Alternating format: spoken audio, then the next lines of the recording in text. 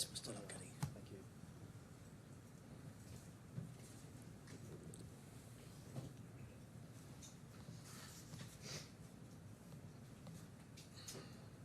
Yes, good morning. Only a couple of questions for you this morning. At paragraph 16 of your witness statement, which is in the bundle, I think it's C6, page 5.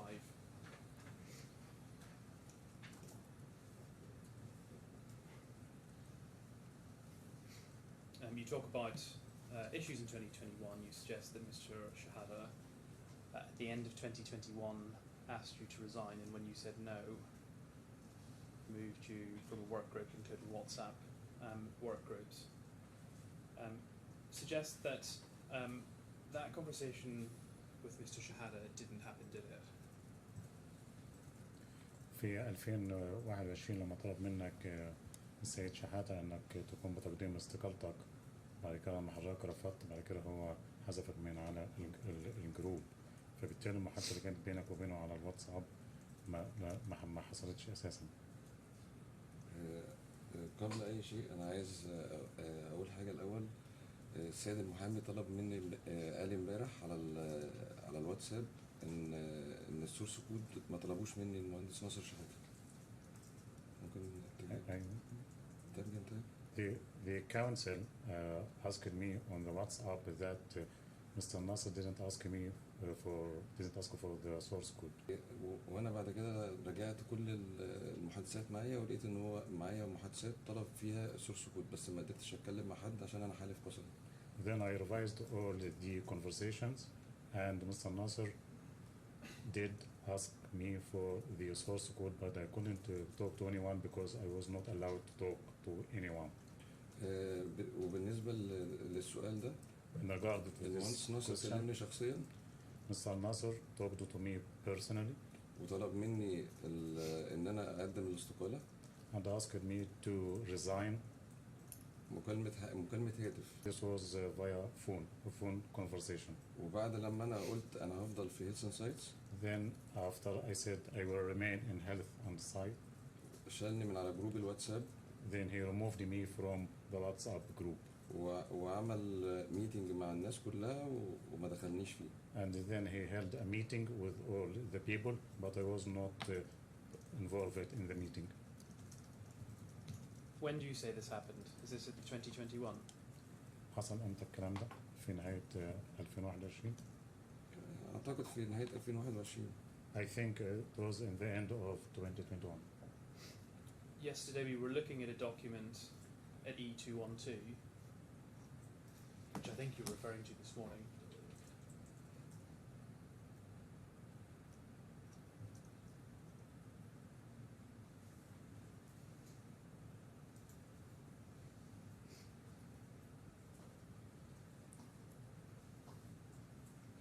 Which suggests that you're still in the WhatsApp group in January 2022, doesn't it?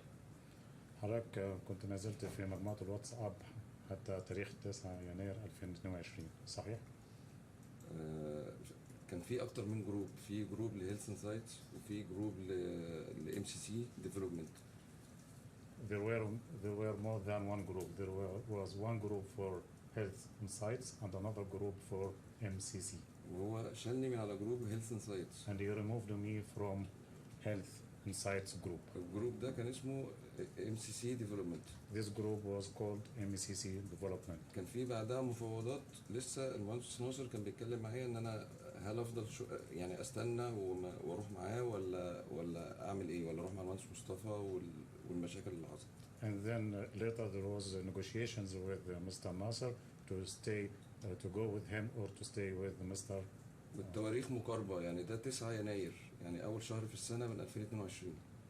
And these dates are close to each other because this one is January 2022. You don't actually provide any evidence of when you say you were removed from this WhatsApp group, do you? طب ما قدمتش أي دليل يثبت مدى تم حذفك من مجموعة الواتساب صحيح؟ أنا 40 سنة أول مرة أدخل فيها محكمة فبالتالي ما كنتش متخيل ان انا لازم اقعد ادور كويس في كل حاجه. بس لما اتسالت امبارح دورت معايا في الواتساب ومعايا محادثات في الواتساب، لو ينفع ان انا اعرضها في اي وقت انا اعرضها عادي. I'm now 40 years old and it's my first time to appear in court, so I don't know about this, and I started to search my WhatsApp and yesterday just yesterday, and I have something to produce. بعد الاسئله الكتير من السيد المحامي انا رجعت الواتساب ولقيت ان في عندي لسه محادثات، لو ينفع اقدمها. After the questions of the council, so I revised the conversations and I have some WhatsApp group conversations. If it is possible to produce it, I can produce it. During this period that you're talking about, it's right, isn't it, that Mr. Shehata was in Germany? في هذه الفترة هل صحيح اللي كان السيد شحاتة كان في ألمانيا؟ مش متذكر يعني بالظبط كان في وقتها في ألمانيا ولا فين، ووقتها كلمني محادثة تليفون. I don't remember where he was in the time, because in the time he talked to me through the phone. If you were working at the time, you would have known that he wasn't in the office. لو حضرتك كنت بتعمل في نفس الوقت في الشركة أكيد كنت تعرف اللي هو ما كان متواجد في الشركة في ذلك الوقت. لا كنت بعمل في نفس الوقت ده في الشركة، بس احنا من أول أيام الكورونا أخدنا ورك فروم هوم. كل الناس لحد دلوقتي عند المهندس ناصر شحاتة بيشتغلوا ورك فروم هوم من وقت الكورونا. During the time I was working in the company, but I was working from home because it was Corona time. Even Mr. Shehata was working from home till now. He's still working from home. حتى موظفين زملائي اللي بيشتغلوا عند المهندس ناصر شحاتة لحد دلوقتي بيشتغلوا ورك فروم هوم، فأنا مش ببقى عارف مكانه فين. Even my colleagues who are still working with Mr. Shehata still working from home, so I don't know his whereabouts. Mr. Shehata had been the long-standing manager of the company, and some individuals resigned because they were unhappy with Mr. Al-Shafei's actions in taking over the company. السيد ناصر كان مدير الشركة لمدة طويلة، وفي بعض الموظفين قدموا استقالتهم أنهم لم يكونوا راضيين عن إدارة السيد مصطفى الشافعي، صحيح؟ أنا اشتغلت مع المهندس ناصر شحاتة 15 سنة. I worked with engineer Shehata for 15 years. احنا شفنا فيهم المهندس مصطفى حوالي 4 مرات. And we have seen engineer Mustafa only 4 times. فبالتالي الموظفين هيبقوا متضايقين ليه من المهندس مصطفى وهم ما يعرفوش ما شافوش. There's no reason that the employees wouldn't be pleased with Mr. Mustafa. You suggest at paragraph 18 of your statement, C6, page 5, at the bottom of the page.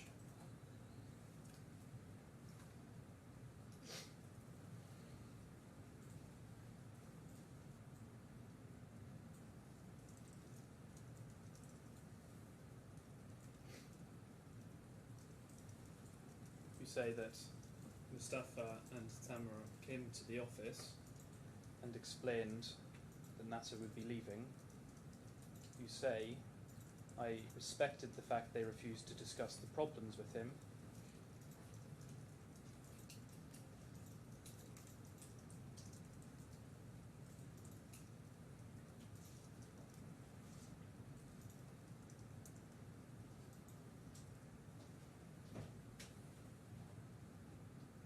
And you say, on the other hand, Mr. Nasser talked badly about them, and while not all employees returned, many of us remained.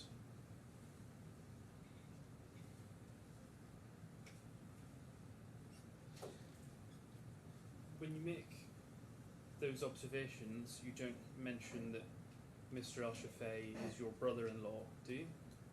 ما حضرتك ذكرت الملاحظات، ما ذكرت السيد مصطفى الشافعي هو يعني نسيبك في علاقة بيننا. كنت متوقع السؤال وانا ما فيش حد طلب مني ان انا اذكر ان في صفة قرابة. قول ترجم كده. No one asked me to mention that we have a relation. وانا كده كنت عارف ان السؤال هيتسأل لان انا اشتغلت دي قرابة كده مش هنكرها. Yes, I do not deny that he is a brother-in-law, وانا اشتغلت مع المهندس ناصر اطول ما اشتغلت مع المهندس مصطفى. and I have been working with Mr. Nasser for a period more than I worked with Mr. Mustafa. وعلاقتي بالمهندس ناصر لحد دلوقتي عادي، لو قابلته في اي مكان علاقه كويسه. Until now, my relation with Mr. Nasser, وانا فضلت قاعد في الشركه ماليش دعوه مين اللي هيمسك الشركه. and I remained in the company regardless of who is going to take over the company. وحتى لحد دلوقتي لو المهندس مصطفى ساب الشركه اللي هي هيلث اند سايتس وسابها، انا هفضل موجود في الشركه. Even if Mr. Mustafa left the company, I will stay in the company. Mr. Shehata was aware you were Mr. Al-Shafei's brother-in-law. Yes? هل السيد شحاتة كان يعرف العلاقة العائلية بينك وبين السيد مصطفى؟ كان يعرف. Yes, he know. If he knew that you and Mr. Al-Shafei were family, why would he ask you to resign? طبعا لو كان يعرف إنه في علاقة قرابة ما بينك وبين السيد مصطفى، ليه هيطلب منك تقديم استقالتك؟ لأن أنا والمهندس ناصر كانت علاقتنا أقوى بكتير من علاقتي بالمهندس مصطفى في الفترة دي. Because my relation with Mr. Nasser was much stronger than my relation with Mr. Mustafa in the time. لأن أنا كنت بشتغل مع المهندس ناصر ديلي لمدة 16 سنة أو 15 سنة. Because I have been working with Mr. Nasser on daily basis for 15 years. المهندس مصطفى كان مكان عمله في السعودية. Mr. Mustafa was based in Saudi. كان بينزل أجازة كل 6 شهور لما أشوفه مرة في السنة. And I can see him even once in a year or every 6 months. فالمهندس ناصر لما حصلت المشاكل كلمني في التليفون. So when such issues took place, Mr. Nasser talked to me via phone. قال لي هتبقى معايا ولا مع قريبك. And he asked me, you're going to join me or you're going to remain with your relative? قلت له لا، أنا هفضل هنا في الشركة زي ما أنا أيا كان مين فيكم اللي هيبقى موجود. I told him I'm going to remain in my position in the company regardless whoever would take over the company. في الآخر راح قال لي أنا كده عارف إن أنت هتبقى مع قريبك. Then he told me, yes, I already know that you will remain with your brother-in-law. قلت له لا، أنا هبقى مع الشغل، مع مصلحة الشغل. I told him, no, I will stay for the interest of the company. Thank you, Honor. Those are questions that I have for this witness. All right, thank you. Mr. Montague-Smith. Thank you, Honor. Mr. Al-Shami, thank you for that. I've just got a few questions for you, if I may. Just find out. All right. Now, it was suggested to you yesterday that your work involved modifying modules that already existed. من خلال عملك أو من خلال المناقشة كان عملك من ضمن مهام عملك هو عمل تعديلات على الموديولز. And I'm going to develop so that you can answer the question. I'll take it in short bursts for the benefit of the translation. For the benefit of everyone here, please could you just explain to us quite simply what you actually did when you built an MCC module? لمصلحة الجميع هنا، هل ممكن تخبرنا تحديدا على وجه التحديد ما الذي كنت تقوم بعمله أو ببنائه في برنامج MCC؟ جميل. البرنامج السوفت وير هو عبارة عن نظام لإدارة أيا كان نوع البيزنس. The software is a system for managing any kind of business whatsoever. فاحنا بنجمع رغبات العميل، هو عايز محتاج ايه. We are fulfilling the needs of the client. وبعدين انا بتوصل لي الطلبات دي. And then I get such needs. فانا ببتدي اشتغل بلغة برمجة. Then I start to work using a programming language. Like HTML5 such as HTML5 و C sharp. لغات من انواع لغات من لغات البرمجة. Different kinds of programming languages. واربطها بالdatabase system. And I link it or integrate it with a database system. أضع فيها البيانات اللي العميل هيطلبها. then I feed into it the data that are needed by the client. بعد كده بتروح للديزاينر بيعمل يوزر انترفيس. Then we move it to the designer and would build the interface. وده في الاخر ممكن يطلع موديول او سب موديولز. And then this would eventually produce a module or a sub-module. How long would you spend developing each such module? كم المدة تستغرقها في بناء كل موديول؟ على حسب طلبات العميل، ولكن لو موديول هتكلم عن نفسي. It depends on the needs of the client, but if I'm talking about myself, ERB مثلا موديول. for example, ERB موديول ماشي. module, انا بطوره وببنيه بقالي داخل في 5 سنين او 4 سنين. I develop it and build it in time. ولسه ما وصلتش ل 70%، لسه في حاجات كتير ناقصه. And it can be only completed up to 70%. We still have some missing components.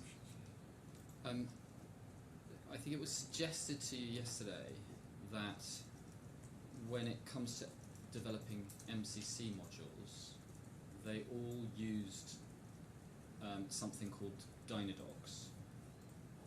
يعني أمس لما تحدثنا عن بناء MCC كانوا بيستخدم أداة تستخدم Dynadocs. في فرق ما بين أداة أبني بيها سيستم.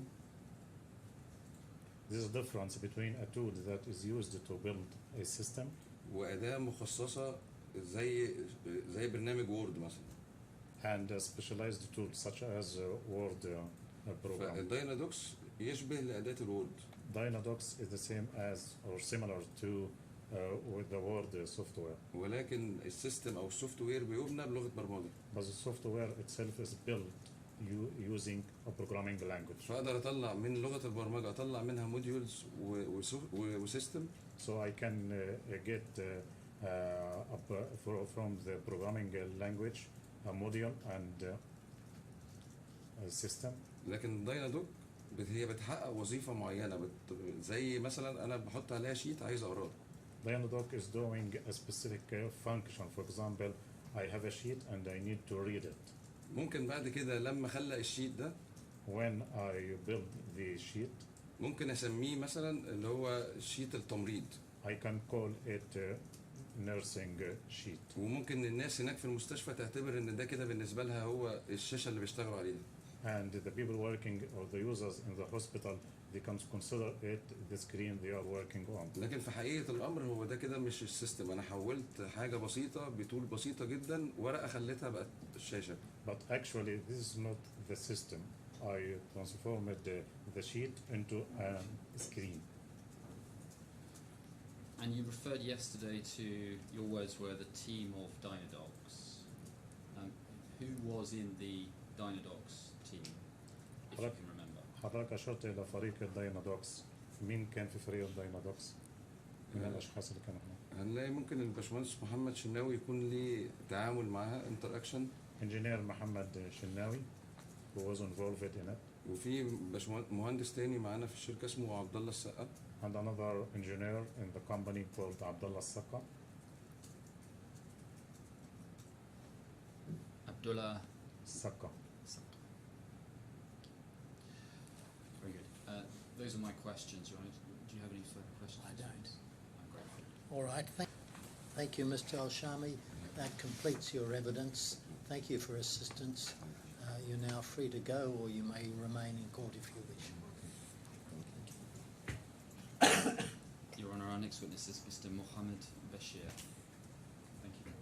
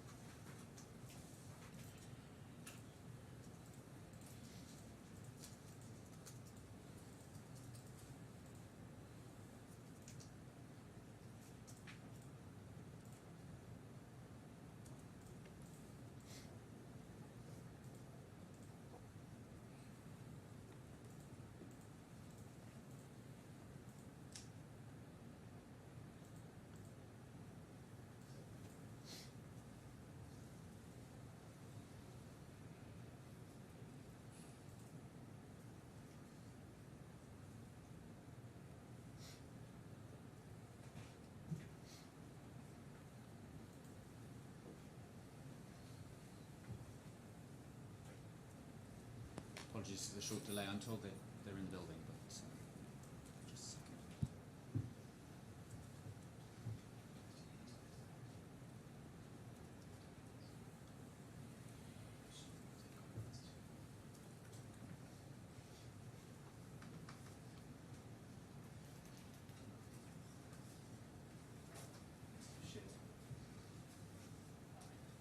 Just like to come forward.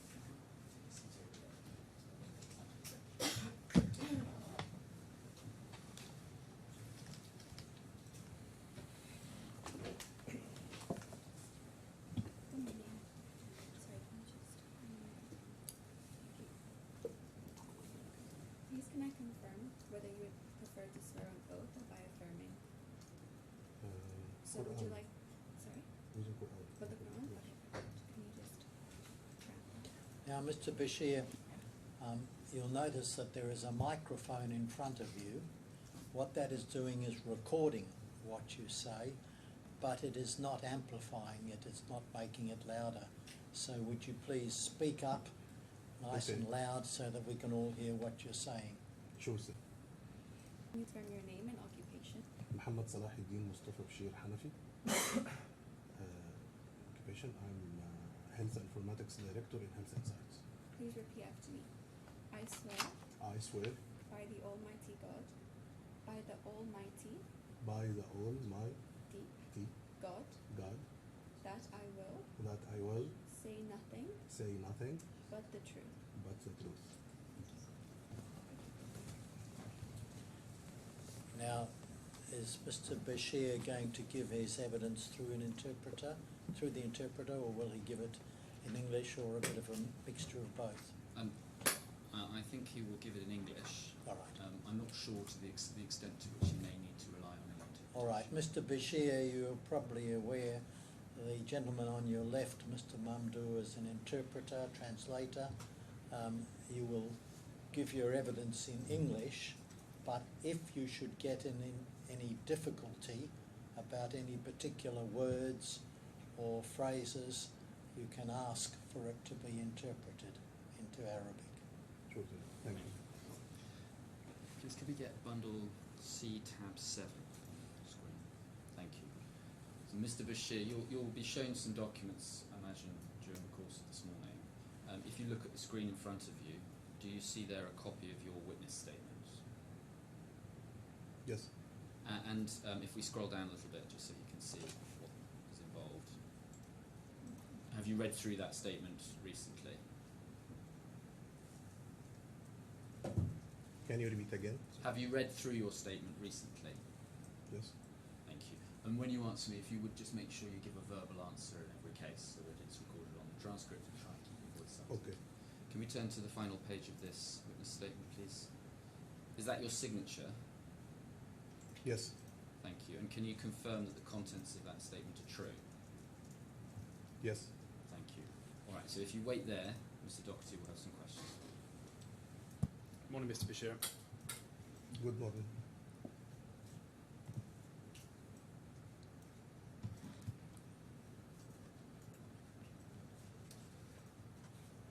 As you've just said, I think your role in Health Insights is Health Informatics Director. Yes? Yes. Sorry. Yes, if you just say the answer out loud just for the transcript, I can see you nodding, but obviously people who are typing cannot. Your educational background and training suggests that you were initially trained as a pharmacist, is that right? Yes. I'm a pharmacist. And you have some postgraduate studies, it seems, in management and economics. Yes. And I understand one of your colleagues, Ms. Heggie, is also a pharmacist. Is that right? Yes. And in what you do, having a degree of medical understanding and expertise presumably is important, because one of the functions of your job is to understand clinical requirements. Do you agree? Yes, I agree with you. So, to put it in another way, to understand how a software program can deliver for a hospital, you need to have an understanding of what the medical requirements, the clinical requirements for the hospital are. Is that right? Yes, right. So by training, you're not a computer scientist or a software developer. Is that right? No, I'm not a software developer, but my experience, my previous experience from 2010 till 2017 is in hospitals. And also to clarify, we know that your title is director currently. And to understand where that fits within the structure, I think you suggest that you report into someone called the Health Informatics Manager. Is that right? Previously, when I joined Health Insights in 2014, I was medical informatics specialist. Then I left Health Insights in 2015 and returned back in December 2017. I was medical informatics specialist and I was reporting to Dr. Isam Habballah, the Health Informatics Director. And your position now, perhaps I've misunderstood what you say. As I understand it, your position now is Health Informatics Director, but it sounds as though there's someone in the Health Informatics team who sits above you that you report into. Is that right? Now we have different structure. Right. I'm now Health Informatics Director reporting to Chief Medical Officer. Right, I see. I understand. So at the time of the events that you describe here, so in 2017 you were a health informatics specialist, and prior to that, was it analyst you said?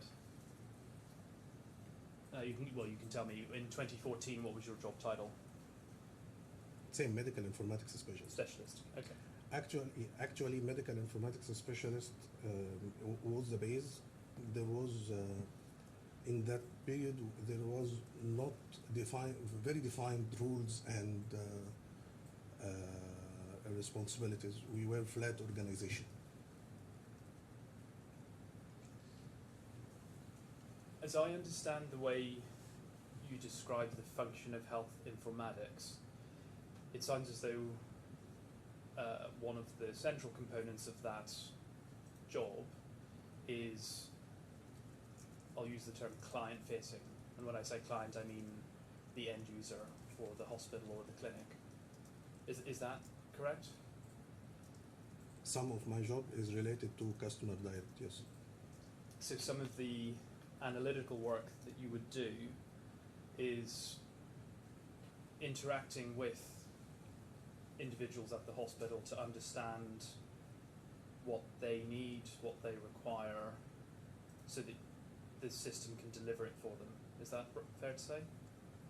Yes, it is called business analysis. So I can have the business requirement from the customer and I ensure that I have translated it well, all functions he is needed, all his requirements into the developer so he can develop it in software. So for example, to take one small example, I suppose, if you have a hospital which stores patient data in a particular way, say they've got a form which they've previously had patients fill out, which contain date of birth, passport number, that information might be set out in a particular way, which you would be trying to replicate within the program. Is that right? No, it is not that example. It's example if they have new requirement or they need a modification on this workflow. So I have to sit with them to take their requirement, how they need their requirement, how they need their screen, the business workflow. I reaffirm and I write my documentation and return it to development to deliver what exactly the user need to in his screens or modules or any requirement to be translated to codes. Yes. Sorry, I think we're perhaps talking across purposes. What I mean is some hospitals might arrange their information or seek to store their information in different ways. So not every hospital is the same. It is not about the storage. Storage is a different scope. We are talking about the business workflow and business requirement for for the hospital or for the client. Storing data is already the program MCC is already having its data structure, its databases and database structure and architecture that is already managing the storing of data. Yes, but for example, let's say a hospital has a pre-existing patient database.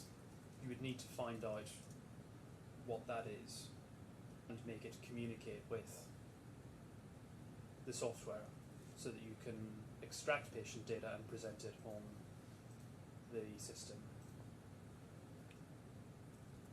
So there are third-party components to it as well. If you are talking about I think it is another story. If you are talking about another system that we need to integrate with, it's another story. But when we are a complete health information system that it is from end to end.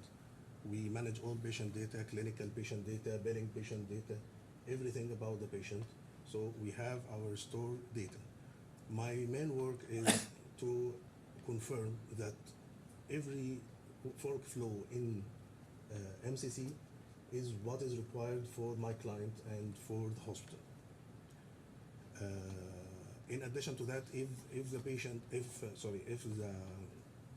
the hospital or the client have new requirement, new workflow that need to be introduced, we are working with him to ensure that we get all workflow, confirm that workflow with the hospital, and deliver this message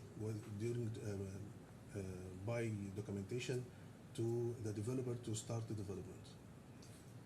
And to put that within the structure of the team, at paragraph 13 you suggest that there are in effect three types of role. You've got a business analysis team, a development team, and you've got an implementation team.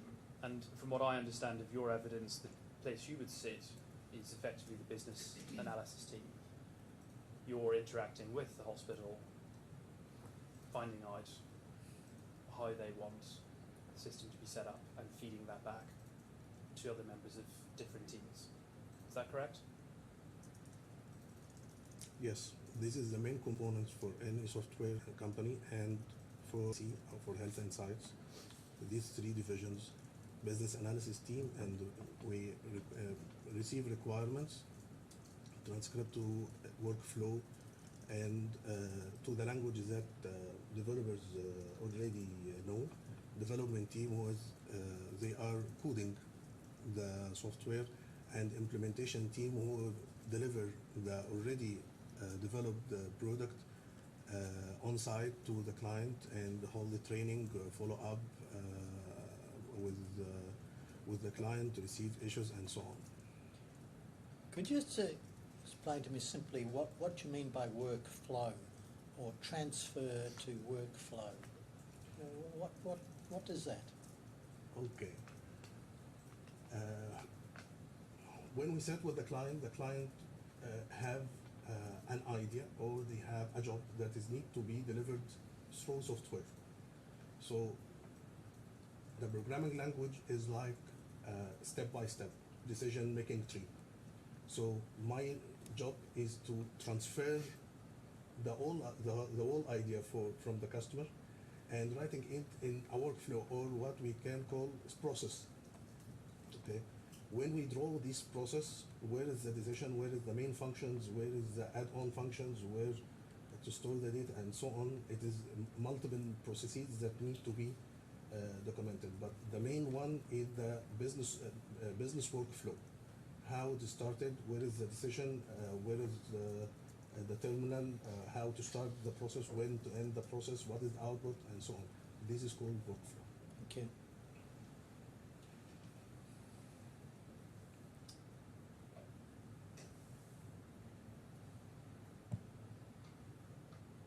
So you, as you say, sit on the business analysis team. You don't do what you've described at paragraph 13.2 of your witness statement as actual development. That's not your role. Currently, yes. currently yes, meaning currently it is not your role.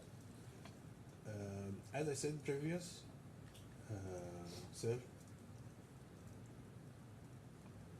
in 2017 when I came, there was no very defined roles and responsibilities for everyone. You can educate, you can interfere through database and develop through database. You can have multiple hats, you can develop and you can implement. You can have business analysis and you can develop. There's no defined rules, and we were a flat organization. Now we are more mature for that. We have every single division that is already specialized in its work. And you're in the business analysis team, and you're not in the development team.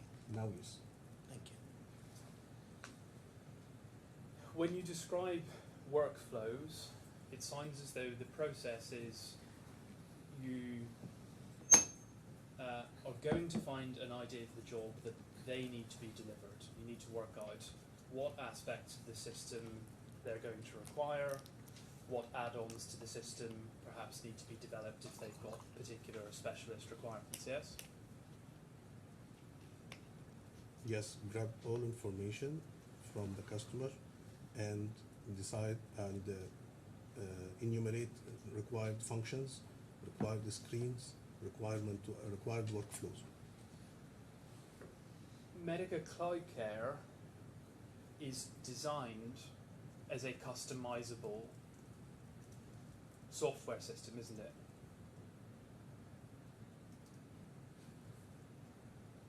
If you can repeat this question again.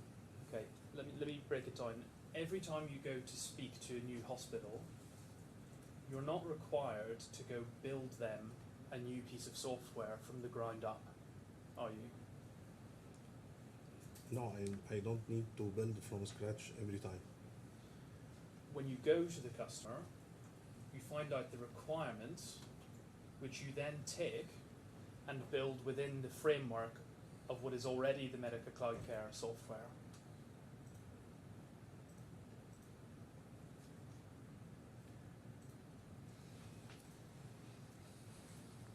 Every hospital, we are dealing with new hospital. We already have our MCC, workflows and the screens and all components. We offer to the customer what is already on the ground, what is needed, and the customer decide if we will deal with us.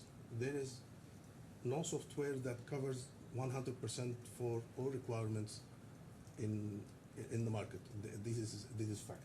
So the hospital or the client is taking decision based on how much the gap between the software and my existing workflow, which means when you come closer to the customer, 75%, 85%, you can be compatible more with the hospital workflow or the client workflow. This gap, what's called gap analysis, we already have these requirements from the customer, and we work on it through development or through its reports and so on.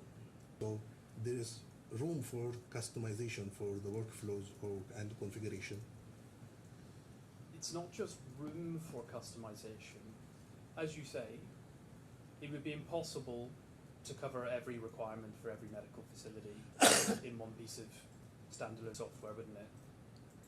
Do you agree? Well, I think you agreed just now. What I said is every software covers a percentage of every client requirement, and when you come closer, 75%, 85%, it is more closer to the customer, and it's already decreased the what's called the effort required to meet all 100%. Yes. So, for example, medicine isn't stationary. Medical technology develops, and as that happens, there might be new modules that you might need to continue to add on over time. Yes? Can you ask it again? Sorry. You have a system which allows you to adapt and build on an already existing infrastructure to meet changing requirements in the future. Do you agree?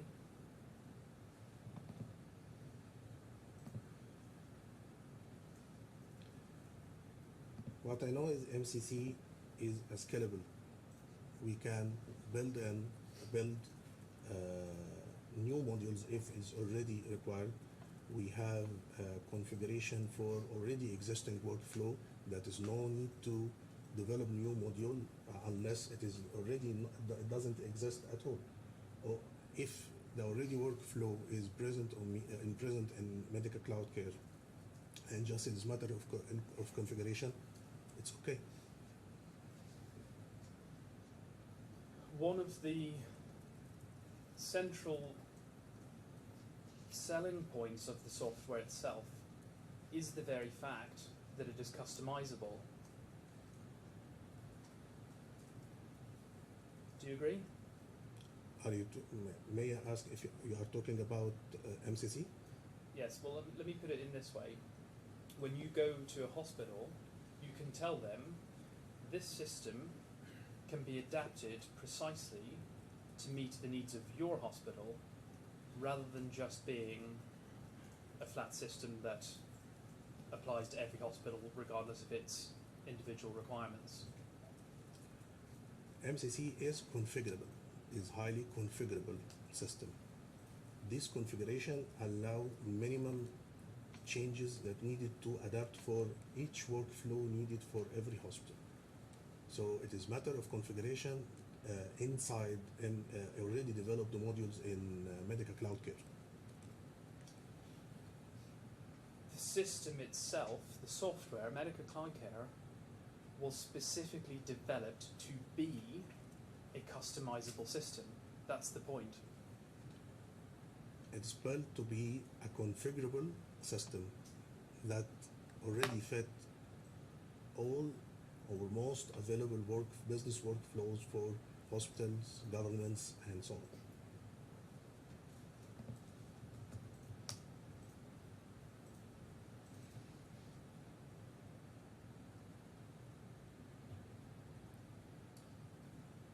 And we've dealt with your role and where you fit into that. Let's deal with the earlier period of your employment. First of all, you say that you joined Health Insights Egypt in 2014 in this specialist or analyst role and left in 2015. You then are not working for Health Insights for a period of time, and you come back in 2017. Do you remember approximately when in 2017 you would have returned to the company? December. End of 2017. Yes.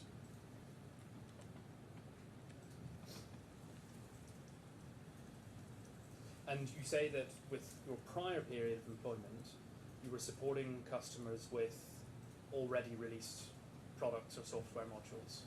Is that correct? Sorry, again, question?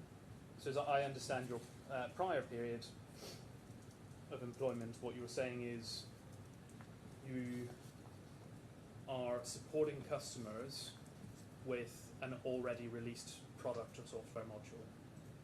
In 2014 to... By that, I assume you mean Medica Plus. Yes, it was Medica Plus. And in relation to this prior period of employment, 2014 and 2015, you don't refer to Medica Cloud Care at all, is that right? No, through 2014 to 2015, it was Medica Plus. You then say, when you rejoin at the end of 2017, the paragraph 10, this is C7 page 2, that Medica Cloud Care had already been developed. Yes? Yes, when I came in 2017, I already dealt with Medica Cloud Care. There was no MA Plus. And just to make sure I understand the limits of your evidence, you don't say anything about the origins of Medica Cloud Care because you weren't working for the company at the time? Yes.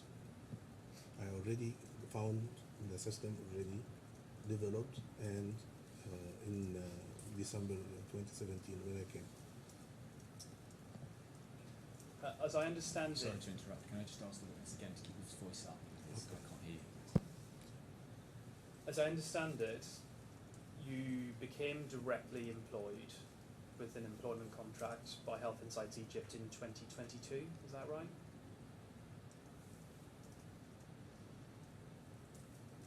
Can you repeat the question, please? The first time that you had a formal employment contract with Health Insights Egypt was in 2022, prior to which you were engaged as an external consultant. When I joined in 2014 till 2015, I was a full-time employee in Health Insights. And when I joined 2017, I was full-time employee working 8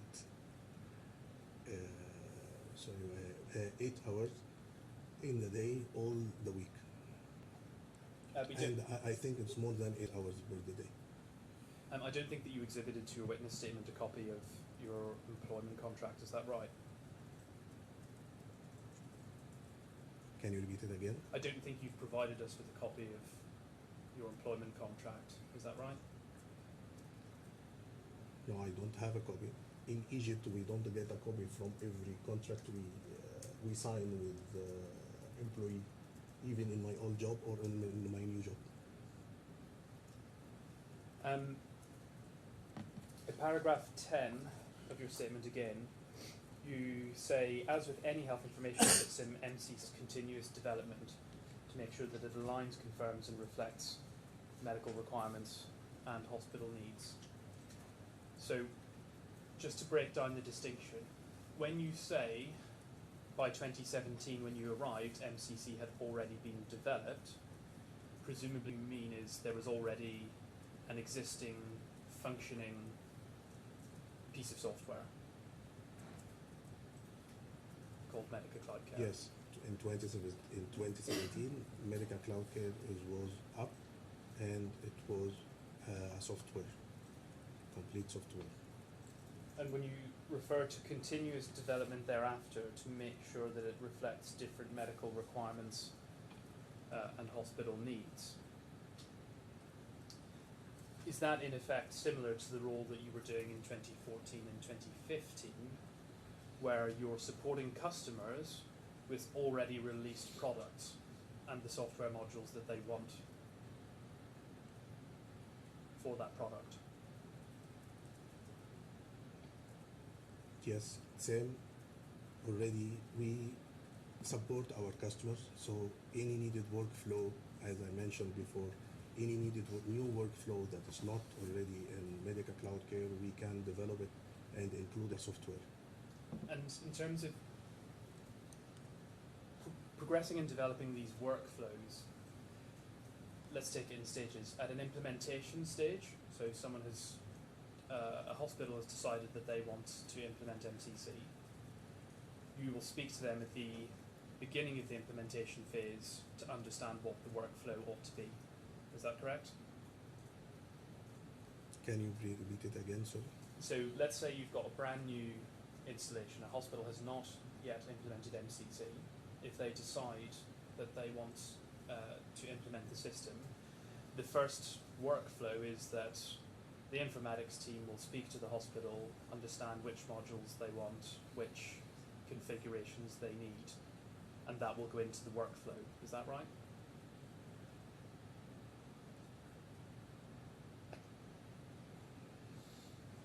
For new customer or for new hospital, it's called gap analysis process. We go through gap analysis process. We already offer MCC functionalities. We make a demonstration and fully detailed. If the hospital decided to have a Medica Cloud Care, we sit with all respective department, show what is existing in our Medica Cloud Care, what is existing functionalities, what is existing workflows, and we identify the gaps between the existing on the floor on the hospital side and what is existing in medical cloud care. From this gap analysis, we extract how we can deal with these gaps. If it is need new development for new screens or entirely new modules, we develop. If it is configuration that is needed in the system, we already go through this configuration.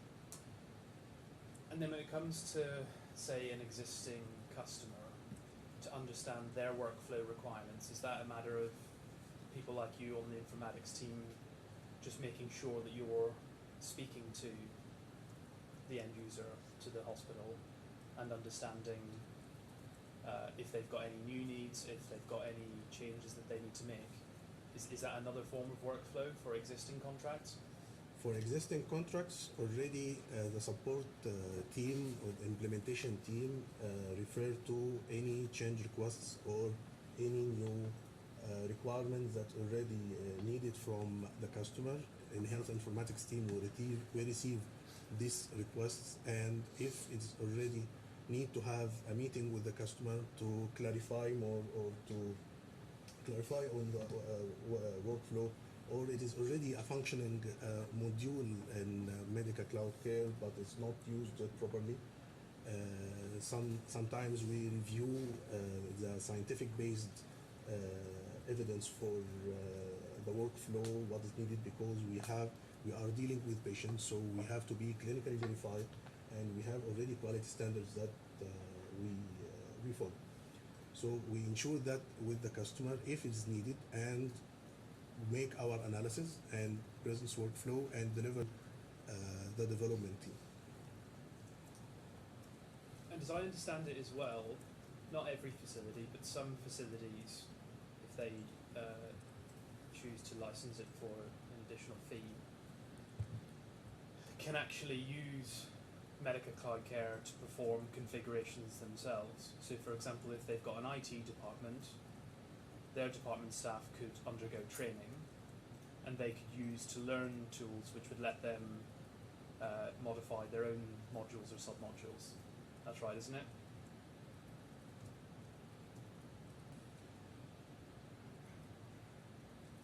The configuration is we give the IT or give the hospital or the end user training on the system and on the configuration to adjust the workflows of the system according to their needs, but not modify entirely module or sub-module. It's already embedded configuration through the module or the sub-module. So what the system has built into it is an alliance that every time there's an issue or an IT department gets feedback that they want the structure of a particular screen to change, they're able to go into the medical cloud care system and make those changes without having to come back to Health Insights. Is that right? Can you repeat it again? So if a hospital or their IT department identifies a need to make some customizations or changes to a particular screen, in some instances they can make those changes without having to come back to the development team at Health Insights. They can do it themselves. If it is available in the configuration, they will do themselves. If it need new development, they will refer to the company. They raise a ticket, and we decide whether to change request, so we can go through the cycle that I said we set to get the customer needs and reflect to the development and return back to the implementation team to implement this feature. In paragraph 10, you list a number of modules and sub-modules that you say that you assisted in the analysis and development of. I think you said earlier that your in the process was slightly different. It wasn't actual development, but it was preparing workflows. So is that what you mean in the context of these 6 modules? You assisted in preparing the workflows for that development work to take place?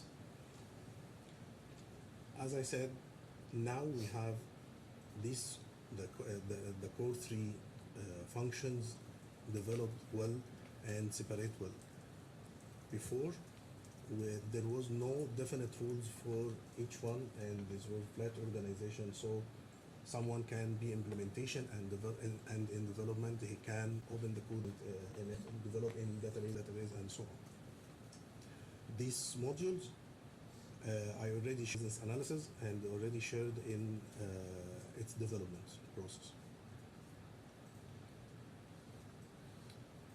As you say, there were aspects of this that you could have done. I think earlier you told us that you're not a computer scientist or software engineer.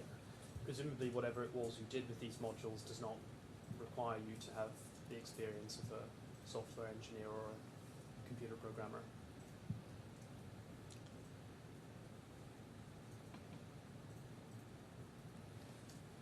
I already learned how to write the codes in SQL Server database from the company.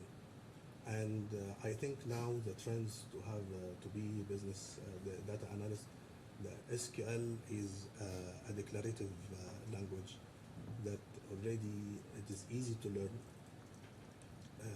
but especially as we have interaction with development and interaction with implementation, already we learned how to write SQL, and every single person in implementation team know how to write SQL statements, SQL code to configure that, to help in configuration and to help in supporting customers in the past. But you're not suggesting in respect of these 6 modules that you're going in and from scratch writing source code. Again, You're not suggesting that in the work that you performed with these 6 modules that you're writing pieces of source code, are you?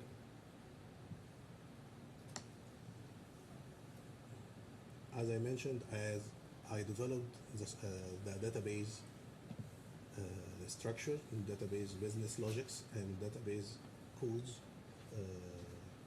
I was one of the team, as I stated before, I was one of team of development. Some of development tried programming codes like .NET, because I'm the C in .NET. They write the programming part of .NET, and I prepare all the business logic that embedded in the database structures, tables, functions, stored procedures that is already programming inside Microsoft SQL Server. So I was one of team who developed these screens. Yes. Working on screens, you're not writing source code for the software itself. I was not involved in the source code in terms of .NET programming language. And in fact, in respect of these modules, you don't actually exhibit any technical information about what it is you say you were doing at all, do you? Can you repeat the question, please? Well, you haven't provided any documentary evidence which shows us any technical work that you were doing. We have your statement, we can see that you say you did something, but you haven't shown us anything that you've done.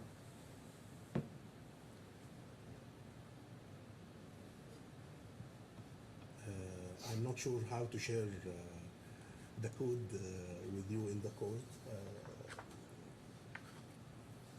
I didn't get what is needed for that. I already developed in MCC in the database. I write logic. I already created tables, stored procedures, and business workflow. That's what I mentioned. I'm sorry, once more, the transcribers are having trouble picking up your words, so if you could just shout, Okay, shout the answers out, please. Thank you. Okay. Again, as I mentioned, I already shared in database development for these modules. More? Okay. As I said, I shared in development of database for these modules. I don't know how to present or to make it like anyone.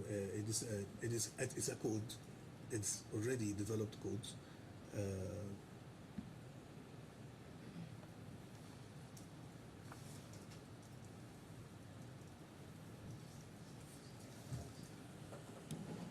sorry to interrupt. It's just the air conditioning on this side of the room is just so loud that we're struggling to actually hear the witness on this side of the room. It might be part of it.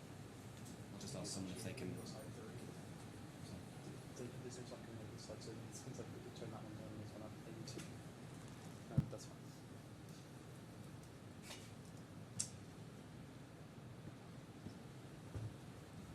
So, when you rejoined in 2017,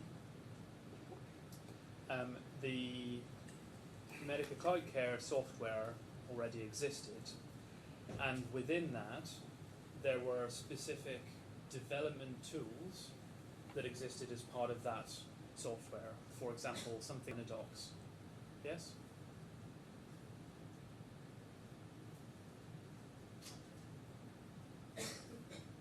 Can you repeat it again?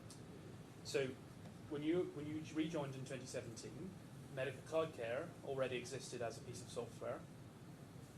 Within the software itself are tools to assist with development of modules for hospitals, and that includes a tool called Dynadocs.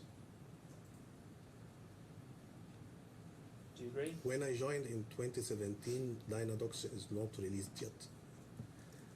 There was a web tool that when I joined 2017, already modules already transferred from desktop application to web development, medication, laboratory, radiology, all these modules. One of modules of M Plus was active medical sheet that make a forms, and because we have an existing customers that need to upgrade to the web version, we need to have like a compiler, or what we say, how to show already existing forms that user already filled from the desktop version to the web version. So one of developers developed a tool that can show what is already transactions done or forms entered in active medical sheet to the web version.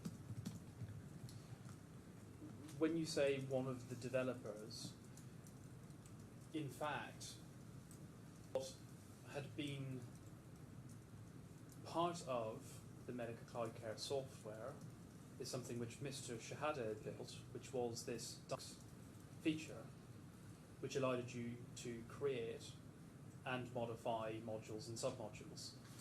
Yes? Could you break that down for the witness, please? That's not fair to ask 7 questions in one.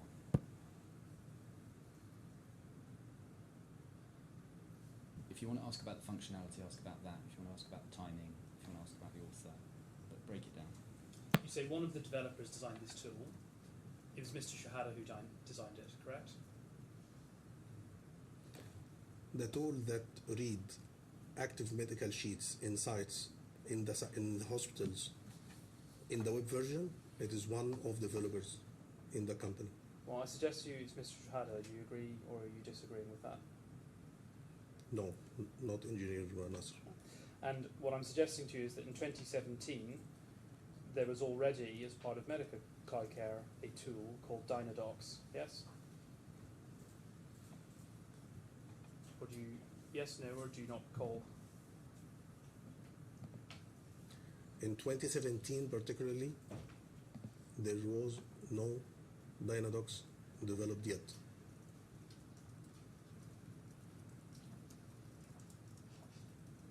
What Dynadocs in Medical Cloud Care allows you to do is to build new modules and also adapt templates of existing modules for clients. Do you agree? No. The main purpose for Dynadocs platform is to build a customized forms for the hospitals. Hospital business depend on what is different from hospital and other hospital business workflows, and what is written in paper, in doctor assessments, nurse assessments, and so on. So if you have to develop every single template or every single paper into hard code, it will be a huge work. So there is a tool that can create simple forms, these forms to be filled and to be customized from site to site. Every site decide what is papers that need to be transferred electronically, so it is done in Dynadocs platform. This is tool designed for that purpose. This one of medical cloud care modules, separate modules like pharmacy, like electronic medical record, like radiology, like billing, and so on. To give an example, one of the tools, one of the modules that you described, centralized booking, that is something that is designed through Dynadocs. It is a screen, not an entire module. It is add-on. And are you familiar with Dynadocs, or is this not something that you do in your informatics role? I used it. You do use it. So it's, as I understand it, effectively a visual program. You can drag and drop components or data input, unlike you could do Microsoft Excel. So for example, if you're building a particular form and you need to put in date of birth, you can drag in the date of birth component, and then you can have boxes with text which you can change the format or the size of, or for example you could put in images if you needed to. Do you agree? Yes, it is form builder. You have, it is like already available in the market. It is depend on its configuration on drag and drop. If you need to have patient name, so you drag text and write beside them patient name. There was configuration on that to be more engaged with other components in medical cloud care. So the developer of this tool make a built-in templates or functions that can recall some data from other modules. As you know, when you have a system like a huge system like MCC, you don't need to repeat every single input again. If you enter the patient name, so I need to have patient name in all things I need. They don't need to write it again. So there was built-in functions that help in the design of templates to interact with database to get certain data already available. Yes. And for example, there are other tools which allow you to implement rules-based systems to help the system function. So let's put it this way. Have you heard of a tool called Rules at Work? Yes, I know tool Rule at Work. And Rules at Work let you build effectively, it's effectively a form of logic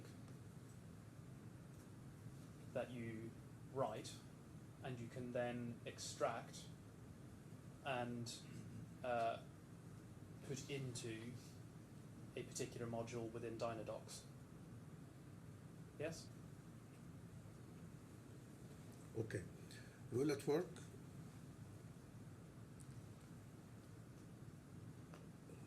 Rule at Work enable developers to write business logic that need to be integrating with their modules. Every module should be configured or changed to support Rule at Work. This is designed to write customized customized logic outside the code. So it is one of, we can say it's one of implementing configuration, but the tool is used in, you can write it in programming language. So you have to write back-end functions or front-end functions, and every module in medical cloud care can integrate with Rule at Work to to implement this what's called this logic inside it. Yeah, so rules at work in some senses is like a repository of coded logic, which you can implement to MCC by embedding it using Dynadocs.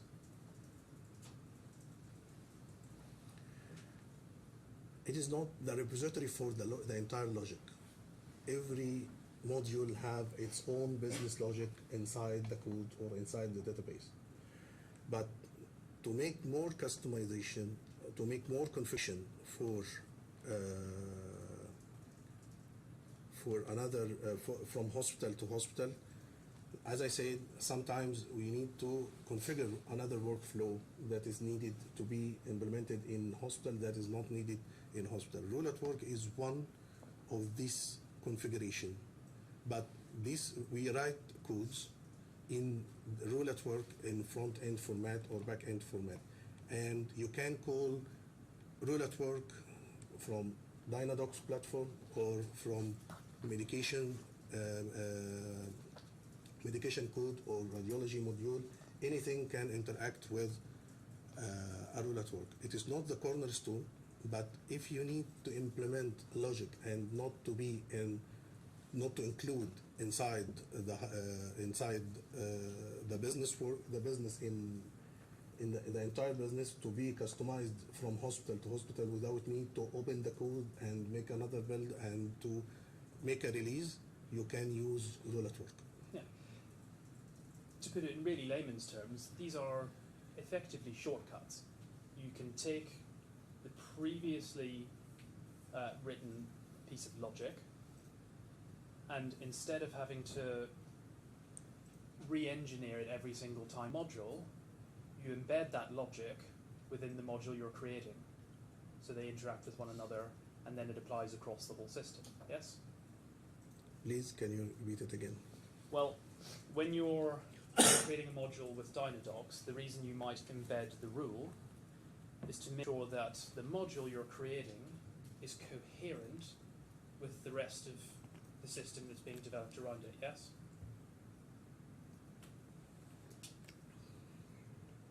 You are talking about Dynadocs or a rule I'm at work? talking about embedding particular logic rules within Dynadocs. You can write logic inside Dynadocs platform for the forms already without referring to rule at work, and you can write the logic in rule at work and you can call it from Dynadocs, and you can write logic in rule at work and call it from billing modules, not templates, not Dynadocs. You can, but doing that every time is extremely time consuming. The reason the systems work together is that you don't have to rewrite these logical rules or code these in every time you create a new module. Yes? I didn't get the question. Can you repeat it again? Well, the point of these tools, the point of these systems, is so that when you create a module, you don't have to hard code everything into it. As I said again, the Dynadocs, the scope of Dynadocs was to build templates. These templates can differ from simple and more complex templates. These templates, the nature of templates from every client is changing. So sometimes users like templates from another, or we have existing forms, so we can import and export.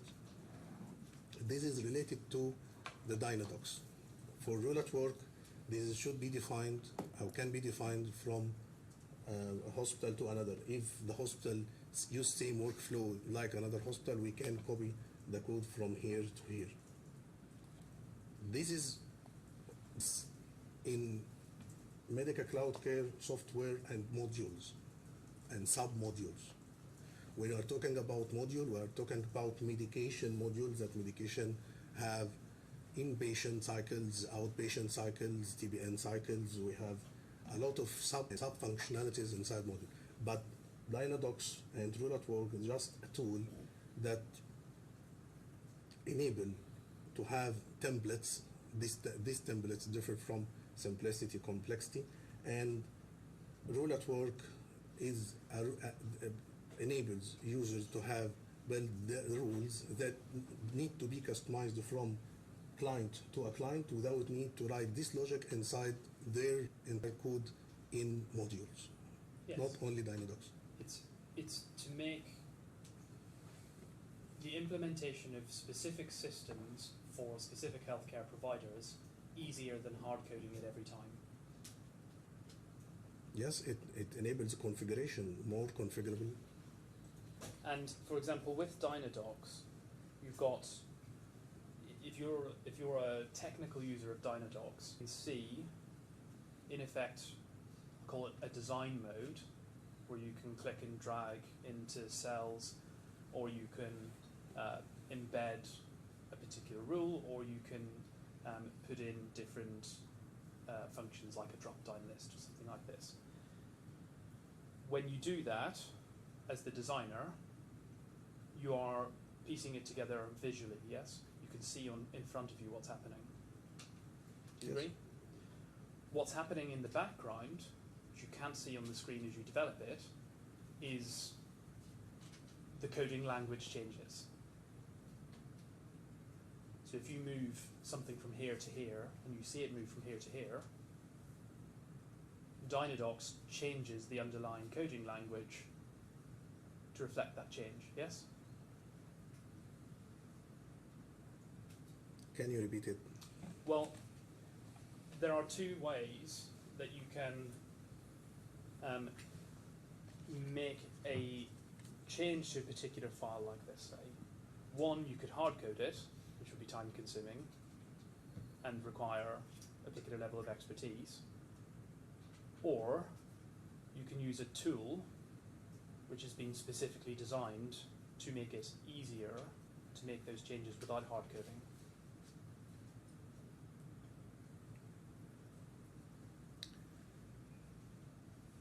Okay. As I said, Dynadocs is a platform like it's a form builder. Okay. This is the main scope for Dynadocs. If you insist to have it more than its functionalities, because it is supported, it means that you can build a whole system or build an entirely business workflow using Dynadocs itself. When you're But- talking, sorry. I'm sorry. The form builder is to build forms, as I said, that differ from its business or its requirement from simple to more complex forms that need some business logic. You can write the logic inside the form or use Rule@Work, as I said before, like other developers and other modules. What you're talking about in paragraph 10 of your statement, when you refer to these modules, is not you performing some kind of hard coding of these modules. This is discussing you making modifications and adaptations within the framework that exists in Medical Cloud Care already. That's right, isn't it? Again, please. Well, when you say that you work on fertility and IVF module, you're not sitting down, as it were, with a blank sheet and doing some hard coding. You're using the tools that are part of the Medical Cloud Care system to do this work. I already used database to build the entire logic for IVF. I created the tables, the functions, the business logic inside database, and the interface was built through templates in Dynadocs. Would you, well, one, do you accept that Medical Cloud Care is a customizable system? Medical Cloud Care is a highly configurable system. Do you agree that there is a distinction between using tools within the system to make those configurations on the one hand and actually designing the software system itself? Can you again? If you have a system which is built to allow you to make configurations, there's a difference between using the inbuilt tools of the system to make those configurations and actually building the system in the first place. Do you agree? Yes, the both are different. If you are building a system, you are building a code in programming language and database and architecture and so on. But configuration can be through from builder or through screens that have parameters or setup that enable users to configure their workflow inside the module.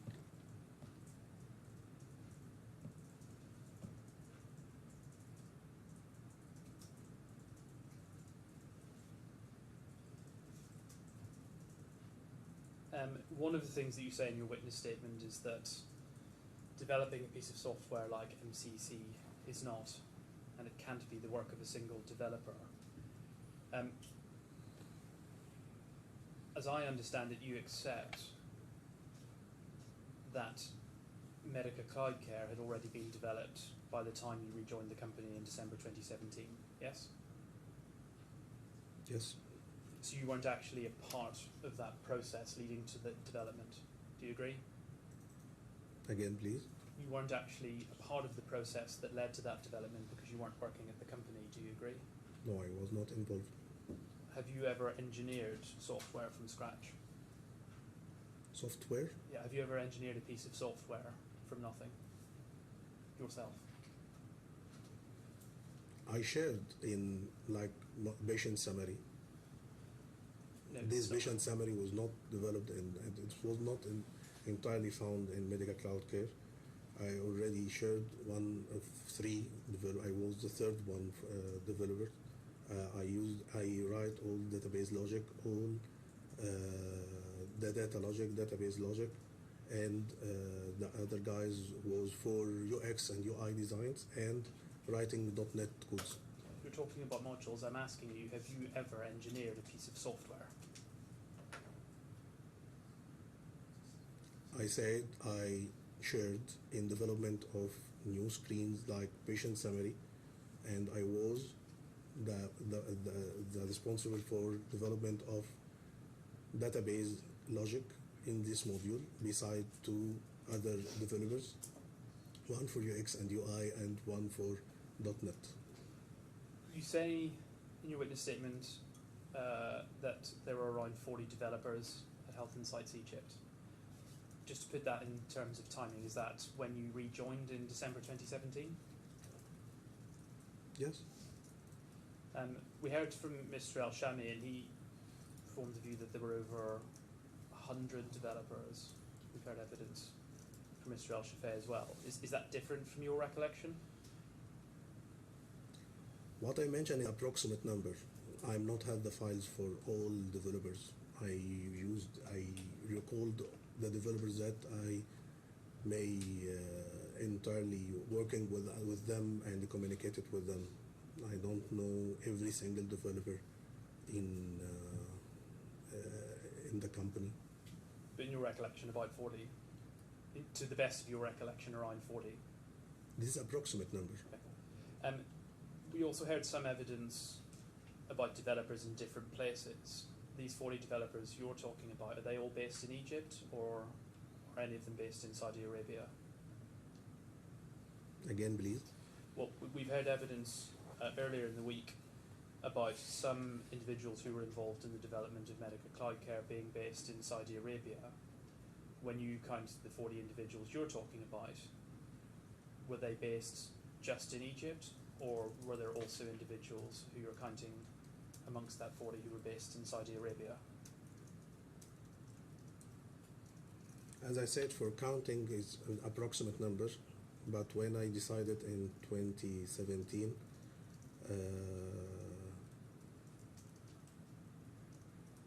I was not that involved too much in what is in what is in Saudi Arabia and what is in Egypt and so on.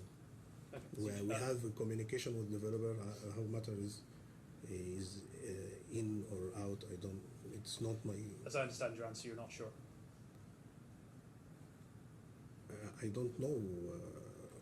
I'm not sure that whether they were in or out and so on. At paragraph 15 of your statement, you refer to the nature of health information systems, meaning that MCC is different from other types of software, because the logic has to be clinically and medically approved, given the software once implemented is implemented on patients and can therefore affect their lives. When you say it has to be clinically approved through health informatics and then tested, presumably that has to be done in combination with the hospital.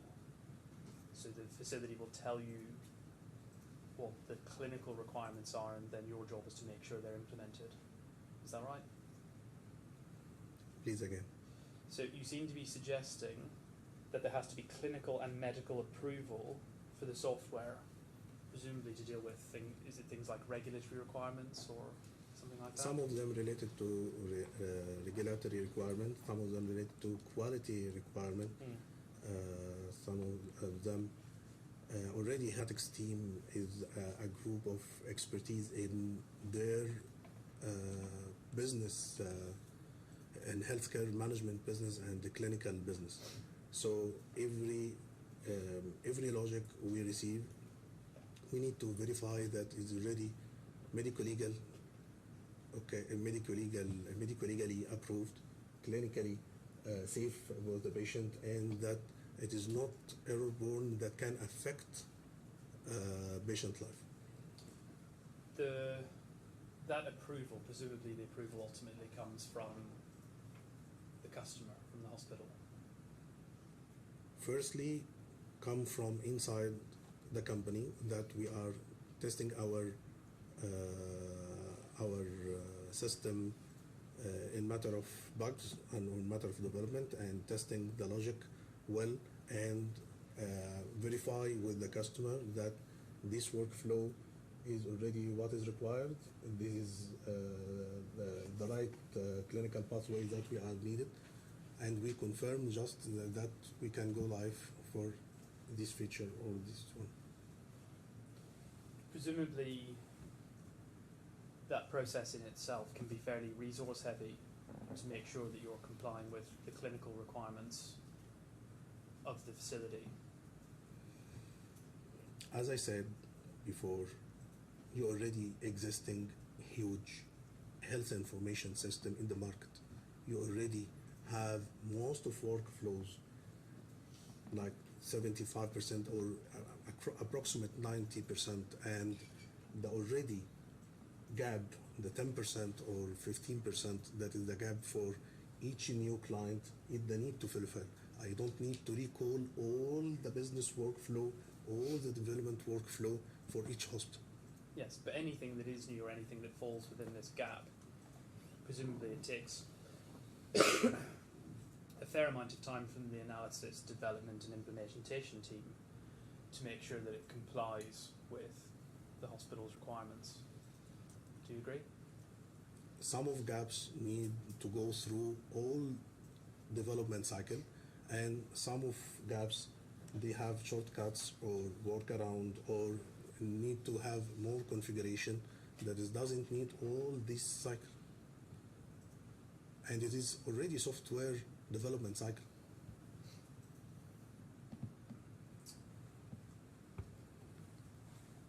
One of the things that you suggest in your evidence is that where that Mr. Shehata claims that he developed Medica Cloud Care, but you go on to say he didn't develop the modules by himself. When you refer to him not developing modules, are you talking about the sort of work you referred to at paragraph 10 that we looked at earlier. So things like patient summary, centralized booking, and so on. Is that what you mean? That you say Mr. Shehata wasn't working on modules? Do you mean he wasn't doing the type of work that you were doing? I mean that he didn't develop any component of MCC by himself. Already in Medica Plus, there was every developer have its code and his modules responsible for them, and each developer have to transfer this logic or this development from desktop version to Medica Cloud Care or the web version or web compatible version. The matter of coding for the development itself is done by the developers of the company.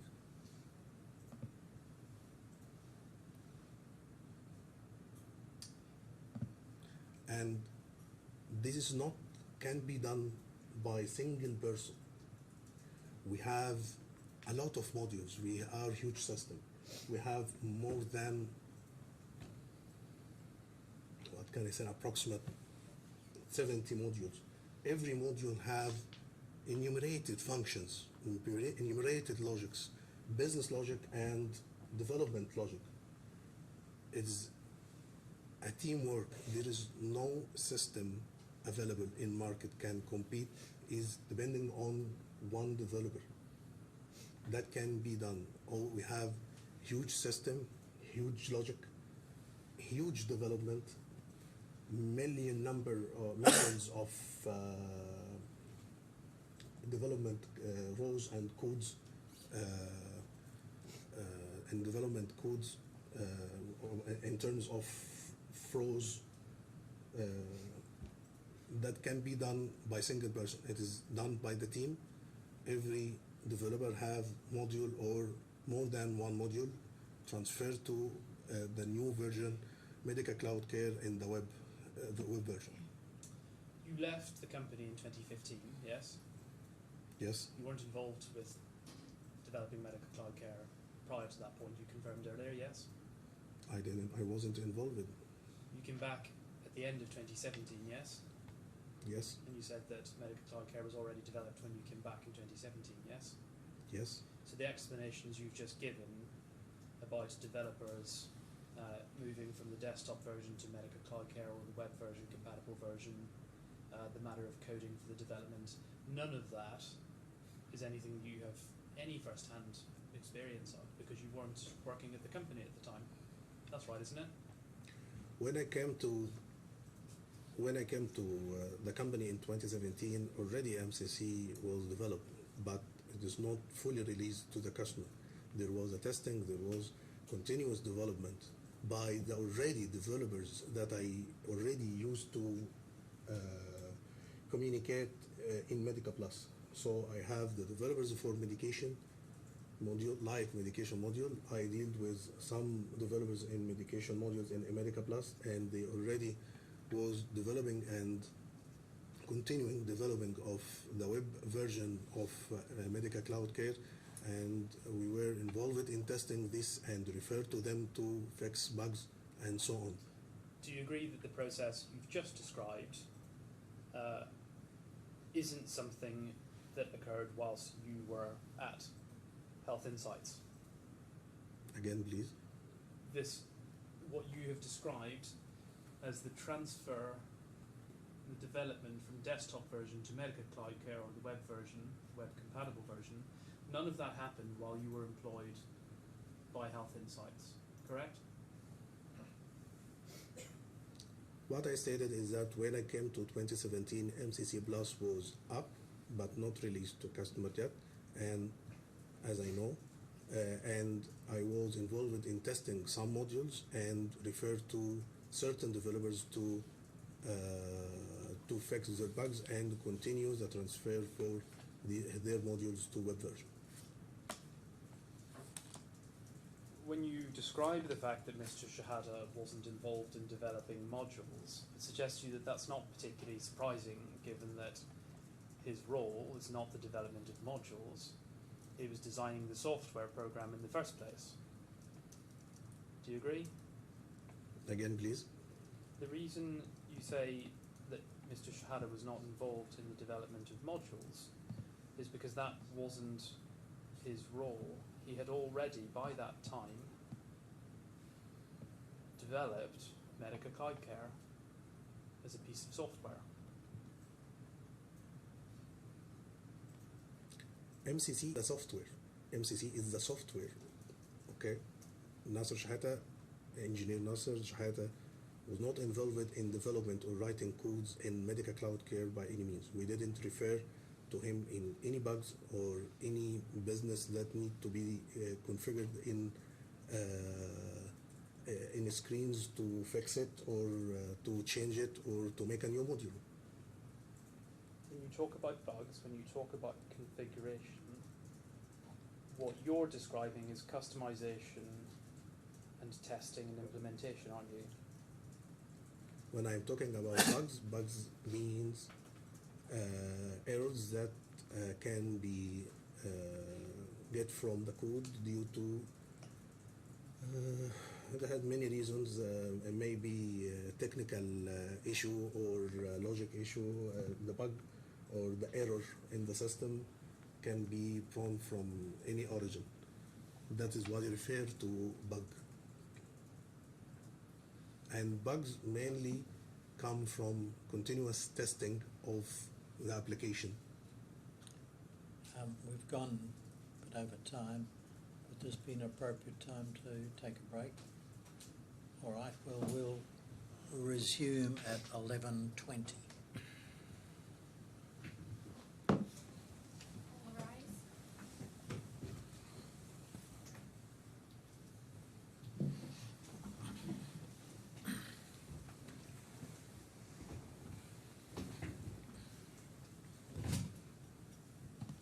Thank you.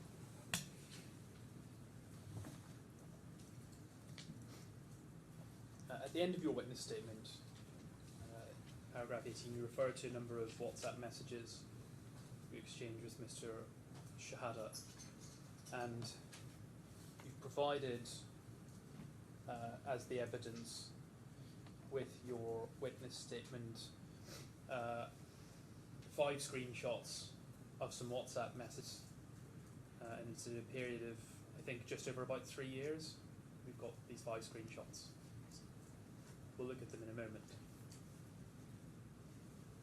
I just wanted to be clear, are you suggesting that in that period of time these are the only messages that you exchanged with Mr. Shehata, or those are just the ones that you saw as being relevant to your evidence? Again, please. Surprised. These WhatsApp messages that you've provided with your witness statements, do you say these are all of the exchanges that you've had with Mr. Shehata, or are these just 5 specific examples that you've chosen? It is 5 examples of communication. If we could look at them briefly, so it's E1 343.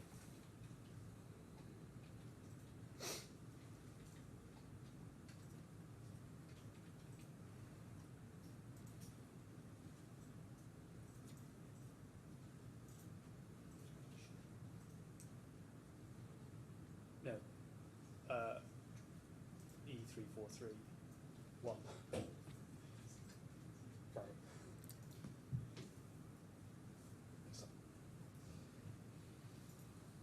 So you can see an exchange. We can zoom out maybe slightly so we can see a bit more of the thread.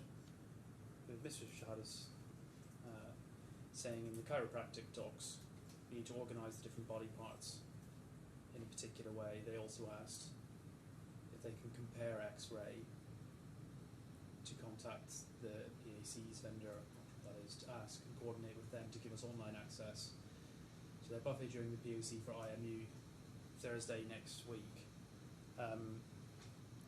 What he appears to be talking to you about is, first of all, it seems to be he's talking about customizing the look of something, the way it's appearing on a screen or on a module.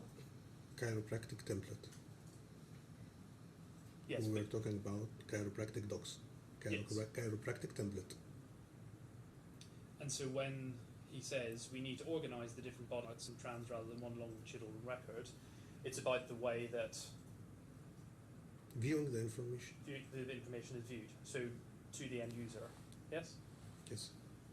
And it seems as though in that context the end user, the hospital, has made a request and an adjustment is being made to fit their specification.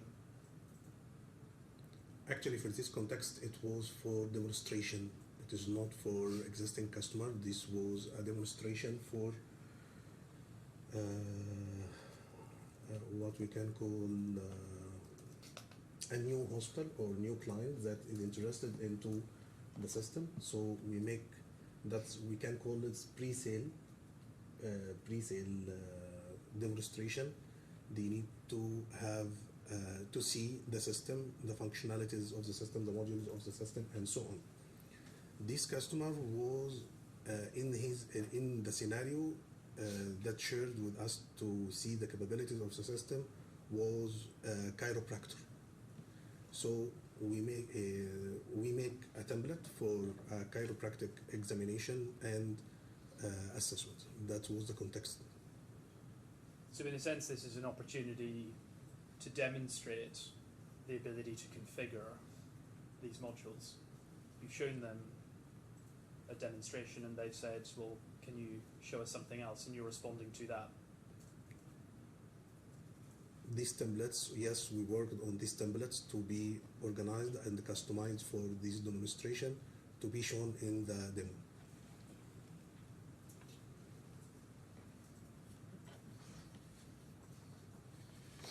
And your description of what this exchange is Mr. Shehata following up on the development of modules that you were involved in.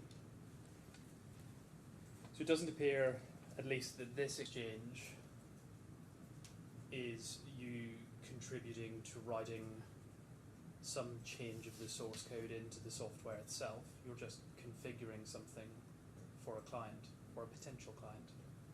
That's right, isn't it? As I said, in every development I said I was involved. I was part of the team.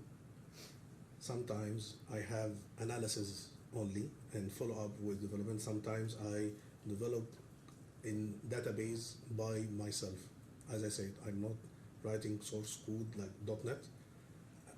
I'm writing database logic, database tables. I create logic in database and so on. Some of other was business analysis and follow up with the corresponding developer responsible for the module or the template and so on. Yes. But presumably in response to this potential customer's request, you don't suggest that someone's going to have to go into the source code for Medica Cloud Care to comply with it, do you? Again, please. Well, to go off the back of this demonstration where a potential client is asked if they can organise a particular module in a different way, you don't have to go back into the source code of Medica Cloud Care and change it in order to comply with that request, do you? In demonstration, we're already showing our existing software, Medica Cloud Care. If the customer have something needed and it can be done whether the development, we will go to change on source code or change in the development itself to make these changes and to present it to the customer. If it is need to be a new template, we create this template according to the requirement. This particular piece of work, all it would require is you to take the existing template and to modify it. That's right, isn't it? You are talking about the context of this message? Yes. This was entirely new template that is created for this demonstration. It is not existing. It was not existing before. I'm talking. Well, we don't have evidence of that. Do you agree? Sorry again. You haven't provided any evidence which shows that this is a brand new template. That's not in your witness statement. You haven't exhibited any documents about that, have you? I didn't share about the chiropractic anymore, but what I said, it was new template that developed by the team. I was responsible for analysis for this one and shared in development of database, as I said. Yeah. Well, all we have to go on in terms of the evidence you provided is these WhatsApps, and what these WhatsApps seem to be suggesting is that you're being asked, in effect, to modify something that exists. That's what I'm suggesting to you. Yes?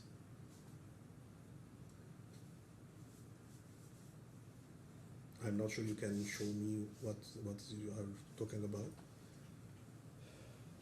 Well, when it says in the chiropractic docs, do you agree that the chiropractic docs he's referring to already exist? It was new template that we were working on during this period to show to put in demonstration. Okay. At the time this message is written, on August 26, 2019, when Mr. Shehata says in the chiropractic docs, he's referring to something which already exists, correct? Because we already created it and we were modifying according to his follow-up with us or the need that it is already changing. We developed the first version and he reviewed, so we have comments, so he returned it to us with comments, so we need to modify. That's it. So what is being discussed in this WhatsApp is a modification to something that already exists. Do you agree? Again, please. What is being discussed in this WhatsApp, which is the screenshot you've provided us for this date, what Mr. Shehata is talking about is an amendment to an existing document. Well, that appears to be. Do you agree or not? No, it is were developed in this period and he was following up on the progress and modifying on the existing work we are doing on this template. This work that is being suggested needs to happen, so this is to organise the different body parts in a particular way. In order to achieve that, you don't need to rewrite the source code for Medica Cloud Care, do you? This was template organized by Dynadocs. As we said, it was like a form builder, so you have to organize. If you need to organize, we can rearrange the components to be logically, as he requested, to be logically as body parts. So what you're going to do is use the existing Medica Cloud Care software and the tools that it has to make these modifications. Yes? This modification is done on template designed by Dynadocs module, which is one of MCC Medica Cloud Care software. If we could go over the page to page 2, which is another screenshot. As you said, we don't have the surrounding messages, but this is an exchange from December 2018. It refers to asking Wesam for dialysis sheet and enhance and convert to Dynadoc, then attach to dialysis procedures. This is important to be finished before Wednesday for the insurance project. So it's fairly clear from the context that what Mr. Shehata is talking about here is a client's requirements for a particular insurance project. Do you agree?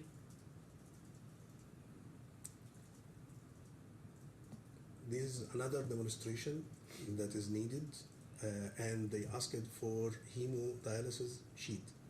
There was a hemodialysis template that is done in the old version of Active Medical Sheet, and he was asking for transferring it from the old technology or from the old Active Medical Sheet to be done as a template in the system by Dynadocs platform. And we already revamped the logic of this template. We re-engineered the process, re-engineered the business analysis of these modules, and we already make a new template with a new database structure that I shared in it, new database structure and the communication with other modules in Medica Cloud Care in hemodialysis. So what's being sought here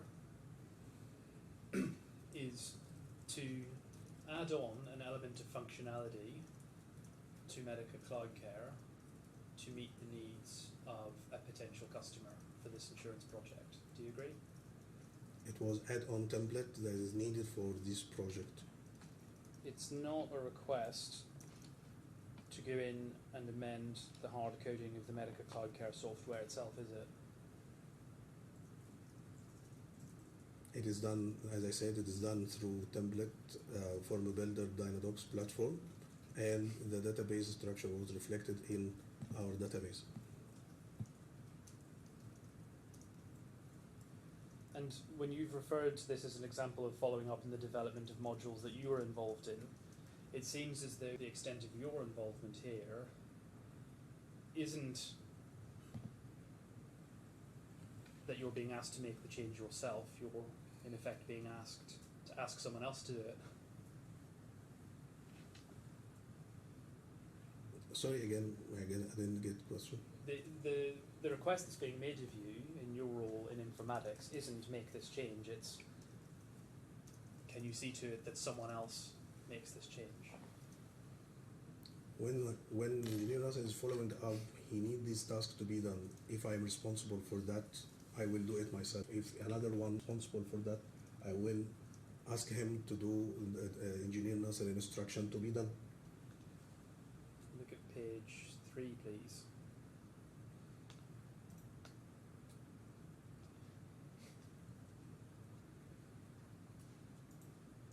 This is from June 2020. Asking you to please check. Someone's calling for local examination sub-template per specialty. I called him and explained, and he tried calling you. We need to fix that UR always loads, as it didn't when I was checking with Intan this morning. My session with the doctors is 2 AM tonight.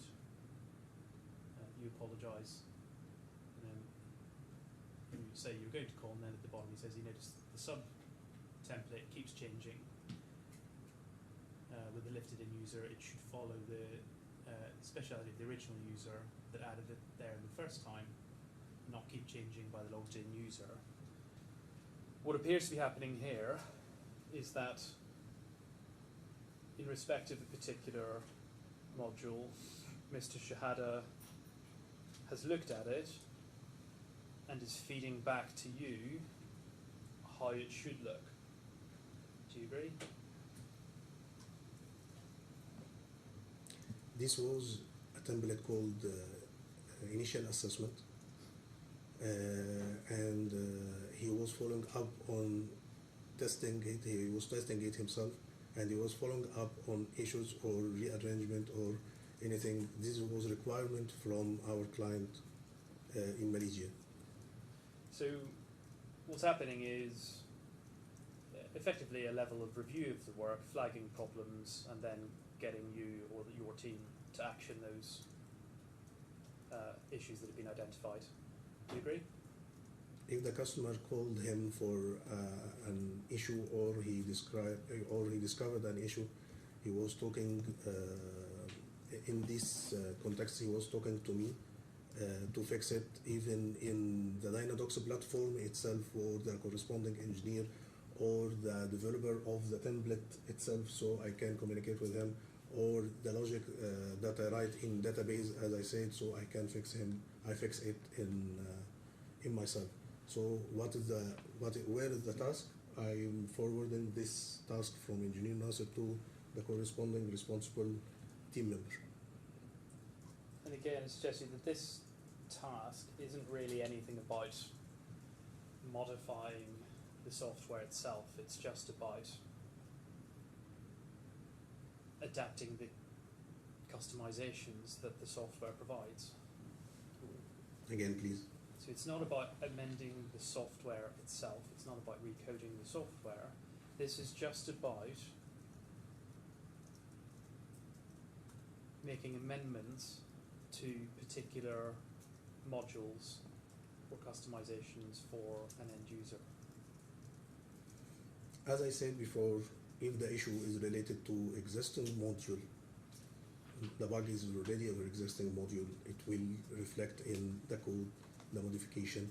if it is related to template designed by Dynadocs platform, it will be through Dynadocs platform. It is already a product life cycle. If you have any changes, any requirement from the customer,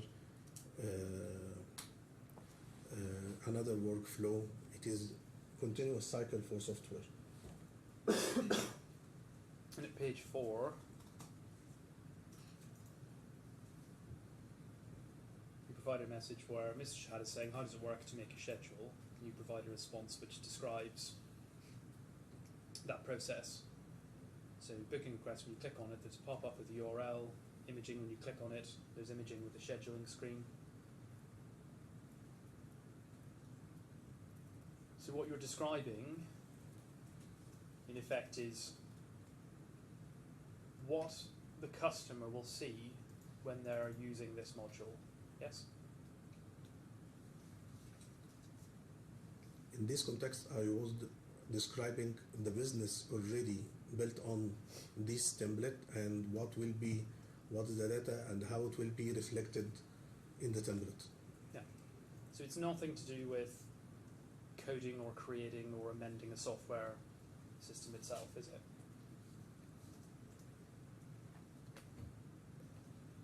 For this command, I was describing already logic written in the database by myself to cover this business requirement.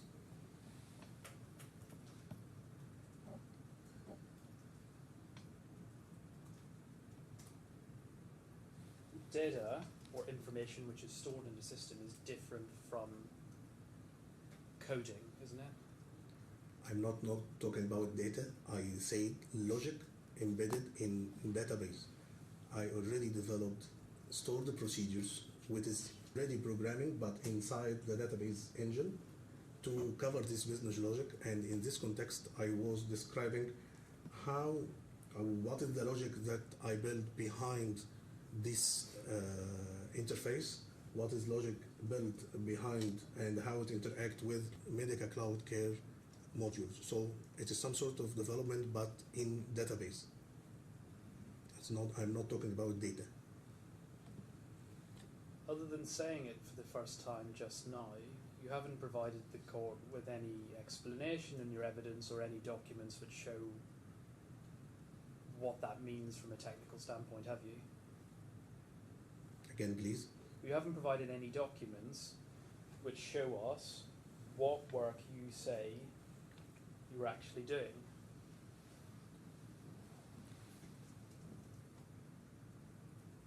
I'm not sure how to show you the database code, how to show you the stored procedure, how to open our code to show you the logic inside the database, how it's created, and so on.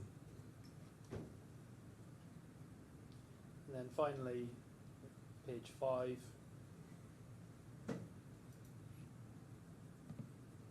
We see a similar exchange where Mr. Shehata says, can you please update me on central appointment progress?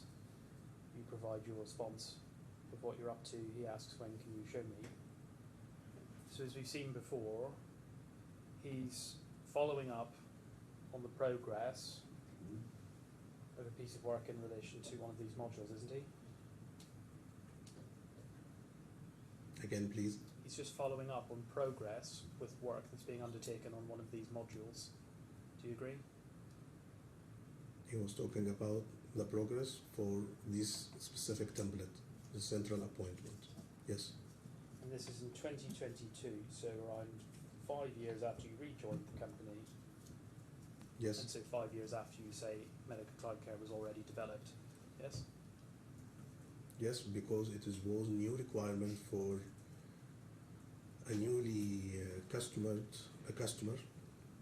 This customer need a modified view or a new view to show all patient booking from different services. So it was new template that is be done specific for this customer.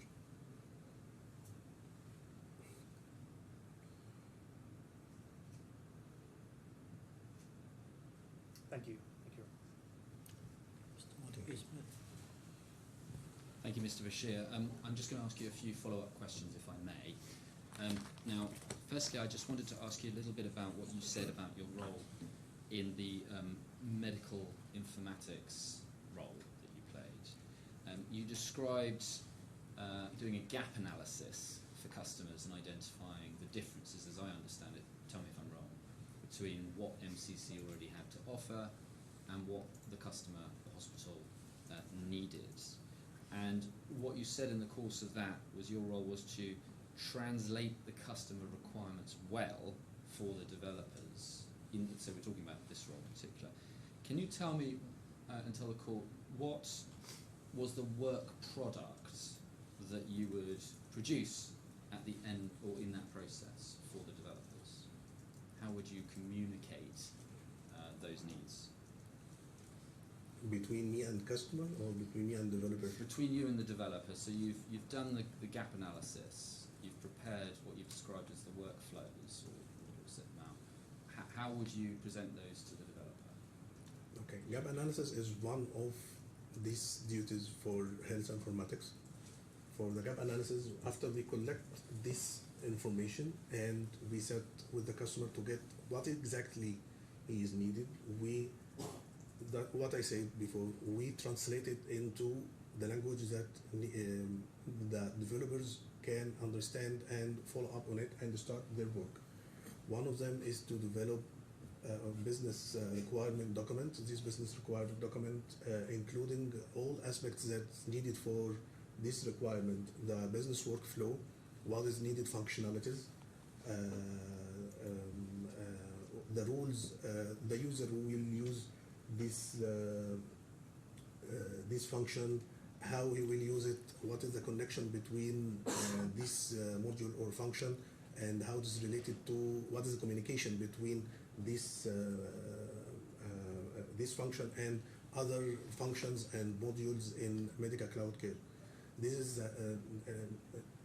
what we can call technical representation of the native requirement from the customer to be understood by development. So I said with development, I said this is the business workflow that we need, this is the main functions that we need, this is the user rules that we need, this how the user can see his and propose to how to see the data in terms of screens.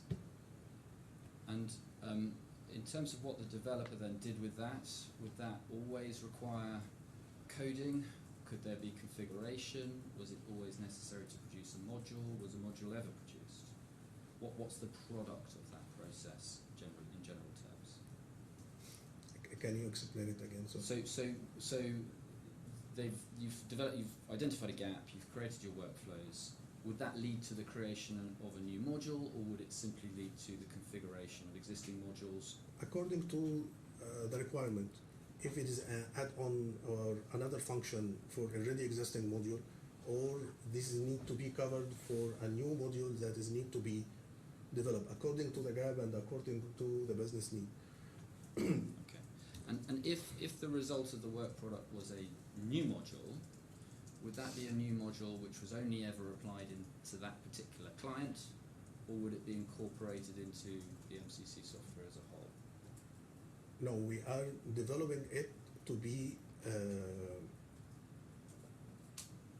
these requirements may be identified as missing business that is not yet covered in medical cloud care.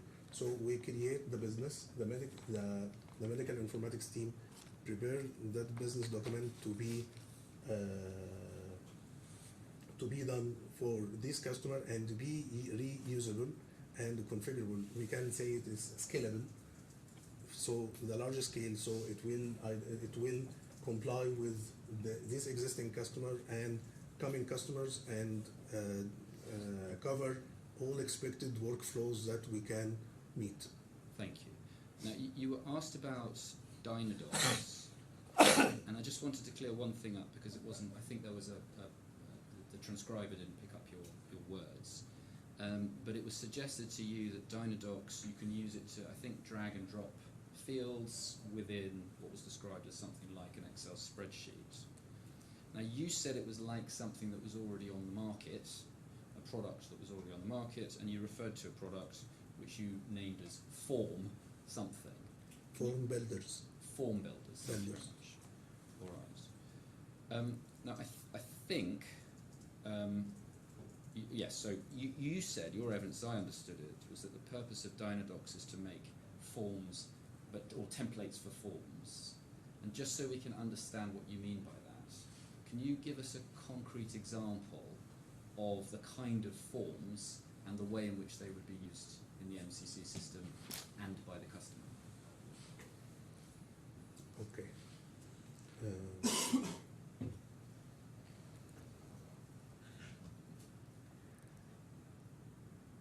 One of the most famous use for these form builders is the assessment. Every specialty has different assessment. The cardiology physician have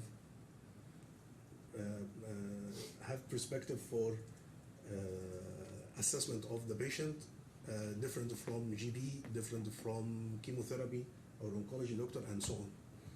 So every doctor have his form of assessment. Okay. This form of assessment can be done through a form builder or through Dynadocs platform, because it's also changes from specialty to specialty, from hospital to hospital, from department to department, and so on. So this changing process, and if I took all our system, Medical Cloud Care HIS is designed for complete transformation, digital transformation for hospitals. So every hospital need to be zero paper, no paperwork. So it's also, if it's already a function or a module that already established, or just few papers that filled by nurses or by the doctors that is differ from time to time from a specialty to a specialty, it is very difficult to transfer all this to hard-coded screens every time. So the form builder is designed for this particular type of forms that differ from a specialty to specialty. So the doctor can go through EMR and make everything, but when he is documenting assessment, he can open digital form and just tick on it or write it or as it is designed and save it. So it is a way to minimize unstructured data. I don't know if it's a technical term, but to include unstructured data to be more structured and reusable in our system or HIS. Thank you. And I think what is being suggested is that Dynadocs is an essential component of every module of MCC. That seems to be what's being presented. Is that? Can you tell me whether you agree with that or disagree with that? Again. So I think it's being suggested that Dynadocs is an essential component of every module of MCC. That seems to be the case. I don't know what the case is, if I'm honest, but all right. Or possibly then I'm being told that is not in fact the case. I think what's being suggested though, additionally, and perhaps I'm wrong about this as well, is that Dynadocs is a platform for building complete modules. Do you agree with that? No, the scope of Dynadocs was the templates, was designing templates and forms. These templates can be vary from simple document and more complex documents. Thank you. These forms can be integrated with our modules. If I need to call it a specific template, or I need to have one template, and it may be, but definitely there is modules that already not using Dynadocs, not using rule at work, and it is fully functional. One of the things that was suggested to you was that even if Mr. Shehata was not involved in developing modules, that he could be the developer of MCC. Can you comment on that? As I said before, Engineering Nasser was not involved in development of medical cloud care. There was a team of development. Every developer have one or more module. He has developed the logic. He has developed the code by the developer. It's not related to Engineering Nasser. We didn't refer to him for any bug or for any development or new requirement. I think what I'm asking is, if you take the modules away from MCC, what is left? MCC is consisting of modules. Thank you. Bear with me, sorry.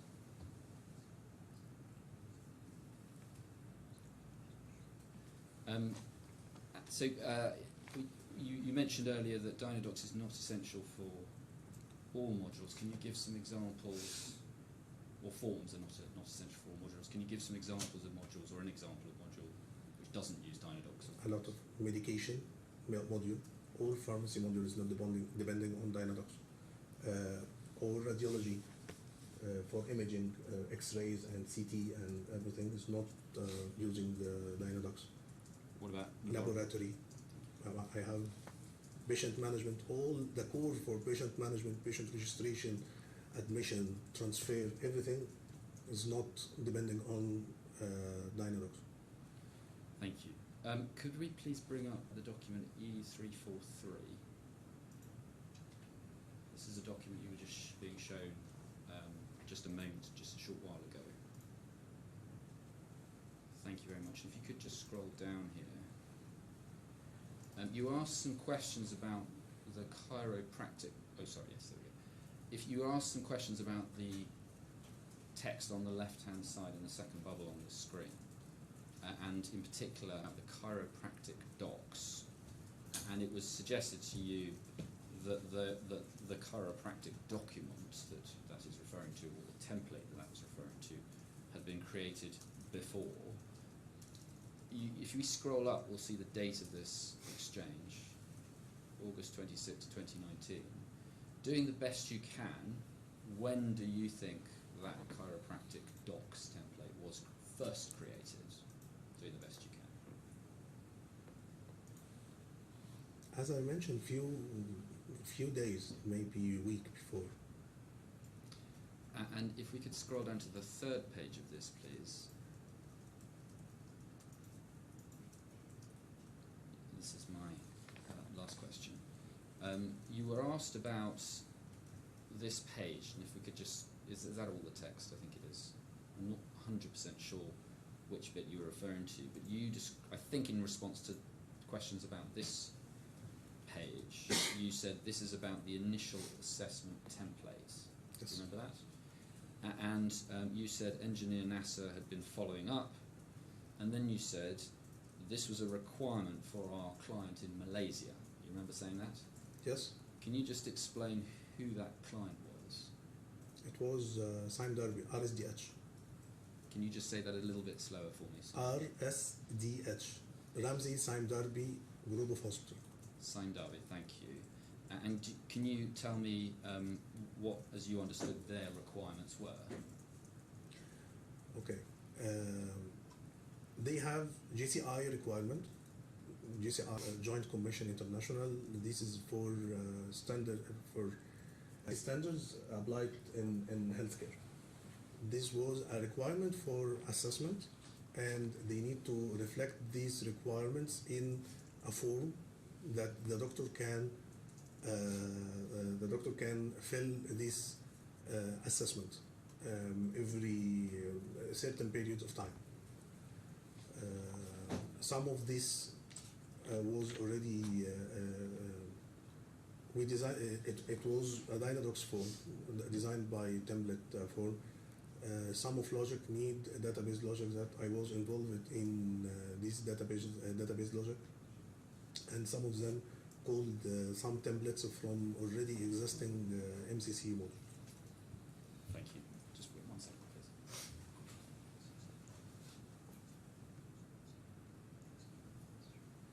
sorry, that's right. I do have one more question. I think it was being suggested that rules at work was something which was used in some or all of the modules of MCC. Are you aware of whether or not rules at work was necessary in every module of MCC? No, You're not aware, or it wasn't? not every module depends on rule at work. Thank you. And can you tell me some examples of modules which don't require rules at work? As I recall, one of them can medication, vital signs, clinical history,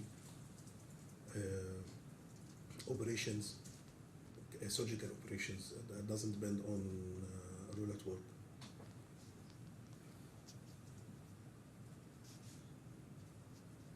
Thank you very much, Mr. Bashir. Your Honour, unless you've got any questions for us. Thank you, Mr. Bashir. That completes your evidence.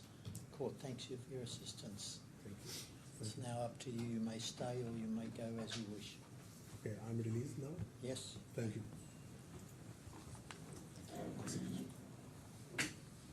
Our next witness is Ms. Wessam Heggie, and we'll ask her to come. Thank you very much.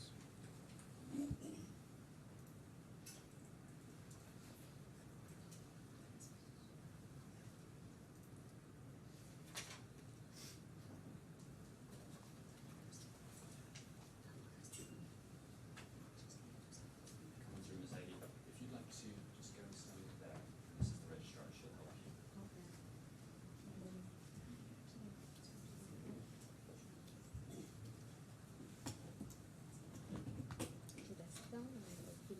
You can just have your title. Please can I confirm whether you would prefer to swear on oath or by affirming? Affirming. Affirming.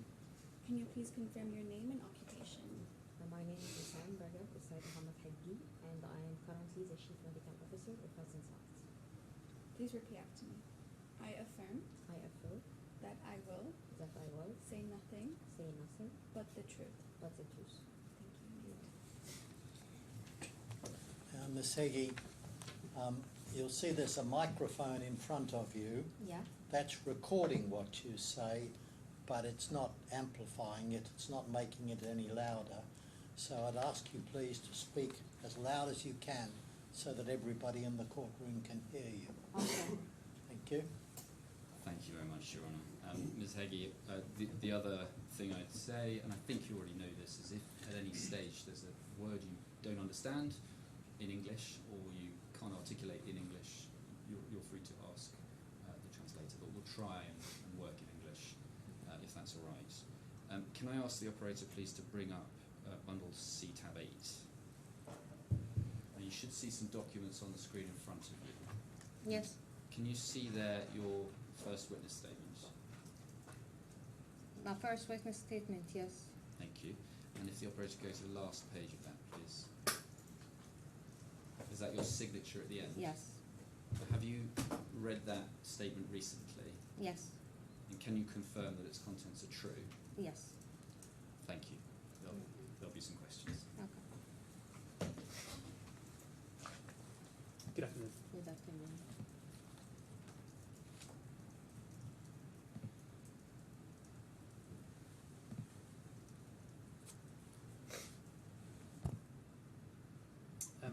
Just want to start. I have some questions for you about your background. So, as a professional background, I understand by training you're a pharmacist. Is that right? Yes. I graduated as a pharmacist, but I didn't work as a pharmacist.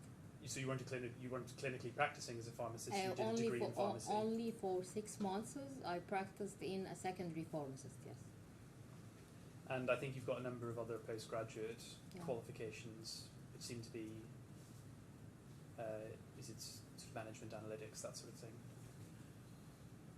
Not analytics. No. Management? I have a management diploma from ASC, healthcare management diploma from ASC. You don't have qualifications in computer science or software engineering? In the ITI diploma I have, We did study, it's a 9-month program. In that program, we studied all about the network, the software, the object-oriented, all this matter of stuff. So it was part of one of your courses, you say? Yeah. When was that? Yes. When was that? 2009.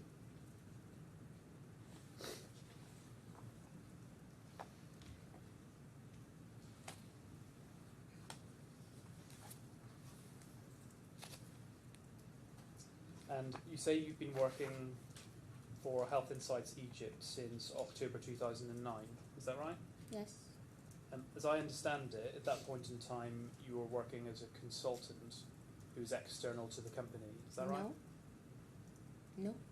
No. You didn't provide a copy of your employment contract from these earlier periods of employment, do you? Can you repeat that, please? Well, I think we've got a copy of an employment contract for you, but it's from February 2022. Is that right? I'm not sure. What kind. Do you say that you had an employment contract with Health Insights Egypt prior to have a- 2022? No, I worked with Health Insights since October 2009, and I have a document. I believe it's attached that they witness that I'm there. Yes, you've got an employment contract from 2002, No. 2022, sorry. This was renewing for my contract. So you say that that's a renewal. Yeah, Did you have other written contracts prior to that time? and not with me, but I have, as I said, I mentioned, I have a document that state clearly and signed by the HR of Health Insights that I am medical informatics specialist since 2009 to 2015. This is just to confirm that I was working there on regular basis. And I suppose it's probably sensible so we can see what you're discussing. I think it's at G16, the document.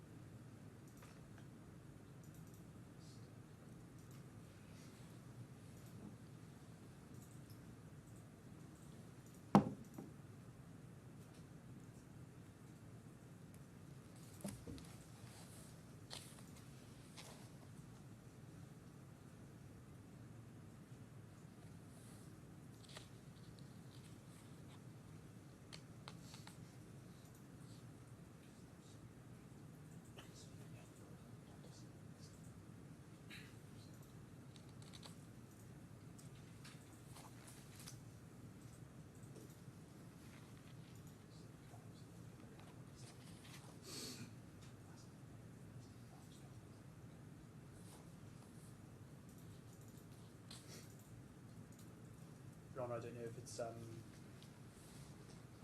maybe worth asking whether there's a technical issue that might help with the reboot or something needs to be done, but it would be... Okay, that's fine.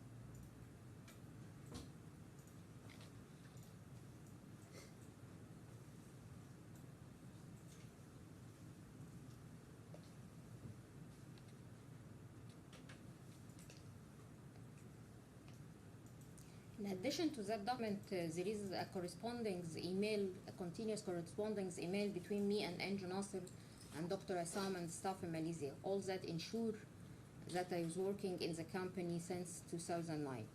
I need to highlight also that when Angel Nasser have left the company, he and the HR, they took with them most of the document. That's why we needed to renew the contract.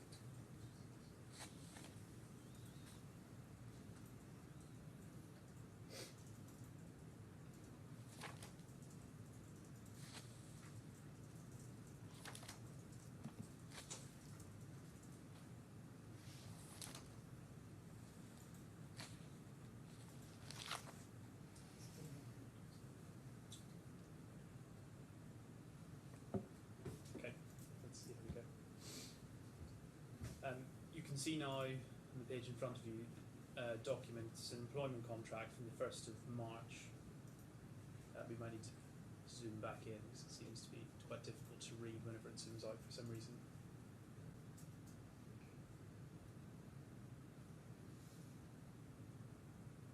So it's an employment contract from the 1st of March 2022. So is this the employment contract that you're referring to? No.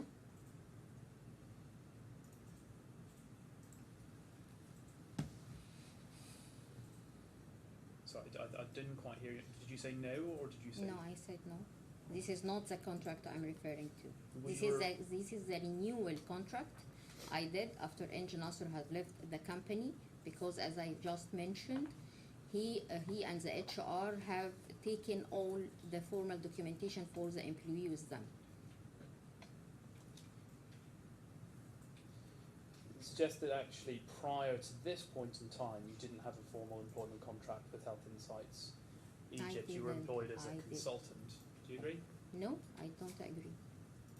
But you don't have a copy of any employment contract. Do you have of a your copy? Do you have a copy of me working as an external consultant?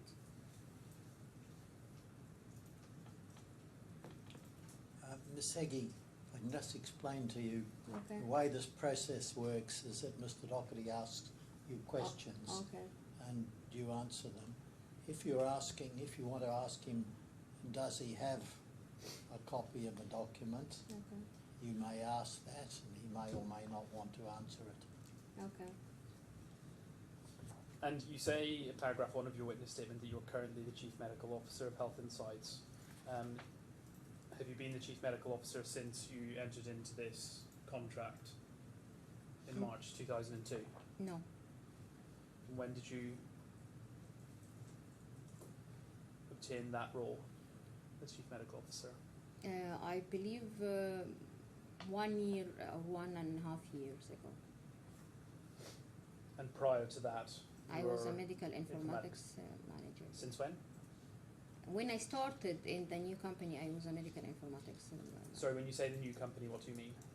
When I started in with the new contract, I was a medical informatics manager. Okay, so you were the Deputy Medical Informatics Director, and then when you signed this contract in 2002, you were promoted to the Medical Informatics Director. Yes. 2022, sorry.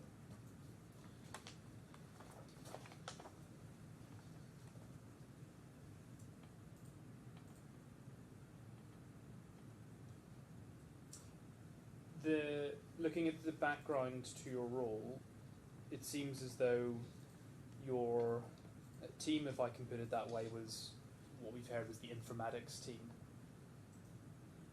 But perhaps let me break that down. We've heard evidence up to now that there were, in effect, sort of 3 categories or 3 teams within Health Insights. There was an I'm not sure characterising the evidence is necessarily. I mean, there's been quite a lot of evidence. But there's distinct roles. I'm not sure. let me put it in these terms. Are you referring to Mr. Bashir or? Yes, Mr. Bashir's written statement says that there were 3 teams.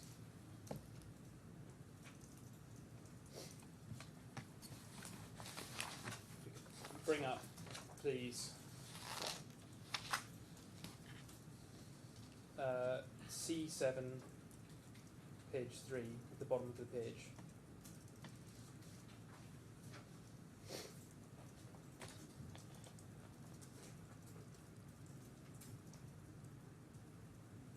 If you scroll down, please. This is Mr. Bashir's witness statement, and what he says is that the following teams are involved but work closely together in each module, and he describes there being a business analysis team, a development team, and an implementation team. Is that correct? Regarding the business analysis team, sometimes it's referred to as business analysis team and sometimes referred to as health informatics team. Okay. So business analytics and informatics are describing one. It's analysis, not analytics. Analytics is Analysis, a okay. very other thing. And then you've got a development team and an Yeah. implementation team. Looking at your previous employment history that you've described at paragraph 8, do I understand that you are on the informatics, or you have been in the informatics side of the business? I wonder if, please, that microphone. Yes, yes, I'm sorry, yes. Yes. And please correct me if I'm wrong, but as I understand informatics, one of the functions of that team is to speak to the end users, by which I mean the hospital, and to find out what their requirements are, so that that information can be analysed and fed back to the development and implementation teams. Not in all cases. Sometimes who spoke to the customer in the gap fit is the implementation team. And after that, they raise to us this requirement, and we start to analyze this requirement and see if there is any modular component already there in MCC that covers that functionality, or we need to develop a new module. And then if we need to develop a new module, I will go and do a market research. We start going to market research and see which standard will fit in that module, and be sure that the module will fit with the regulation policy. And after that, we start talking to the development team. Yes, and I think Mr. Bashir said that the teams can work closely together, so it's not always Not separate completely idols, yeah. separate. Not But separate idols. for the most part, if you're in informatics, you're dealing with the client, understanding what they need, and feeding that to the teams who will actually then go on to carry out development and implementation. As I said, this is not always the case. I only deal with the customer if there is a very specific clinical knowledge that the implementation team will not be able to acquire that knowledge. Yes. But So- the regular phases, the implementation team do the gap analysis and do the requirement gathering. Yes. And Zuhair, you didn't practice, but your training was in a medical field, so you trained in pharmacy. So when you refer to your medical knowledge, is that what you mean? My medical knowledge? Yes. I have a medical informatics degree from Oregon. Yes. This is not, I have, it's not, my medical knowledge is not only as a pharmacist. No. I have a medical informatics degree. But your clinical knowledge is an important part of your role. My clinical knowledge is important, yes. And it was built across 15 years of working in health and science. Because that means presumably when you're being spoken to by specialists or clinicians at a hospital and they're telling you what they want, you can understand that information and explain it to others who will then be able to carry out development and implementation work. Sorry, was that yes? Yes. Yes. I can, if I can see you nodding. It's just okay, that yes, the transcriber can't. in the scenarios, in the case scenario where I need to talk to a specialized physician or clinician, yes, I have acquired the knowledge to speak to them and understand what they are saying, what they want. I'm sorry. Should I be looking here or there? I'm sorry. For you wish, I think. Which you. I'm sorry. He's much more important than I am. So make sure that he can hear you. So in your position as the Chief Medical Officer, would you accept that it's your medical knowledge that drives the job you do, rather than, say, knowledge in software design?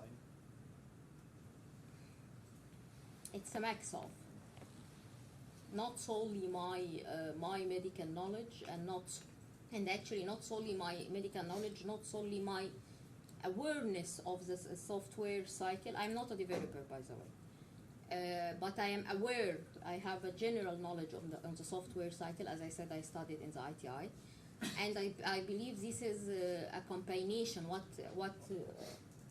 In my role, it's a combination of the past 15 years experience in the field, my medical knowledge and my IT awareness. Yes. It's a mix. So you've developed crossover skills. So you've got the clinical knowledge that you've established over this period of time, and you've established some understanding of technical aspects of the job too. Okay. Do you agree? Yes. But not as you a say, very not a very in-depth technical knowledge. yes. It's just knowing how things is going, but I'm not a developer, and I go back to the back side, away from development for 5 years now.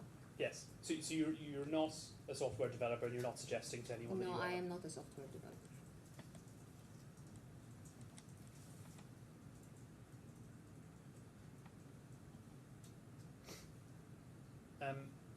In your statement at paragraph 10. Can I see my statement? Oh yes, sorry. Of course you can. It's C8, page 3. Apologies. If at any point I'm talking about something and you're not sure what it is, by all means ask, and we'll make sure we get it up.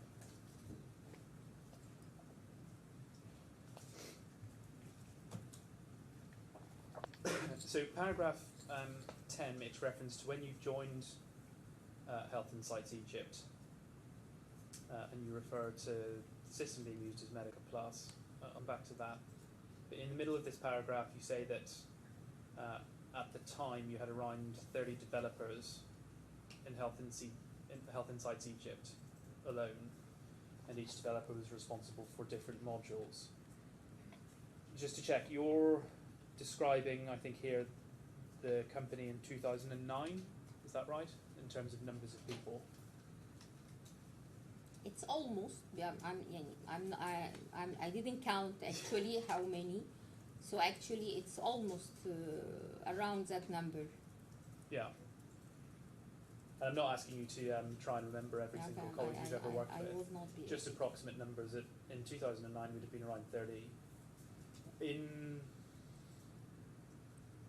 2016, 2017, would the company have been a similar size? Would it have been bigger? Would it have been smaller? I believe some have gone, some have gone, some developers have gone, some have came. I believe the number was more than that, but I can't tell how many actually. Do you know if around that time Health Insights Egypt had any employees or teams that they worked with outside of Egypt? At what time? In 2017. At 2016, as I mentioned in my witness, we heard that a development team in Al Khalij and Health Insights has a contract, has a deal, that they was working on converting some of the module to medical cloud care. Okay. Not medical cloud care, to a cloud version. So you said development team Al Khalij, so that's a team based in, So those individuals that are based in Saudi Arabia. yeah. And who did you understand they worked for? Did they work for Health Insights or did they work for Al Khalij? There is a deal or a contract between, I'm not aware what is the contract item, but there is a contract between Al Khalij and Health Insights. So at the end of the day, they are doing the work related to Health Insights. Okay.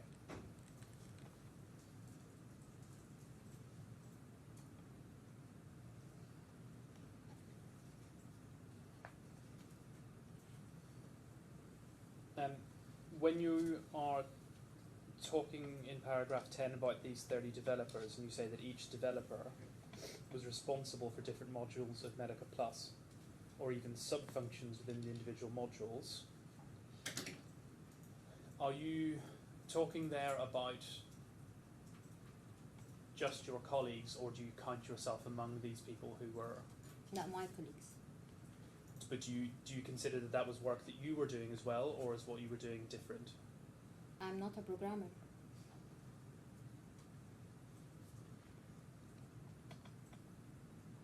So when you say that they were responsible for different modules of Medica Plus or sub-functions within the individual modules, you're not suggesting that you were involved in developing any of these modules. Is that right? In this paragraph, I was referring to the programmers. Okay.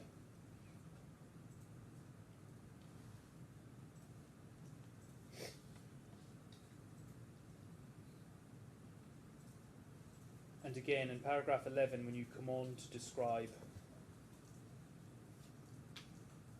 Medica Plus being upgraded to Medica Cloud Care, and you refer to it including a number of categories of modules, you're not saying that you did any work in relation to any of this, you're just saying that these existed.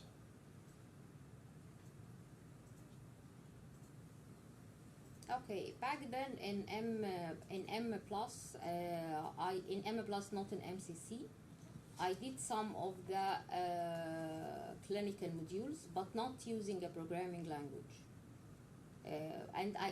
And here we need to define what do I mean by a module. Okay, I'm saying a module in this section related to clinical module, referring to a module or a form that do a particular business, cover a particular business. As I mentioned elsewhere in my witness, I did the nursing assessment, the nursing care plan, the flow sheet, the pain assessment, and so on. For this was back in MCC, in M plus, I'm sorry, and was for Sime Derby, Malaysia. Okay, so just in terms of breaking it down, in let's say the earlier period of your employment before Medica MCC. Cloud Care was Yeah. created, you did do some work on modules in connection with Medica Plus. I would prefer to call it clinical forms. Do some people use the term modules? Maybe Because we've heard different term modules or sheets. it's Or- for it's as I said, it depends on the perspective you are defining modules.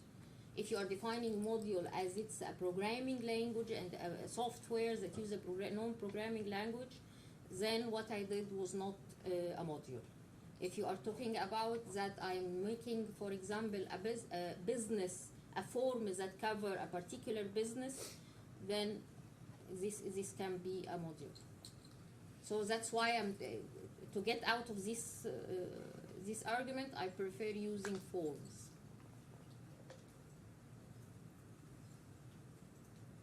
And so, any of the work that you did with these forms, use that word, only relates to Medica Plus. You didn't do any equivalent work with respect to Medica Plus. With my actual hand, no. I oversee some of the module, some of the forms later, but I didn't. I did with MCC upgrade. I didn't work with my hand in anything. So informatics, you obviously work closely with the others, but you're not actively participating or creating anything. You're directing their work in a sense, based on the client's needs. Since when? So since I'm talking about Medica Cloud Care. That's fair. So in relation to Medica Cloud Care, you're the person who ascertains the needs, the requirements, and you oversee and make sure that the people who are working with their hands actually do it. Okay, I will need to elaborate on that. Okay, there is different sources of how we start the business. It's not all about the customer. Sometimes we deal with the customer and the customer shows that he has a need for a specific module or a specific form or a specific then we go and our research and we work on collaboration. Sometimes it's a market research. You know that the system has a deficiencies in some parts or some component, and then you need to create that, not me myself, but as MCC, we need to have this component. Till the moment, by the way, we still do that. We need other more component, and then we do that. Let's take it in order. So when it comes to Medica Plus, so during the medical cloud care period. I get the impression you did some work on modules. On How much? forms. Pardon? On Forms. forms.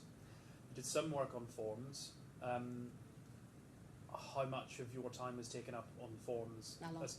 95%. So, yes, a lot. So at that time, you say you were very much involved in creating forms. Okay.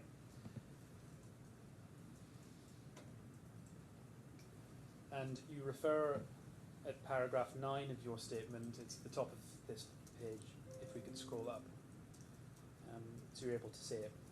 You talk about working with developing clinical modules using a code called SheetDef. As I understand it, what you describe as SheetDef is a part of something that's called active medical sheets. It is active medical sheets. And I think there are two elements to active medical sheets. One is there's a sheet runtime, which as I understand is a non-executable file. So if you were to click on it, just on its own, nothing, it wouldn't load up. I didn't get the question. So active medical sheets has got two components. One of them is SheetDef, which is a program, and the other is a DLL file, which you can only open using this specific program. Is that right, or I don't know? I don't know. Okay, but you would have known it as SheetDef. Is that right? When I here in this paragraph, I write SheetDef, I meant active medical sheet. Okay, so you think of them as the same thing? Yeah. Yeah.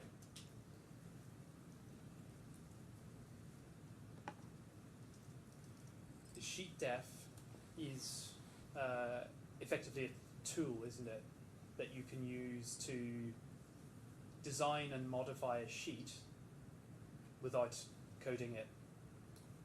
Okay, there is that concept that is called form builder. Okay, any HIS system in the world must have a form builder component integrated within the system.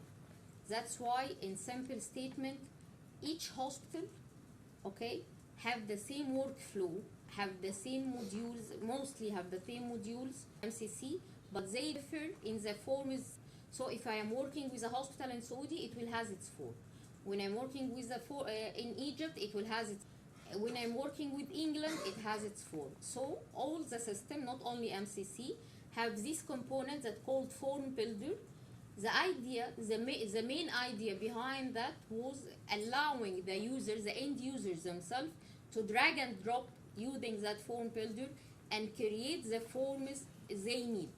Sometime, and most of the time actually, the end user in the hospital don't do that. So we have a part of the team we can do these forms. Active medical sheet was more complicated, okay?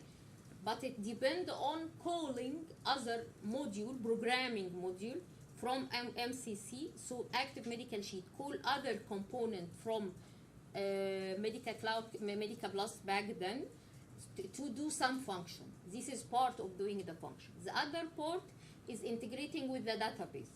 So if you are aware, and was part of my work, if I am a little bit aware of SQL and can do extensive SQL data queries and all that matter, so I incorporate all that logic in the SQL storage procedure and I just call in the active medical sheet.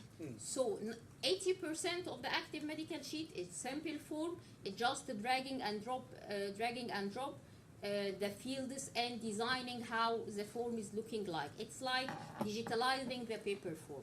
Some form is more complex than that because it's either called a component from the Medical Plus or it calls the database. By the way, I need to mention that sometime when I need some functionality and it is not there and the active medical sheet cannot do, I go to Enj Ahmed Saleh. He was the development manager at that time, and ask him to develop to me a screen doing that function, and I go back to the form and start calling it.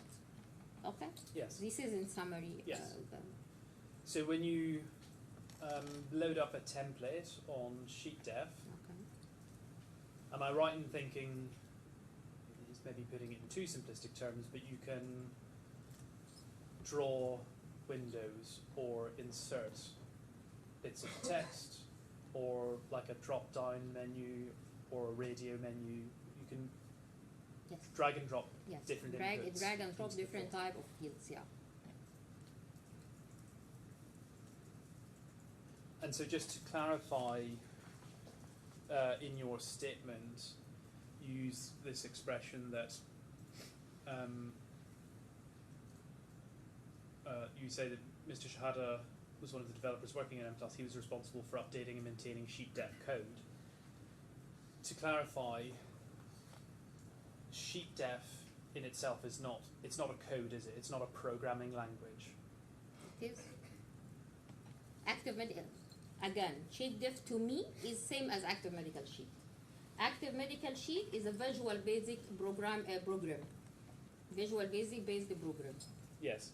Well, let me put it this way: it's not a universal programming language. If I can put it in those terms. No, it's universal programming language. It's VB6. It's not like something like C#. It's like C#. It's a VB6. If, when you are doing this design feature of a particular sheet, what you see on the screen is the drag and drop functions. Yeah. What lies behind that when you make a change is that SheetDef will record a form of descriptive text, essentially plain text. No? I don't know. Not I sure. don't know. I suggest to you that the code it's creating, to put it in those terms, is something that you could take from SheetDef and you could extract and use with Medica Plus. No.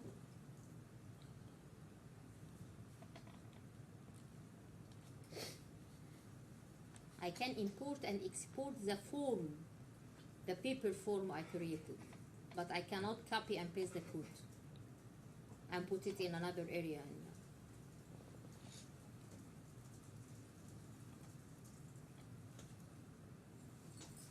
But as far as what you're looking at and the work you're doing, it's using the design feature, it's not doing any hard coding. I think you accept I that. didn't do hard coding.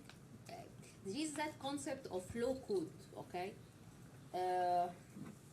It's like you write the if statement in a narrative word, okay? Not the if loop in the regular Visual Basic. You are writing if statement, if R string is equal, then do that, then do that. It's a logical scripting language, not a programming language. And as I said, if I need a complex logic, I do that in the SQL, in the database as a stored procedure to call, or I call another DLL, what I mean a module in Yes. M+. Yes. But if you have a DLL, the only thing that can read it is the software that's been built. So in order to open up the DLL, you need to have SheetDef. The DLL is working fine in M+, actually. It's not... Yes, it works with Medica Plus. It works works with SheetDef. Medica... No, it works with Medica Plus as a standalone Yes. program. Yes. I can reuse it or recall it from SheetDef, but I don't need SheetDef always to open the DLL. Yes. The two work together. These two programs can open up these DLL files. Yes? What? So if you've got SheetDef and you've got Medica Plus, they will understand and be able to execute. Not that much, not in that way, not as you are saying. It suggests that if you didn't have the software program itself, if you didn't have the SheetDef component, if you didn't have Medica Plus, all you would have is effectively plain text that you can't open on a program. Can you repeat the question because I'm not understanding what you're saying? The sheets that are being created Okay. by you in the visual interface on SheetDef are compatible with the Medica Plus system. Medica Plus system can open the sheets, yes. If you didn't have the Medica Plus system and you didn't have SheetDef, the sheets would just be plain text. You wouldn't be able to open them with anything. If anyone created another program that can open the sheets, then I don't know. So you've got to create the program to open the sheet. The sheet def, we open the sheet def.exe.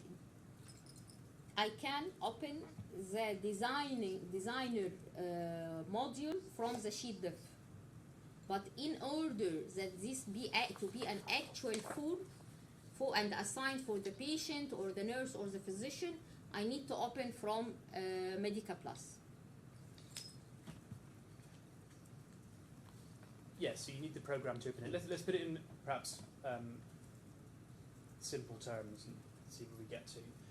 If I open up Microsoft Word and I start typing on it, I might think that I'm typing words in English. But if I was to open that file using Notepad to view the plain text, what would sit behind that is programming which deals with formatting or fonts or font size or margins. So if I opened it as plain text, I wouldn't see the words that I've written, I'd see the descriptive text that the computer or program has created, wouldn't I? I don't know. Okay.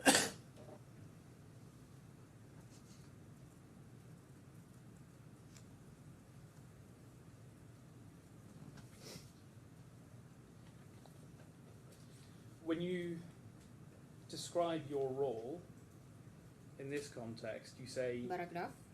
Which We're paragraph? still paragraph 9. Okay. Yeah. You were working on formulating, developing different clinical modules using SheetDef.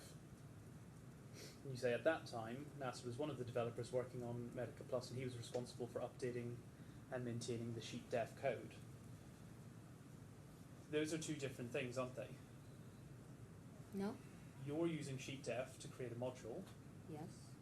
What Mr. Shehata is doing is work relating to the programming of SheetDef itself. Updating, yes. Yeah. So you're creating a module using the program. I'm creating a form using a program. Form using the program. So I was using the word in your witness statement. You're creating a form using the program. Mr. Shehata's role involves updating and maintaining the program itself. Do you The agree? sheet def. Yes. Okay. Do you agree? Yes.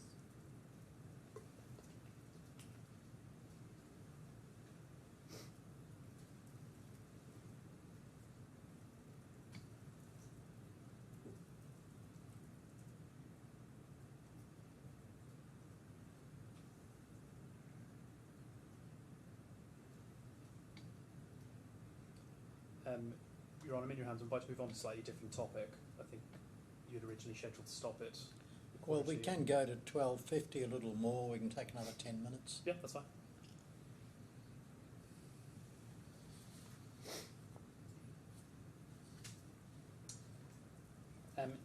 Paragraph 11. Can we have paragraph 11? Yes, of course, it's at the bottom of the page.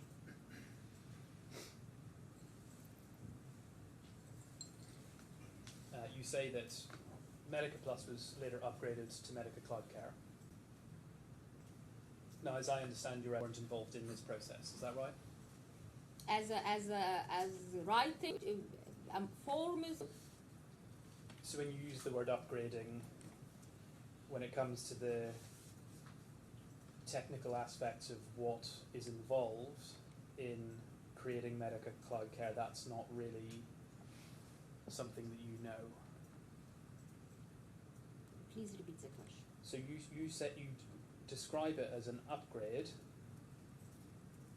but when it comes to the technical aspects of how you go about developing a cloud-based piece of software, you don't know what technical work goes into that. Is that right? No, I don't know.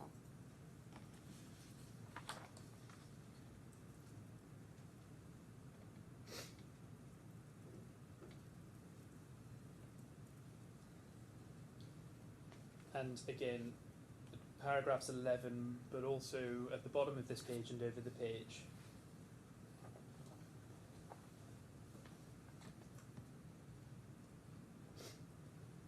If you can go over the page just so you can see what I'm talking about.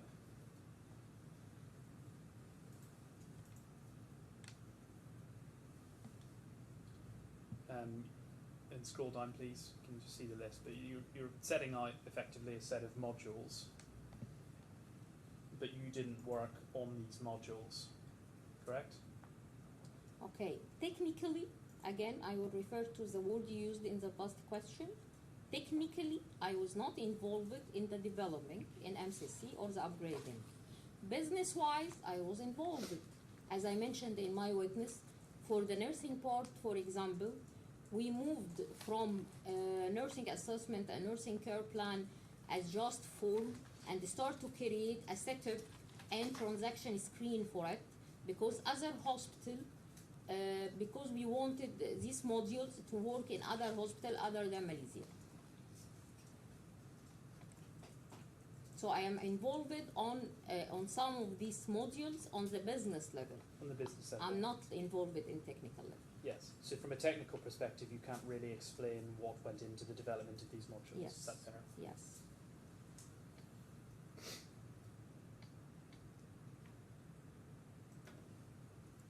And if we could continue, paragraph 13, I've asked you some questions about earlier, about the teams. So you've referred to the business. I did use analytics. You suggested it was analysis. Your statement This is says... a typo. I'm sorry, this is a typo. Okay. A typo, yeah. What is the typo? Analytics, it's analysis. Analysis. and obviously you then refer to the development team and the implementation team.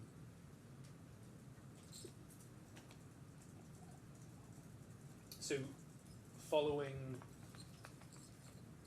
the development of Medica Cloud Care, it sounds as though it's at this point that your role really becomes focused on the analysis and informatics aspect of the business.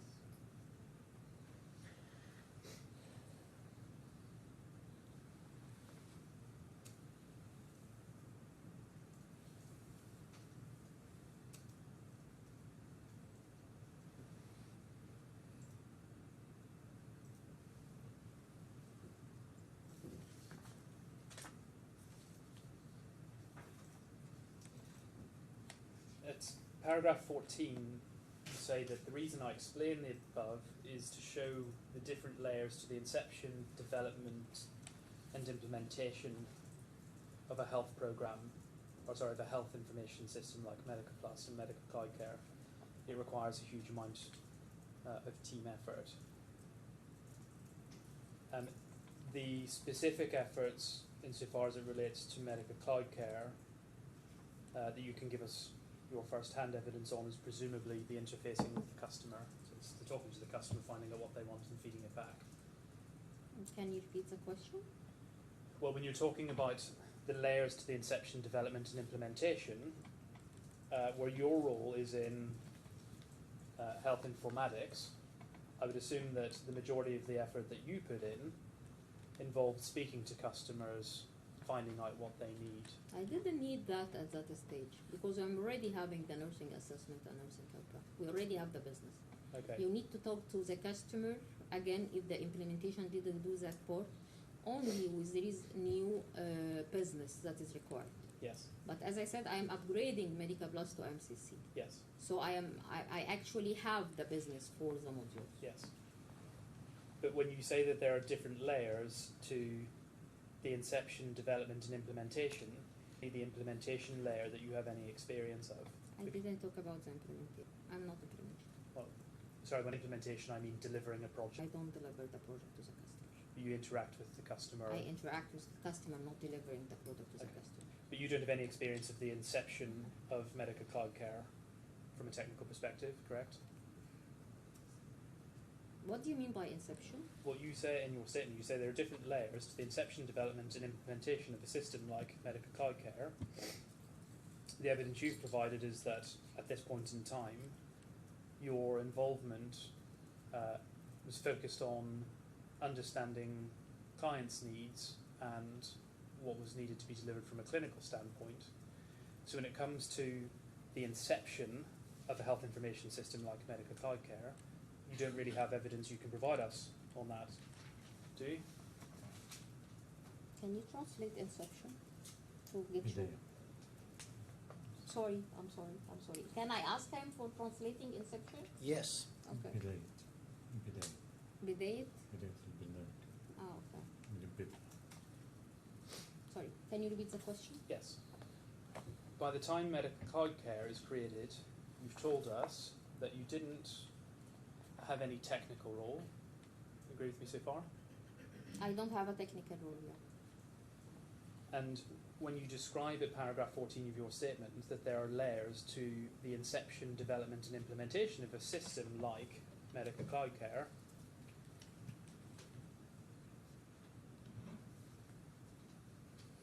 in circumstances where you didn't have a technical role, there isn't really any evidence you can provide us about the inception of Medica Cloud Care, is there? I'm not having a technical role, but I was involved with the developer that was transferring the modules to cloud-based solution. So I have, and I am an employee in the company. So actually, I witnessed the process, So part of the process. you were aware that there was a transition, but you don't know anything about how the transition originated or was carried out. I don't know how it was carried out technically. Again, I was not involved in transferring the code from Visual Basic to .NET or whatever they are used in the cloud-based solution. But I was involved in the business for the different modules, and I have mentioned that in my witness.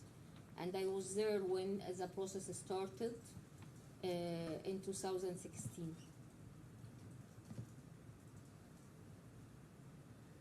At paragraph 15, you come on, it's the bottom half of this page, to talk about, this is section C, N plus and MCC.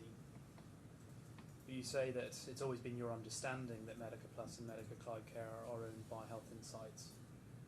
And just to be clear, what it is exactly you're trying to say here, is this just you providing your opinion on who you thought owned Okay. those software programs? I'm working in a company called Health Insights, okay, since 2009. We are more than 100 employees in different domains, either health informatics or implementation or development. As an employee, I have my salary, and all my colleagues have their salary. Who pays for us is the company. Why are they paying our salaries for? Actually, for me to do my part as a health informatics, for the developers to do their part and do the development part, and for the implementation to do their part and the implementation. So actually, it's not my understanding as Wissam, it's the logical understanding in any other companies that work with hospital information system, that who own the program or the software or the product is actually the company that fund and pay for the salaries of the employee in that company. That's my that's what I meant, okay? Because actually, across my journey in Health Insights, there is some developer that came and leave. When this developer came and leave, they don't take their code with them. They leave the code, and another developer will receive that code and start working on maintaining that code. So that says that the code actually belongs to the company itself. Okay, that's what I meant in that paragraph. Okay, so it's just what it says, it's your understanding. It's not based on anything other than your understanding of... It's my understanding, yes. Okay.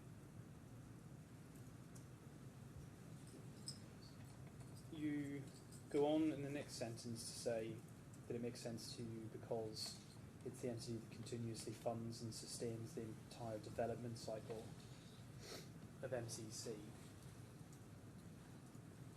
When you say development cycle, is that suggesting a view that MCC is a constant, ongoing process of development? Is that what you're trying to convey? Yes. So on that basis, do you say that process is still ongoing? Yes. We expand both in width horizontally and vertically. Even if there is existing module, every day with this, every day we need to add on the already existing module. And sometimes there is other modules that we want to append. When you say health insights, what do you mean by that? I mean health insights.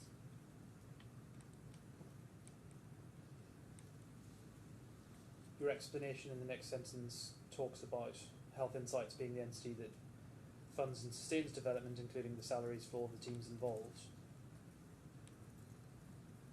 So are you talking about the same health insights that pays your salary? I'm talking about the health insights I know since 2009. This is the health insights. So health insights based in Egypt? Health Insight Development Office based in Egypt, yes. I was working in Egypt. It had a branch in UK, had a branch in Dubai, and had a branch in Malaysia. This is what I know.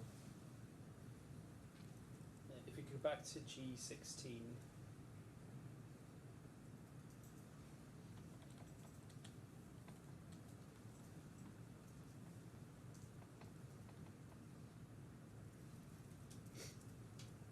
this is your employment contract. Okay. So your employer, correct me if I'm wrong, is it says Health Insights Co. for Software and IT Solutions SAE. Is that who your employer is? Yes. The contract is saying so. Based out of that address in Egypt. Yes? This is one of the offices in Egypt, yes. If you look at page 5,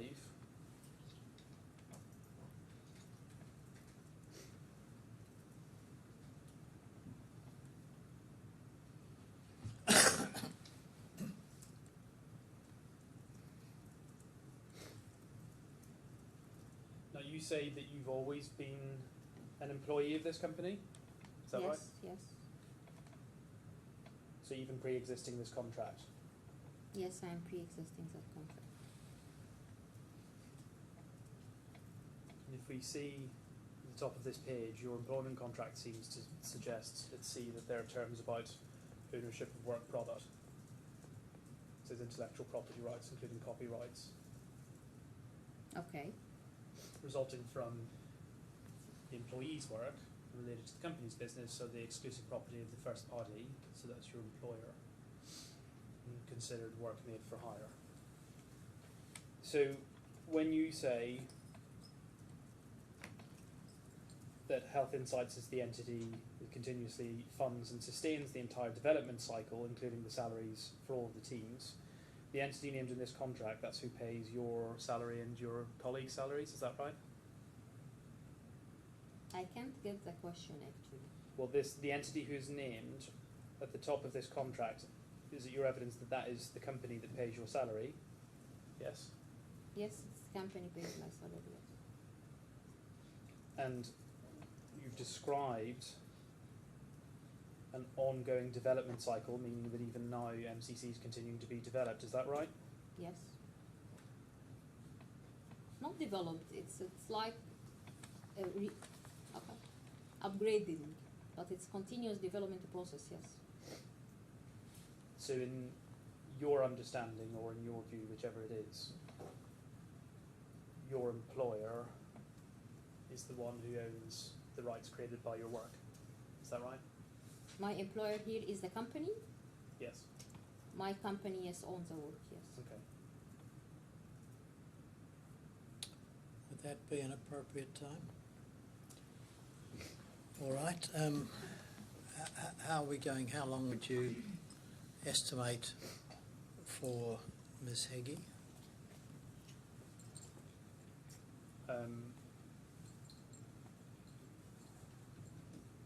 30 minutes, possibly less. There might be less. We're going to have a look over All right. lunch because I think there might be.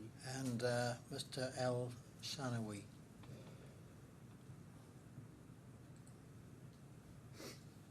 Perhaps 45 to an hour. Okay. All right, well, we'll adjourn to, is 1:45 suit everybody? Or not cause any problems for anyone, I should say. 1:35. All right. Now, Ms. Heggie, we're going to adjourn for a luncheon break. Okay. We'll resume at 1:45.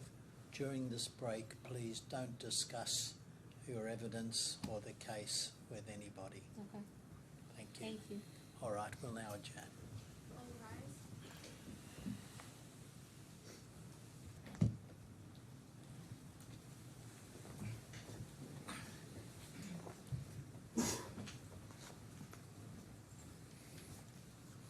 Yes, Mr. Duncan. Thank you. Could we open up Second witness statement again at C8 at page 5? And scroll down slightly. At paragraph 16, you make reference to a topic we discussed earlier, but it's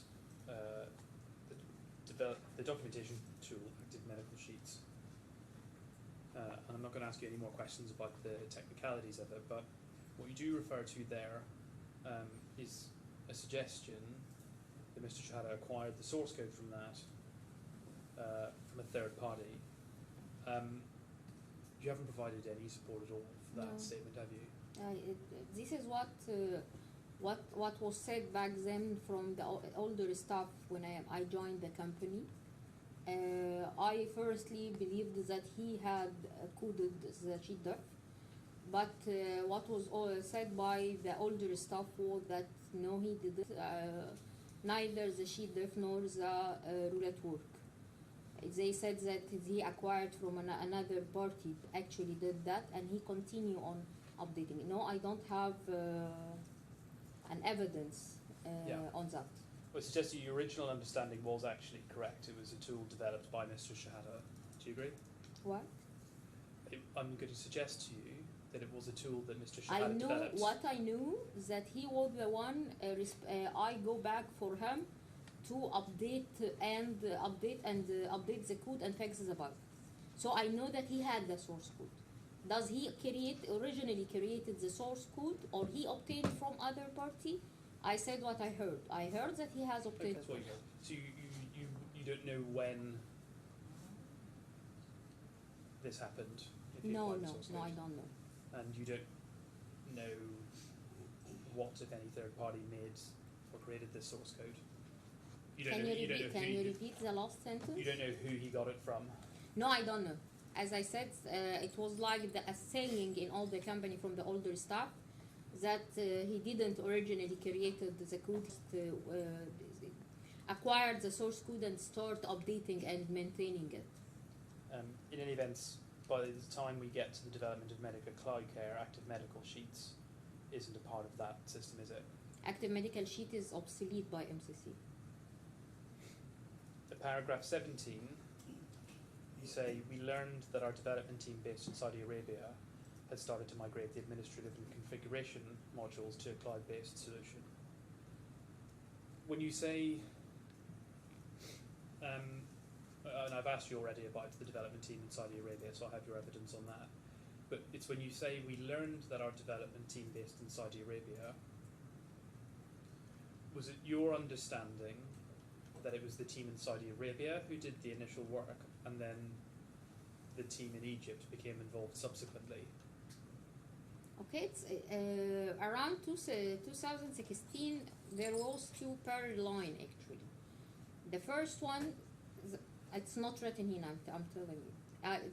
The first line was that we heard that the development team based in Saudi Arabia started actually to migrate all the administrative and setup module to cloud-based solution, as I stated, and they traveled to Egypt. At that time also, the team in Egypt started to have training. There was an external trainer that company and start give training to the developer. I believe, as much as I remember, that those was subsequently. It was in parallel, in time, in the same time actually. Right. I can't state exact moment. Right. I think I understand.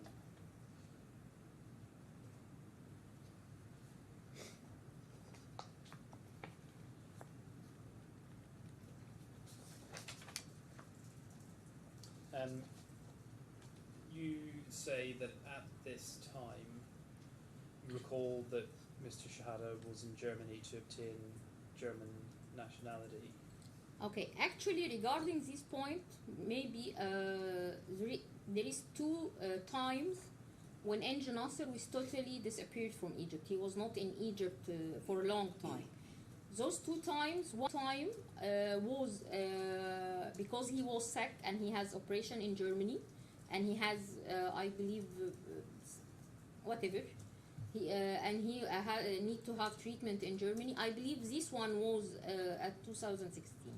The time, and this time, that 2016, when we was upgrading M+ in Malaysia, and he couldn't attain the upgrading to M+ also, not to MCC.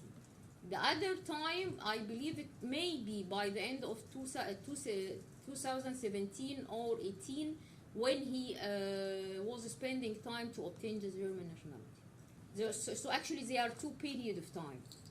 And would you suggest that your recollection about this appears to be wrong?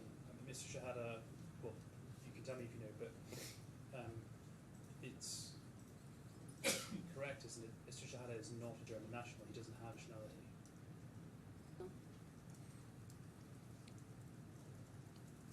I only said that because at that time he was acquiring different tests and he need to spend time there. That's what he said to me.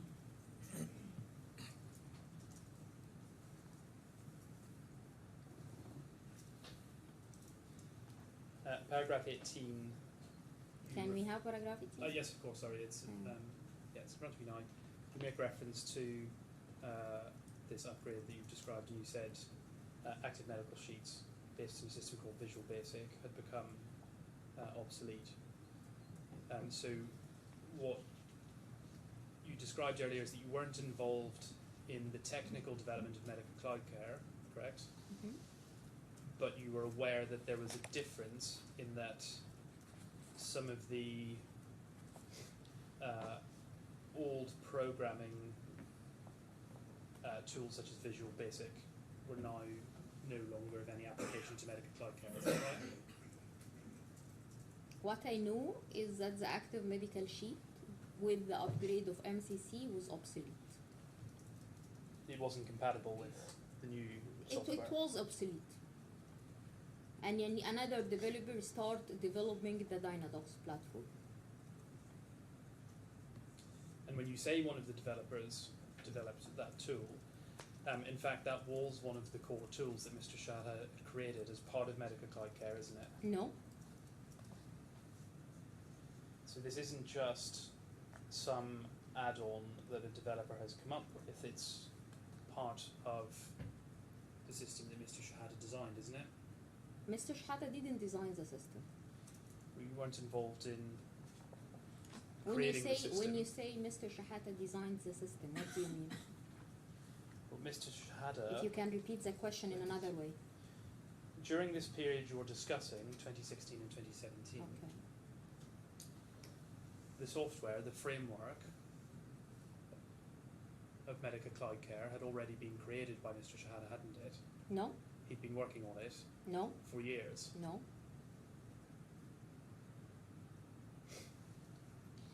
The reason you don't know about that is because you weren't involved in the creation of medical cloud care I was at all. involved. I am an employee in the company, a full-time employee in the company. I am aware of the process. You weren't aware. I you was weren't- not involved technically, but I was involved in business.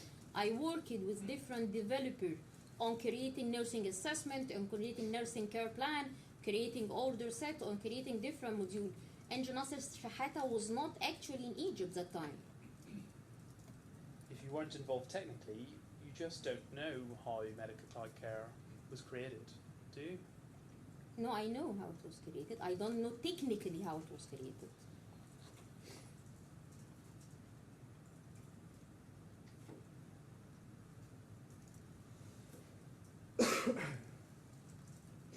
It's right in it that this tool that you've described in any event, Dynadocs, its use isn't limited to developers within the Health Insights team. Sorry? Well, the tool Dynadocs allows developers for Health Insights to create add-ons and modifications and sheets for medical cloud care, yes? Dynadocs is a form builder, like its preceding module, the active medical sheet. Yes. It allows the team to develop different forms. It does not have a standard programming language. It's based on what I said, the low code concept. It's that you actually don't do a programming language and you don't do a coding. It's built into the MCC's software. It's Is that- one of the modules in MCC. One of the modules. It's not one of the modules, it's a component that allows you to customize Forms. the entire system. No. From all perspective, no.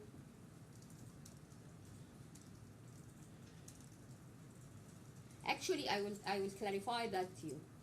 A complete hospital, different clinics can go live and work efficiently without the presence of any forms that's created with Dynadocs. So it's not a core component, and it's not the spine of the system.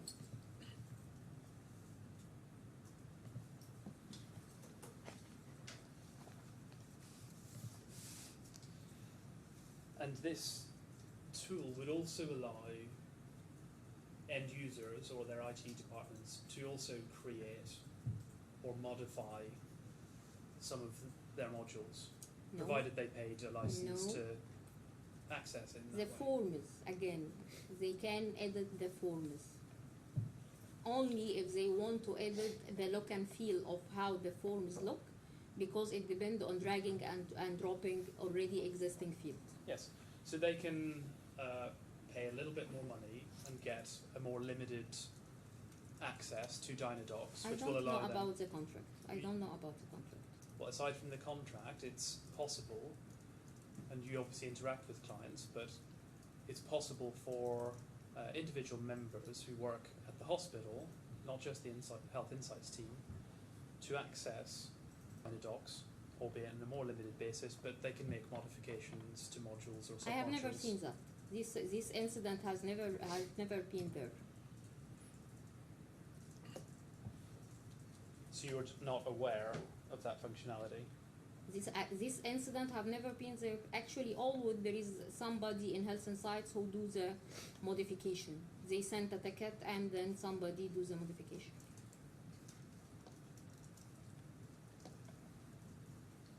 From your perspective on the health informatics side, when you're speaking to clients and you're finding out what they want and you're finding out what they need from their systems, part of what you're trying to work out is what modules will need to be configured to meet their specifications. Do you agree? Can you repeat the question? So when you speak to a client, a particular hospital, you ascertain an understanding of what they require. So if they've got cardio units, if they've got different types of medical units which have already got existing templates within Medica Cloud Care, you're trying to ascertain what, if any, extra customizations they need to fit their particular hospital to make Medica Cloud Care work for that hospital. The matter of configuration, it's just about configuration and customization is actually the work of implementation. implementation team.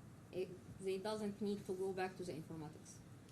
If you go to a new facility, Okay. one that you haven't serviced before, and say they're a particularly specialist facility who have types of clinical practitioner or types of division which you haven't developed a module for Yeah. before, you can get that information and you can take it back and you can use it to build out modules, pre-existing templates on Dynadocs to service that requirement.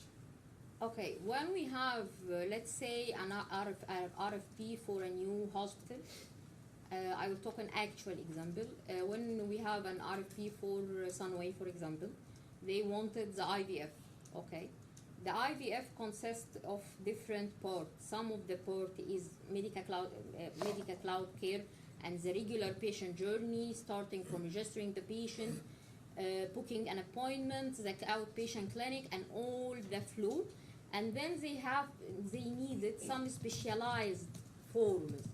Yes, at that time we create these specialized forms using Dynadocs.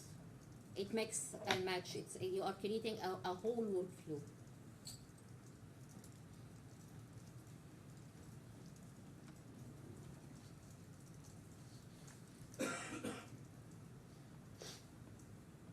And Dynadocs is an example of one of these tools which allows medical cloud care to be adapted to the needs of different hospitals. Do you agree?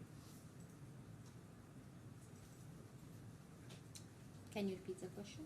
Do you agree that Dynadocs is one of these tools which enables medical cloud care to be offered to customers as a customizable electronic medical record? No. It's not related to the medical record, no.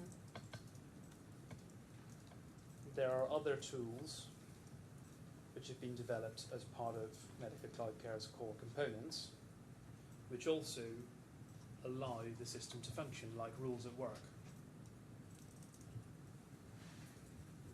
When you say allow the system to function, what do you mean? Well, they allow the system to be adapted and customized to meet the needs of a customer without having to hard code every single change that you make. Okay, I will explain that to you. Let's assume I'm having my regular patient journey, and I don't want to change anything in the workflow. At that time, I don't need the roulette work at whatsoever. I don't need it at all. Okay, the system is working fine. The patient journey is complete, and everything is complete.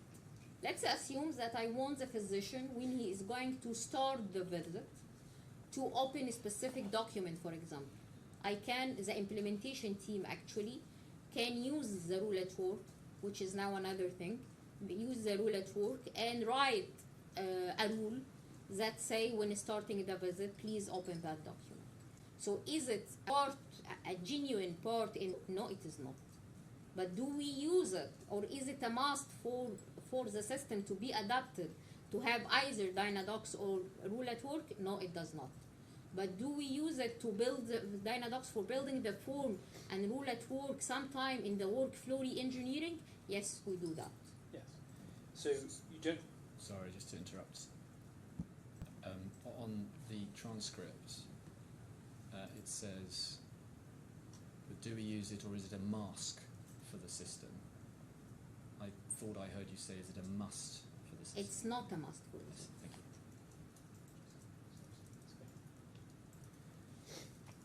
You don't have to embed a rules at work rule into Dynadocs, but what you can do is use those tools to integrate rules into a particular module or submodule, can't you? Elaborate more, please. Well, if you have particular rules that have been built around a hospital's requirements, it might be something like whether patient ID numbers are numeric or whether they're alphanumeric This is or not whether they're rules. based on This some form of code. That example exactly is not rules. You can create a rule which you No, embed sorry. within Dynadocs, which ensures that the system, once it's developed for the hospital, remains coherent and applies those rules. Okay. One of the best advantage in Health Insights that most of the modules is configurable, okay?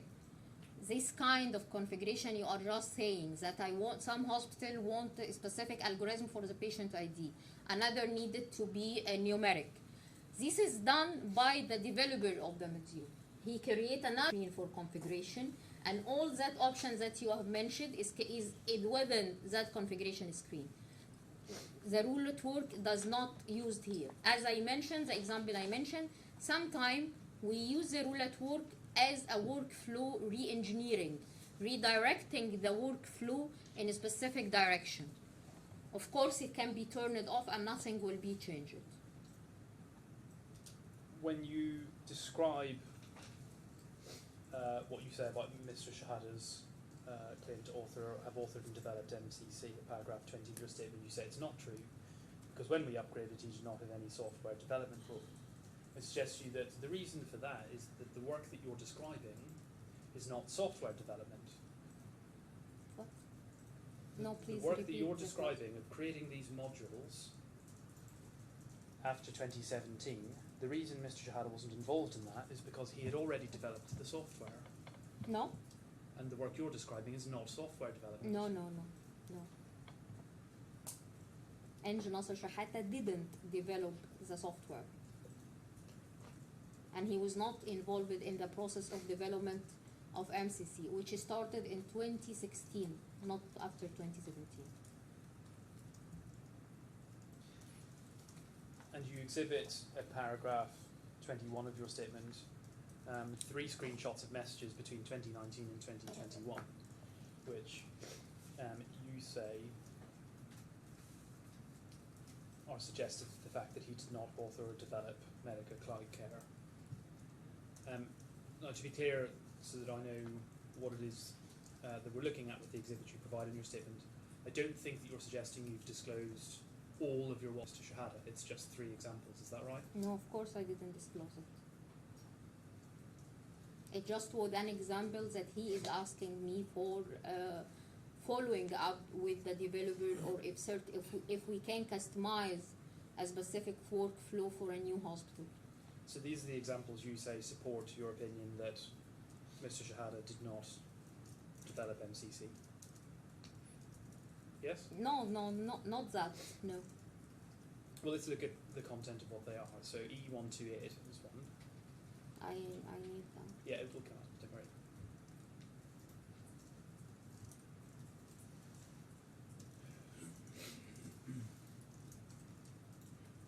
So the top says, chiropractic almost finalised, need to be incorporated into the cycle, need to allow starting session from within the document. TCM assessment, almost finished. SM will give the chart to Will today, we'll give the chart to Maha on Sunday. What I'm doing now, and it was like I'm doing manually, just trying to create a table defining each location and clinical usages. And there's a response, will all the TCM point info be included, and can the user change in needle size or duration? Now, looking at the date first of all, this is 2019, so the dates of these messages are even on the assumption that you're correct about your dates of development of MCC. We're still looking at several years after Medica Cloud Care was created. Okay. Earlier I mentioned that actually the process of development of MCC is continuous. Till the moment we are still in a continuous process of developing MCC, because actually with each new customer we are dealing with, they need another requirement or new requirement, as you yourself mentioned, and we need to develop for them a new module, a new form, a new component. So the development process is continuous. It has never stopped. So yes, maybe yes, at 2016 and 17, the core module and the main module was developed and we started MCC, but after that, across the journey, we are till the moment still adding new modules and new components. And even with the already established component, we actually add extra details or extra refinement. So it's an ongoing process. So you say this is part of the ongoing process of Yes, development. it's part of the ongoing process. TCM, that means, Traditional Chinese medicine. and there's reference to needle size. This appears to be discussions about acupuncture. Acupuncture, yes. And to put that into context, if we opened up I-22,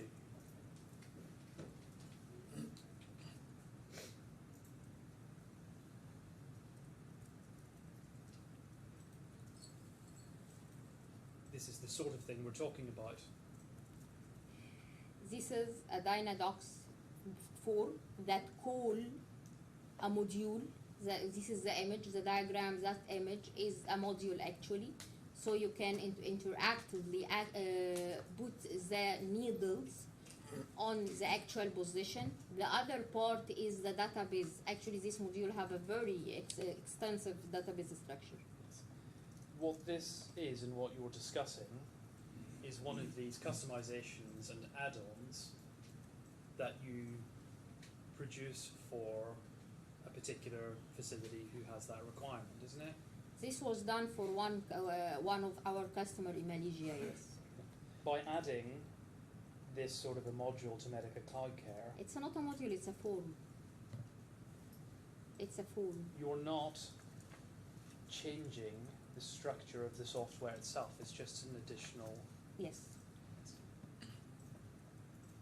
If we go back to, But by the way, this form for the customer we are holding is a very important. It's part of their work. if you go back to your messages E136,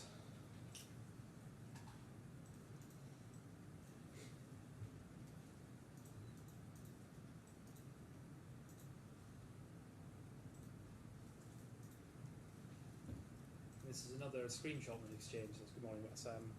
What's the progress in the fertility module? You suggest Wednesday, which says, inshallah, we'll be ready then. Mohammed was telling me you told him it will be done in demo and asked about Dynadocs. Can you tell me what you have in mind?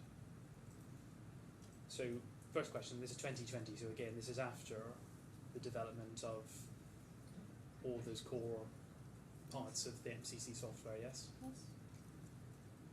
And what's happening is Mr. Shehata is checking on progress with the particular module, yes? Yes.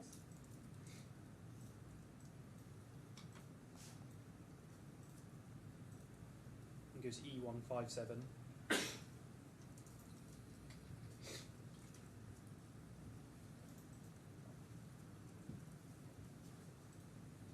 This is the next exchange, where we can see that there's a PDF document which refers to Yeah, this Nasser was Trauma our and Burns RFP. Hospital. RFP. This was an RFP. So you can see the reference to the Trauma and Burns Hospital PDF. There's, can we have a burns assessment and treatment module for those people? You say we'll check. He says, yeah. Analyst. Below that, it says, would like to know if the MCC has an assisted living unit module.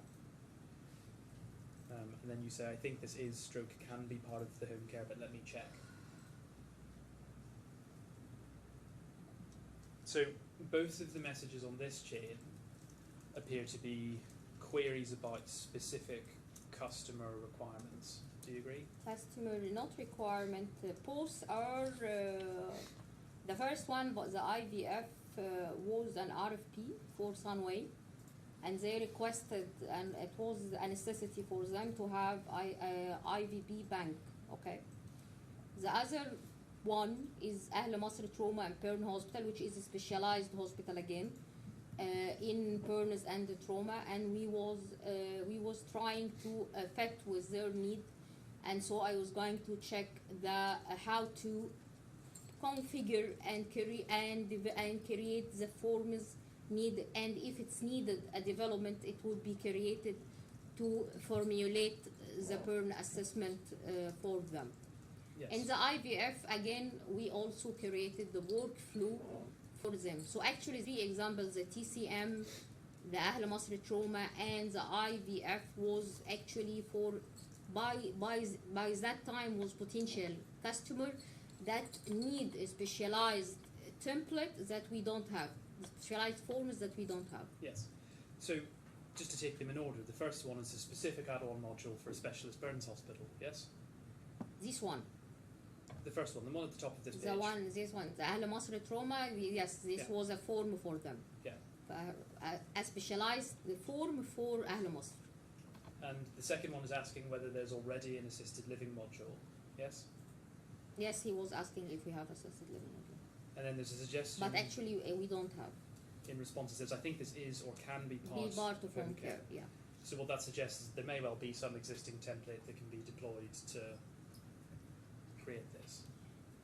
I need, back then I needed to check, so I don't remember actually. This is about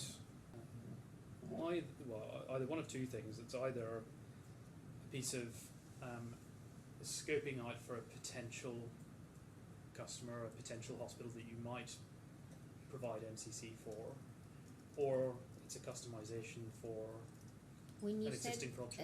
I'm sorry, I need a translator Yeah, for the I'll word break it down. scoping. Yes.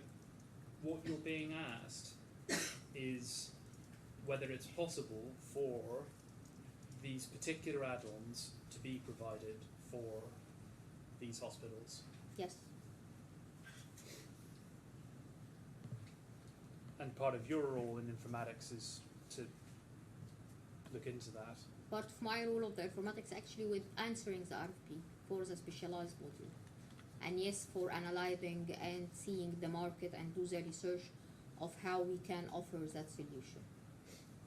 And what you cite these messages in support of is your assertion that Mr. Shehata has not authored or developed MCC himself. Actually, these messages were for two parts. The first one that I am directly reporting to Engine Nasser.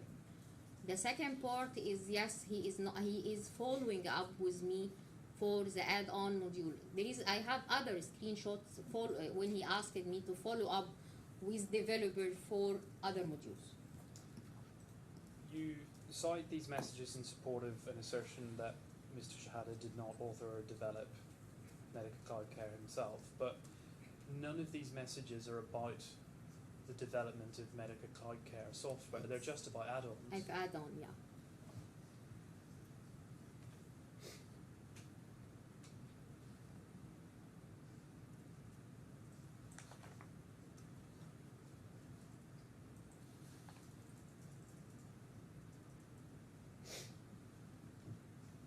You also say, if we could go back to your statement at C8, page 7,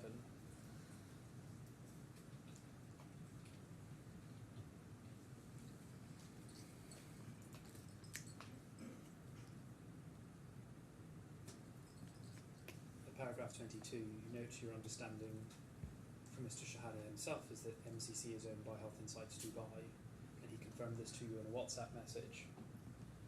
And the message you refer to there is E338. Could you open that up? Actually, he confirmed that on me on post. The WhatsApp message is what I can append in the testimonial, but actually he confirmed that to me in a call between us. But it's already there also in that screenshot. It's E338.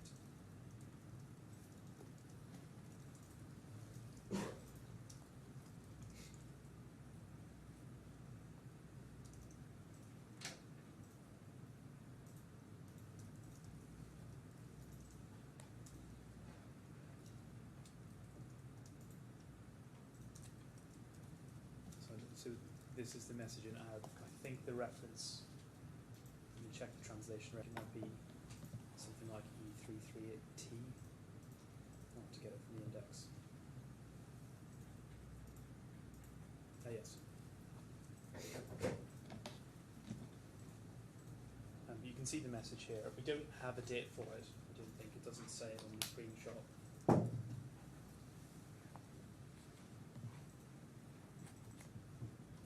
But we can see what it says in the middle of it. So, Mr. Shehata is asking you for your ID number. I think this is in relation to a trip that you're going on to Malaysia. No, actually, this is because of resignation, because he asked me to resign. So I want to ask most of the team to send their ID for Inj Ahmed Saleh, and And you, as I understand it, are speaking on the left-hand side. I am the one on the left-hand Yeah. side, yes. But on the right-hand side, it then says you replied to, and the quotations that are being replied to saying, is MCC the one in Dubai? This is not actually an accurate translation, because I asked him if the product is owned by Dubai. Okay, well, I think the translations have been provided by, along with your witness statement. As it may, you're the one who's asking about MCC in Dubai, yes?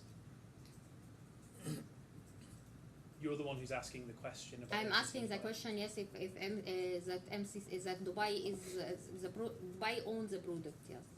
And Mr. Shehata's response is supposedly. Okay.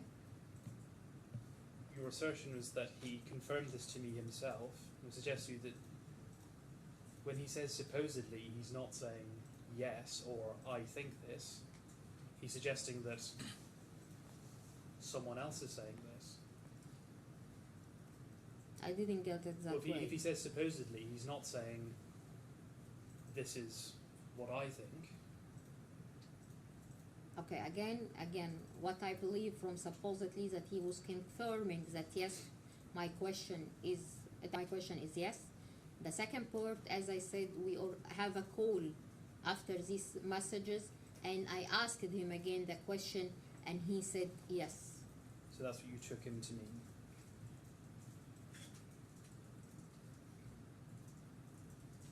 Are you asking me something? Can you repeat the question? So what you were telling us is what you took him to mean by that answer was he was saying that MCC is owned by Health and Science Dubai. That's what you thought. That's what he said, not what I Well, thought. what he said is supposedly, And again, what he you called thought- me. He called me, and he told me clearly that Health and Science is owned by Dubai. you don't refer to that in your witness evidence, do you? I don't remember.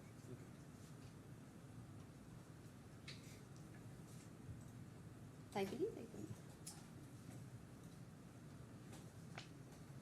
At section D of your witness statement, so this is C8, page 7.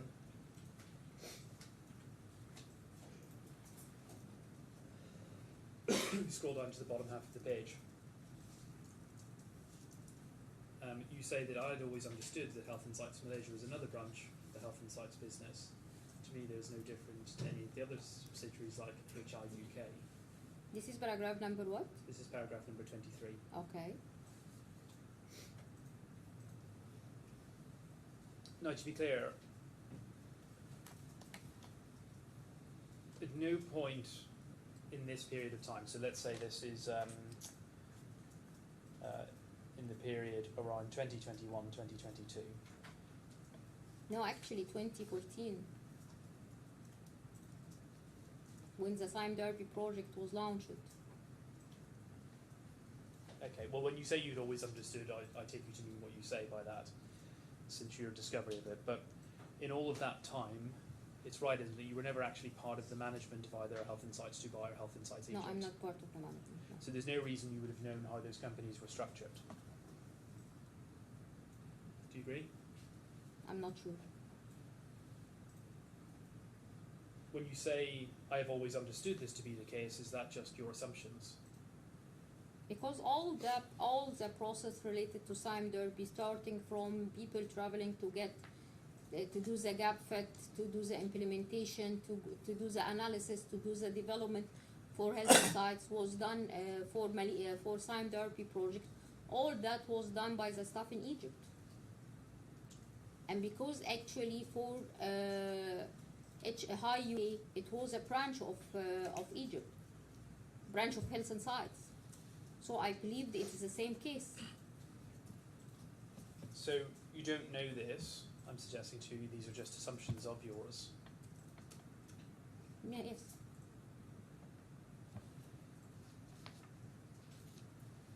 But I know that UK is a branch of Health Insight because he told me so. That's why I did, and again for Dubai. That's why I did that assumption that the same applies for Health Insight Asia. It's also a branch of Health Insight. As I understand it, there was a company in the UK called Health Insights UK, which was incorporated but never active. Is that right? There was a company in UK. I don't know if it was never active. In your role, did you ever have calls to deal with Health Insights UK or have anything to do with Health Insights UK? I worked on project related to Health Insights UK, and we have and I worked with the team from Health Insights UK, but I have never been there. You'd have no reason to have any understanding about the way that Health Insights UK was structured or what its status was as a company, would you?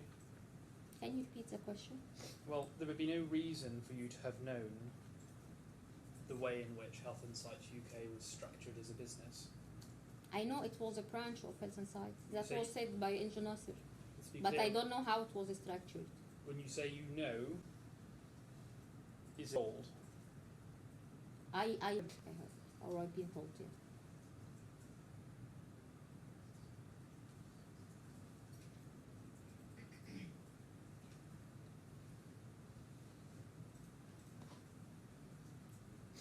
You go on in your statement to refer to Mr. Shehata. You say enticing you to resign from Health Insights, and you've referred to it in your evidence. Which part, please? Which paragraph? Yes, it's paragraph 29. Can we have paragraph 29? I'll check, find you the.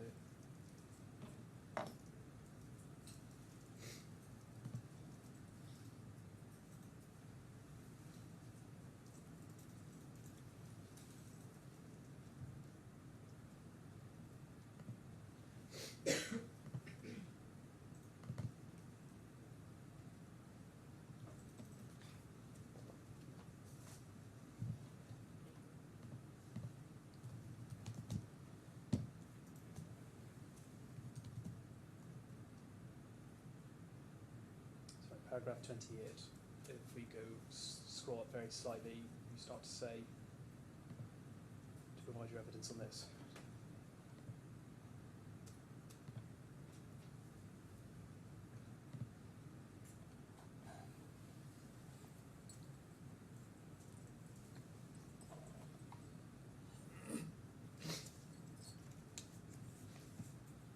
I've suggested to you already in your evidence that you didn't actually have an employment contract with Health Insights Egypt at all until 2022. You are asking me? Well, let me put it this way. I'd suggest to you earlier in your evidence that you didn't have an employment until 2022. And you've said that you were asked to resign from your employment. And my question is, that's not true because you didn't have an employment to resign from at that point in time. I was an employee in Health Insights since 2009, and he called me and he asked me to resign on 2022. Suggest. And I believe in the screenshot he asked me to send him the idea because of that reason, and to call Ahmed Saleh and Omar Shehata for that reason, to resign. And he did that with all the team that was with me on Malaysia on that trip. He asked them to resign. What in fact happened was that a number of employees of Health Insights Egypt resigned because they were unhappy with the position of Mr. Shehata being forced out of the company. This is not a fact.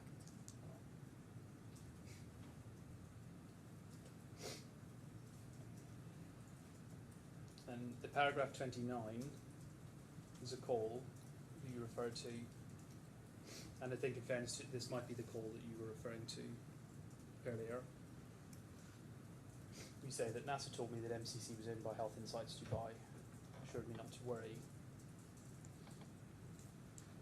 And you say it's during that call he told you that he's the sole owner of Health Insights Malaysia.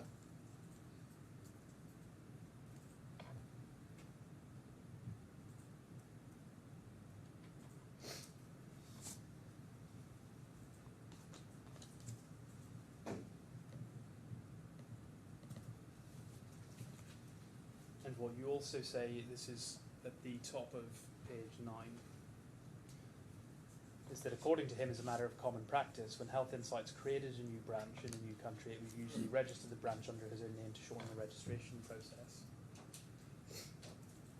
What I suggest to you is that that call did not happen at all, did it?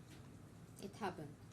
And in fact, the idea that there was a common practice of Health Insights creating new branches is incorrect, because Health Insights has never created additional branches at all. That happened, and we have branch in UK. We had branch in UK.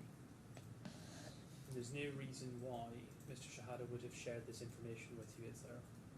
There is a reason, because he was trying to convince me to stay with him, to resign and go with him.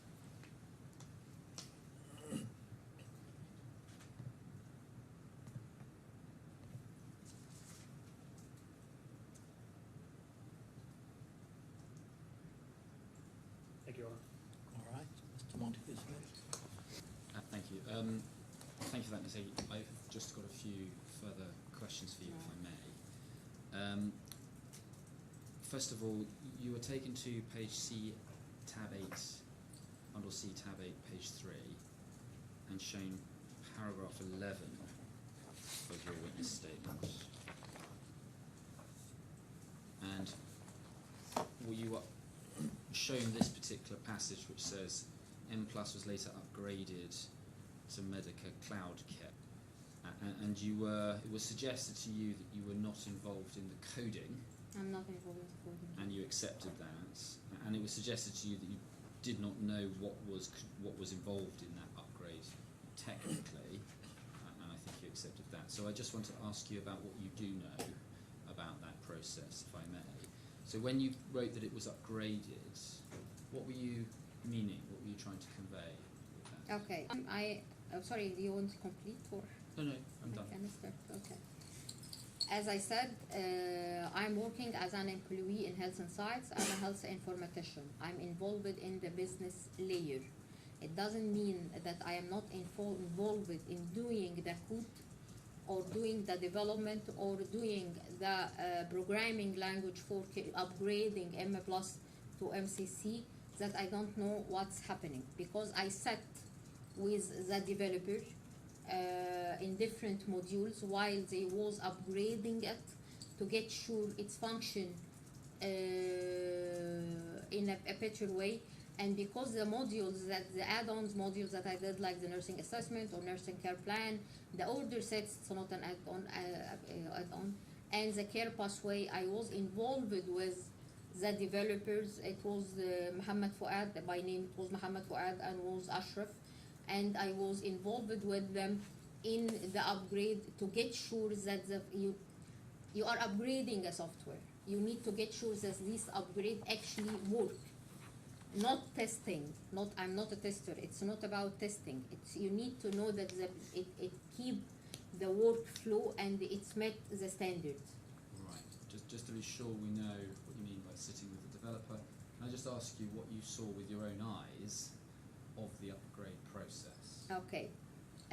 As I said, in the upgrade process, after in 2016, as I said, we heard that there was the developer, and after that they came to Egypt, and it was like a command center in the company, and the module was assigned to different developers.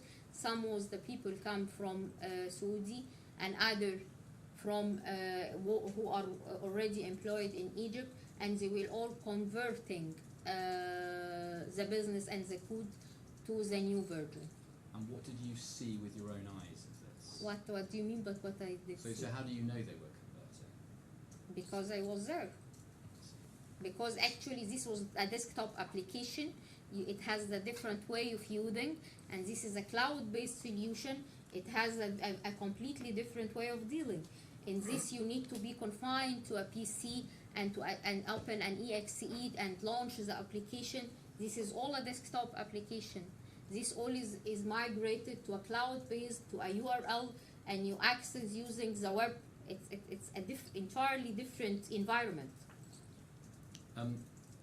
you talked about the ongoing development of MCC, Yeah.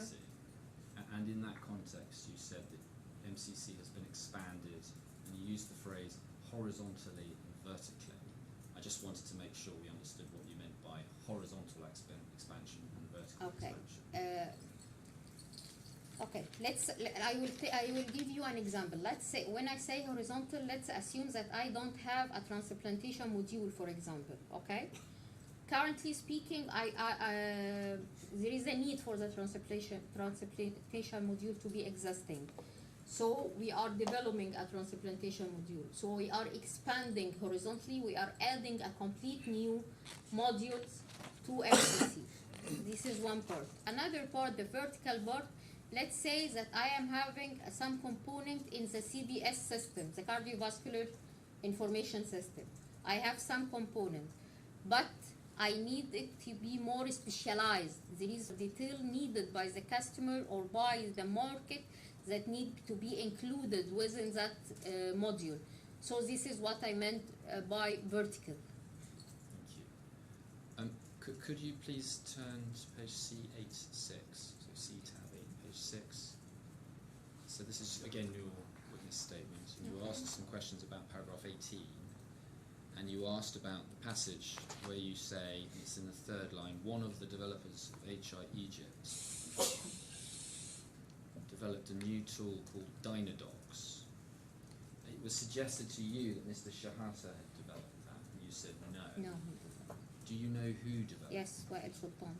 Can you say that again? Wael Sultan. Thank you. And how do you know that? Because I worked with her. Could you? Oh yes, I see they picked it up. Thank you. Yes. Because I worked, okay, exactly in this part, we are transferring from active medical sheet to the Dynadocs platform. At least I need to know that all the functionality that that active medical sheet is covered in the Dynadocs. That was part of my job, to ensure that at least Dynadocs cover all the previous functionalities that was existed in the form builder active medical sheet. And do you know when that was happening? I can't recall actually. I can't. Two more short questions, if I may. You were shown bundle page E338, please.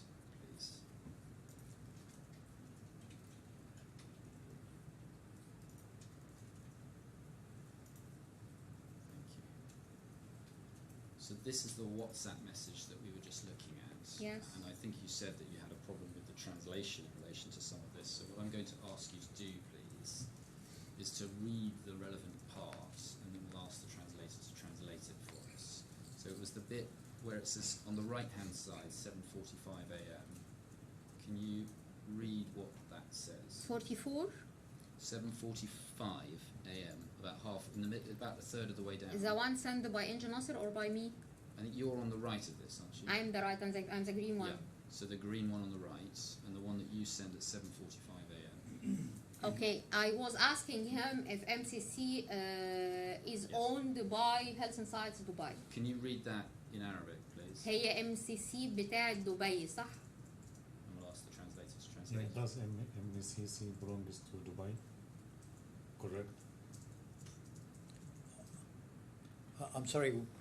Would you just translate it yourself? Yeah, Mr. does Mamdouh? does MCC belongs to Dubai? Isn't it? And if you could do the same with the answer, please. المفروض. Supposedly.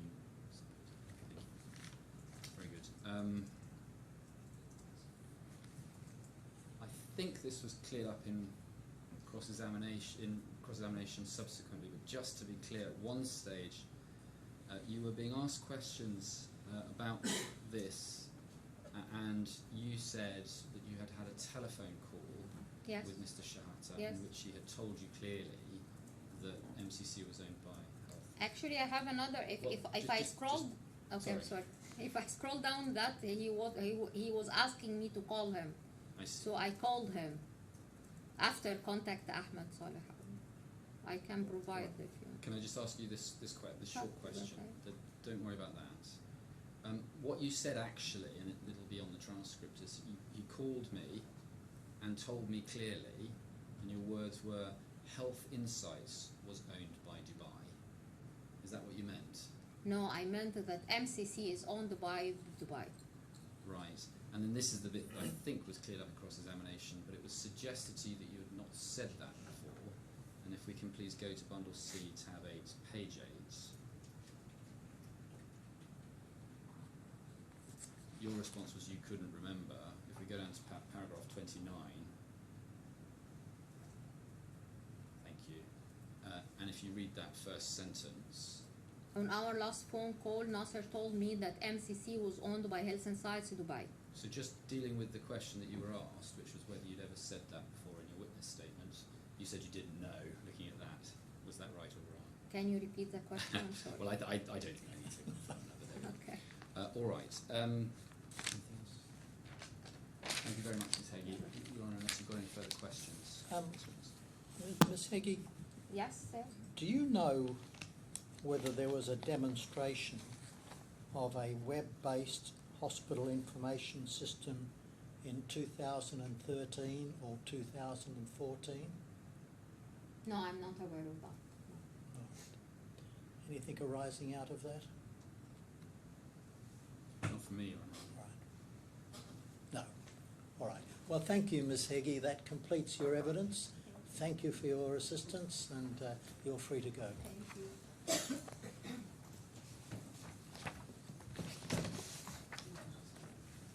Your Honour. So the final witness for the claimants is Mr. Mohammed Al-Shanawi, who will be, and he will be giving evidence through a translator.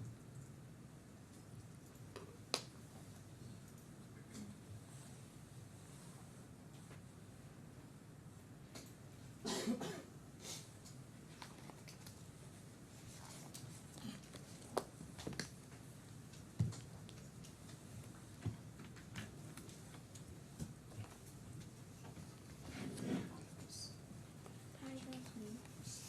Please can I confirm whether you prefer to swear on oath or by affirming? حضرتك القسم هتحلف تقرأ صيغة معينة ولا تحلف على المصحف؟ على المصحف. دي اللي بتقول يعني. Can you please confirm your name and occupation? اسمك ووظيفتك. محمد السباعي محمد الشناوي. Developer manager. Please repeat after me. I swear I swear by thee, by me, by thee, by thee, Almighty Almighty God, God, that I that I will say will say nothing nothing but the truth. but the truth. Thank you. Mr. Mamdou, would you just ask Mr. Al-Shanawi whether he understood the oath he just took? Did he understand the words that he said when he spoke? For the oath Yes. حضرتك فهمت كلمات القسم؟ اللي هو لا نقول شيء إلا الحقيقة. Yes, he understands it. All right. Thank To you. tell everything. Thank Would you you. like us to do it again in Arabic? We can make sure. I think it might be. I think that might be Well, let's do that. wise. Let's do that. Let's do it again. Please repeat after me. I swear أقسم بالله أقسم بالله by the Almighty God بالله تعالى بالله تعالى that I will say, that I أنني will say. سأقول Okay. okay, can you say in Arabic please? أنني سأقول أنني سأقول Nothing but the truth. لا شيء سوى الحقيقة. لا شيء سوى الحقيقة.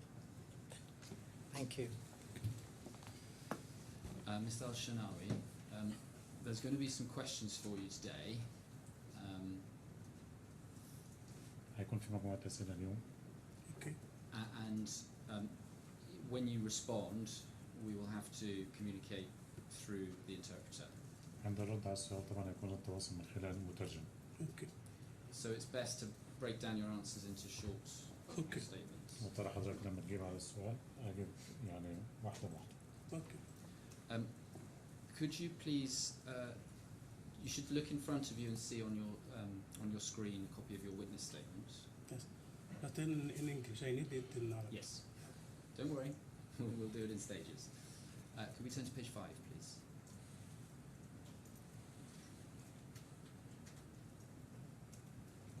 And scroll down, please. And do you see there a copy of your witness statement? Yes. And if we can turn to the end, please.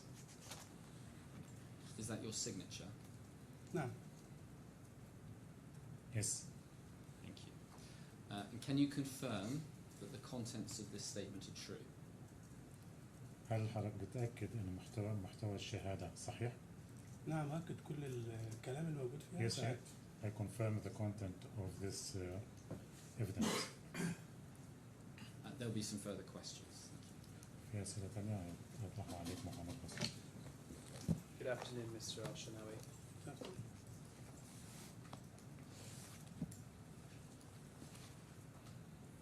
Is it right that you worked for Al-Khalij from 2011 until 2017? هل حضرتك عملت لدى شركة الخليج من 2011 ل 2017؟ نعم. Yes. Do you recall when, in 2017, you moved from Al-Khalij to Health Insights? هل تتذكر في أي وقت في عام 2017 حضرتك انتقلت من الخليج لهيلث انسايت؟ أعتقد في أواخر 2017. In the end of 2017.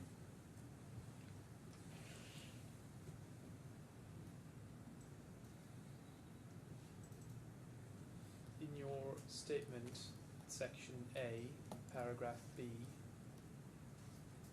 you say you developed several modules within MCC.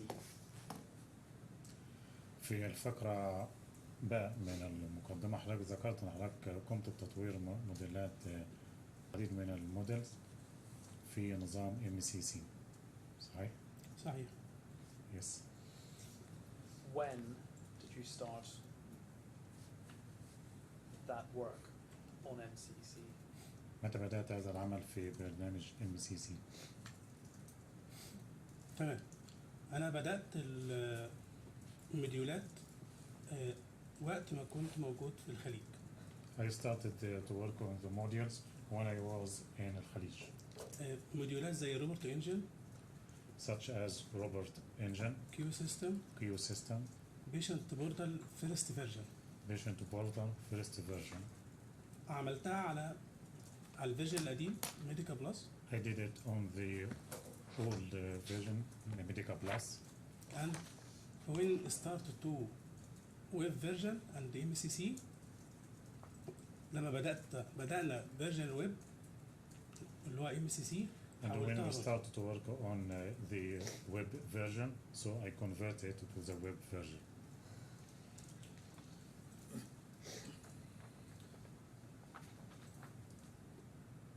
When, what year, what month do you say this work changing from Medica Plus to Medica Cloud Care started? في أي شهر في أي سنة بدأ التحويل من ميديكا بلس ل MCC؟ بدأنا التحويل تقريبا في بداية 2016 واحنا موجودين في الخليج. This started in the beginning of 2016 when we were in Khalij.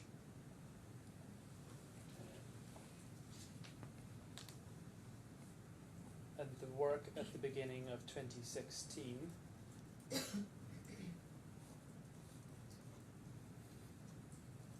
sorry, start again.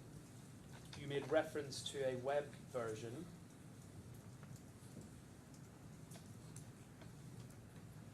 Did that work also start in 2016? حضرتك أشرت برضه للشغل اللي كان في الويب فيرجن، هل بدأ أيضا في عام 2016؟ لا أنا بدأت حاجات في الويب قبل 2016 يعني أنا كنت سابق شوية عملت حاجات ويب قبل 2016. I work on some parts of web version before 2016 because I was ahead. برضو عملت حاجة هناك في الخليج الكي بي اي كنت عملت التول بتاع الكي بي اي خاصة بوزارة الصحة في الخليج كانت ويب قبل 2016. I did also the KPI, and it was related to the Ministry of Health when I was in Al Kharij, and this was before 2016.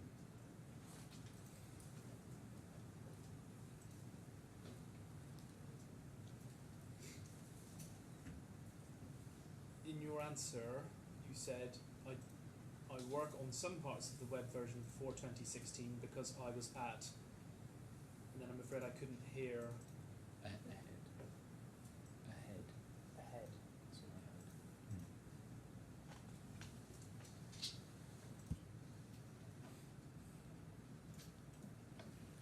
When did work on a web version start? متى بدأ العمل على نسخة الويب؟ نسخة الويب بدأت البداية بتاعتها 2016 كما ذكرت قبل ذلك. We started in 2016, as I have mentioned earlier. Okay. So work on both the web and cloud system start in 2016. حضرتك اشتغلت على الويب والكلاود في 2016 الاثنين. السؤال مش واضح. Please repeat the question. The work on both web and cloud. I'm just, the premise of your question is that they're different. I'm not sure. Well, I was going to actually ask that. All right. Well, yes, perhaps that's the prior question.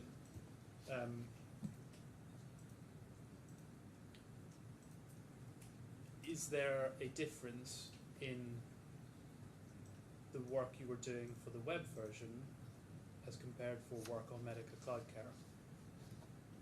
هل هناك فرق في العمل اللي حضرتك بتقوم به ما بين العمل الموجود في ويب فيرجن و MCC؟ كل الشغل اللي احنا عملناه بداية من 2016 اللي هو فيرجن الويب هو الام سي سي اللي احنا عملناه. All the work that we have started in 2016 for the web is the same work that we did for MCC.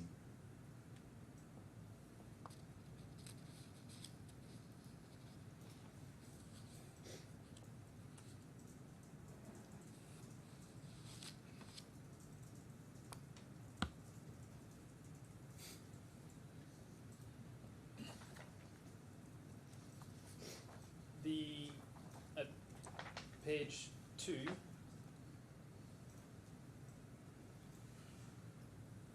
you refer to 5 modules.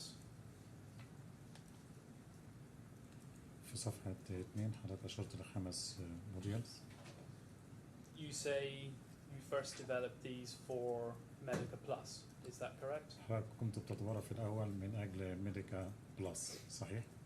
نعم أنا قلت أن الروبوت انجن والكيو سيستم والميديكال ريبورت كلها اتعملت على فيرجن الميديكال بلس.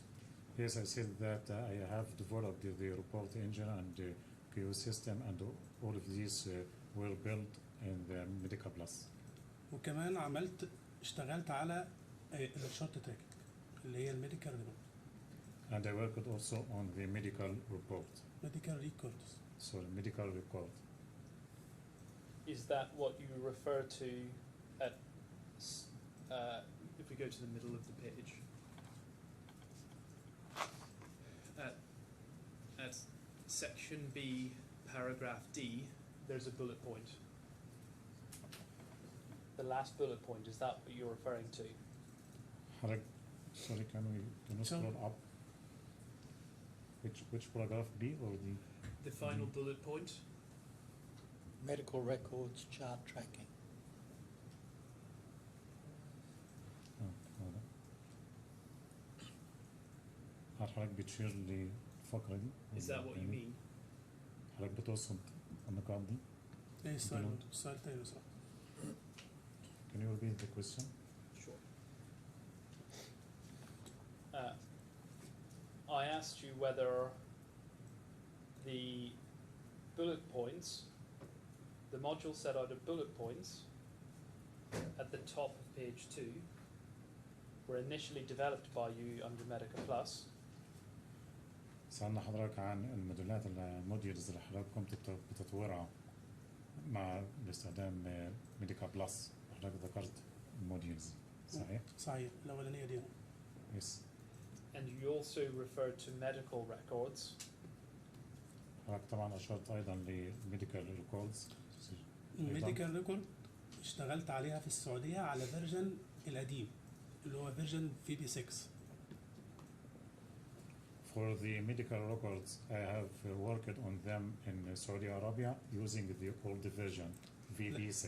لكن لما نزلت مصر حولتها لفيرجن الويب MECC.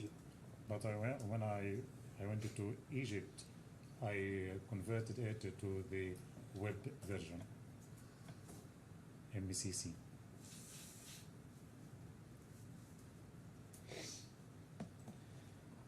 The further bullet points at paragraph D البنود اللي أمام حضرتك في الفقرة دي. are those also modules you say you developed for Medica Plus initially? هل دي موديلز حضرتك طورتها باستخدام ميديكا بلس في البداية؟ اللوجن بيج لا. الداشبورد لا ما كانتش معايا برضه في ميديكا بلس. الماستر بيشنت اندكس برضه ما كانتش معايا في ميديكا بلس. ولا البيت بورد. الميديكال ريكورد فقط هي اللي كانت معايا في ميديكا بلس. We can exclude login page, dashboard, master patient index, billboard, but only the medical record was there with the Medica Plus. Okay. So those modules you've identified as having worked on for Medica Plus, you did that work whilst you were employed by Al Khalij, is that right? يعني الموديلز انت قمت بالعمل عليها باستخدام ميديكا بلس لما كنت حضرتك بتشتغل في الخليج. لا المديولات ديت مديولات كانت قايمه وشغاله وانا في الخليج ما اشتغلتش عليها. No, those modules were already there. I did not work on them in الخليج.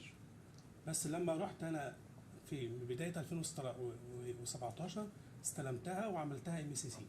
But in the beginning of 2017, I converted it to MECC. ميديكال ريكورد المهندس صالح بعت لي الكود بتاعها في ميديكا بلس القديمه واشتغلت عليها ايام ما كنت موجود في السعوديه. See. So you say they were initially Well, developed just a on... minute, I would like the Sorry. translator to translate what Mr. For the medical record, engineer احمد صالح. Ahmad Salah sent it to me, and I worked on them in Saudi Arabia.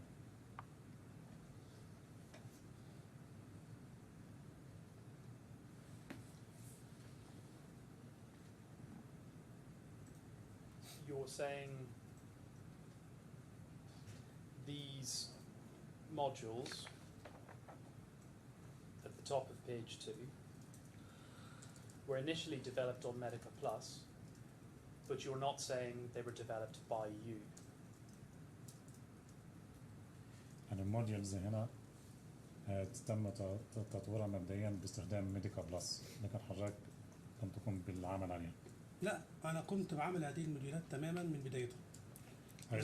من ايام ميديكا بلس ولما جيت الMCC حولتها MECC. I worked on those modules from the very beginning on Medica Plus, and then I converted to them. When I use MECC, I converted them to MECC.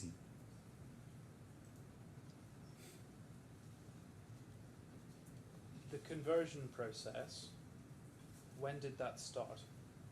متى بدأ عملية التحول؟ الإجابة مرة أخرى إن إحنا بدأنا التحويل من 2016. We started from 2016. When did it finish? متى تم الانتهاء من عملية التحويل؟ لا أخذنا وقت طويل جدا. أخذنا وقت طويل جدا لحد ما خلصناه. It takes long time to finish it. Do you recall when? هل تتذكر متى تم الانتهاء منها عملية التحويل؟ المديولات دي كتيرة ففي حاجات كانت بتخلص وحاجات كانت بتاخد وقت، لكن إحنا قعدنا 2016 2017 2018 MCC كانت معظم الحاجات خلصانه، بس الفتره دي كلها كنا شغالين بنقلب حاجات، ما خلصناش في وقت معين يعني، كنا شغالين بنقلب. There are numerous modules, and it has been a long time to complete all the modules. So it was starting from 2016 up to 2018. The modules that you refer to at section A and section B of your witness statement الموديلز اللي حضرتك أشرت إليها في الفقرة أو القسم A والقسم B في شهادتك. we can scroll down as well so we can see the modules in section B,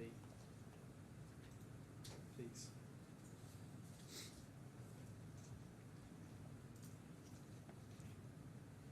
Okay. When did the conversion process for those modules finish? متى تم الانتهاء من عملية تحويل هذه الموديلز؟ زي ما قلت احنا بدأنا في 2016 وقعدنا شغالنا عليها، وهي خدت فترات طويلة في الشغل. ما اقدرش اديك وقت محدد امتى خلص، لانه دايما بيبقى في تعديل في تيستنج بيحصل على اللي انت عملته، فانت بترجع تشتغل فيه. فاحنا خدنا من 2016 في السعودية وبعدين 2017 في مصر لحد ما خلصنا تقريبا في 2018. So we started in 2016 in Saudi Arabia, and then in Egypt in 2017 till we finish in 2018. But I cannot exactly tell you how long does it take, because it was very long.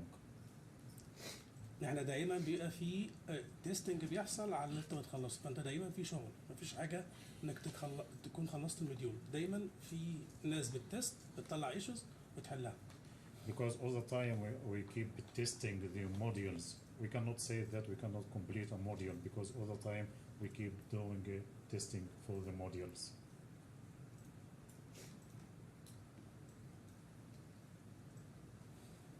Medica Plus is used on systems locally. Is that right? Medical class بيتم استخدامها في أنظمة محلية، صحيح؟ ميديكا بلس لا يتم استخدامها محليا، يتم الببلش بتاعها بيكون على اجهزه الكلاينت نفسه. الببلش بيكون على اجهزه الكلاينت. Medical Plus are not used on system locally, but we are published it on the system, on the devices of the client. So you install it on individual devices. ده بيكون بتثبيته البرنامج على أجهزة منفردة، على كل جهاز بحاله. مظبوط، لازم اي ابديت او اي حاجه جديده لازم نعدي على كل الاجهزه وننزلها عليه. Yes, for any updates we need to install it for every individual device. Medica Cloud Care is a cloud-based system, yes? Medical Cloud Care هو نظام ويب. Yes. And Sorry, can I ask a question again? Medica Cloud Care is a cloud-based system, is that right? Medical Cloud Care هو نظام معتمد على الكلاود، صحيح؟ مظبوط. Yes.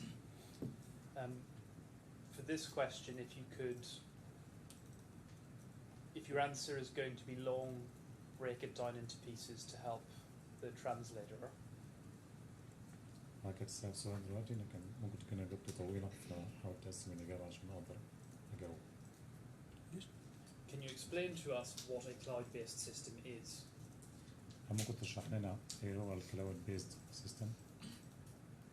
طيب، اولا قديما في ميديكا بلس كان الابديت بينزل عند كل عميل. In the before for Medica Plus we do update for each client. لما بيحصل ابديت بنضطر ناخد الابديت ده بنطلعه اكسكيوتابل ونحطه على كل الاجهزه. Once we have update, we take this update and we try to execute it on every device. مع التطور الجديد وظهور البراوزرات وظهور التابلت وظهور الاجهزه الحديثه.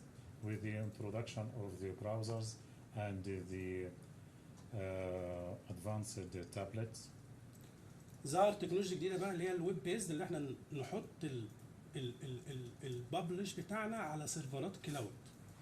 So we have a new technology which is web based, where we publish we do our publish on the web. حاليا لما يحصل اي ابديت بنروح نابديت السيرفرات بس بتاع الكلاود. So in case of any updating, we are updating only the servers, only of the cloud. مش هضطر زي ميديكا بلس اعدي على كل اجهزه الكلاينت اعمل لها ابديت. So I don't have, as the case with Medica Plus, to go to every or each individual device and do the updating. وحاليا يستطيع كل اليوزر استخدام البراوزر او استخدام التاب انه يقدر يستعرض MCC ويشتغل عليه عن طريق البراوزر. So every user can use the browser or the tab and can display the MCC and work on it. طبعا هي اسرع بكتير جدا. So it's much faster. الشكل تطور بقى، تقدر تتحكم في الشكل بشكل اكتر. And you can control the configuration much better. بقى عندك تولز HTML وبقى عندك فرصه انك تحط ديزاينر. الديزاينر ده بيقدر يتحكم في الشكل زي ما انت عايز.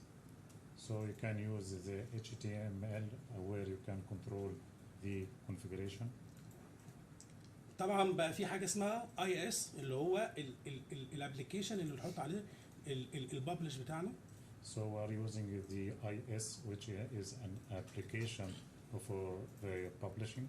طبعا من الميزه الكبيره جدا One great advantage of it ان احنا حاليا نقدر نشغل اكتر من مستشفى على نفس الكلاود. So we can operate more than one hospital in the same cloud. طبعا وفرت ريسورسز كتيره جدا. So I can save too much resources. والناس كتيره جدا بقت شغاله على السيستم بدون ما تحط ابديت على كل جهاز. And everyone can work on the system without the need to do updating on each individual device. واقدر اضيف مستشفى جديده في نص ساعه فقط تقدر تشتغل معانا. And I can add a new hospital within just 30 minutes and it can be operational. وطبعا اليوزرات بيقدروا يخشوا من البيت، مش شرط يكون موجود في المستشفى عشان يشتغل على الجهاز، ممكن يشتغل من بره المستشفى نفسها. So a user can access the system from outside the hospital and he can work from home. برضو قدرنا نطور حاجات جديده زي البيشنت بورتال. And we were able to develop the patient portal, which is a new. البيشنت بورتال ده اللي المريض بيقدر يخش يشوف الملف الطبي بتاعه، تحاليله وميديكيشن وكل حاجه. The patient portal, it's a tool through which a patient can access and check his testing and check everything about his condition. طبعا الموبايل ابلكيشن برضو بيعمل نفس الغرض بس عن طريق الموبايل. And also this would apply also to the mobile application but through the mobile device. Thank you.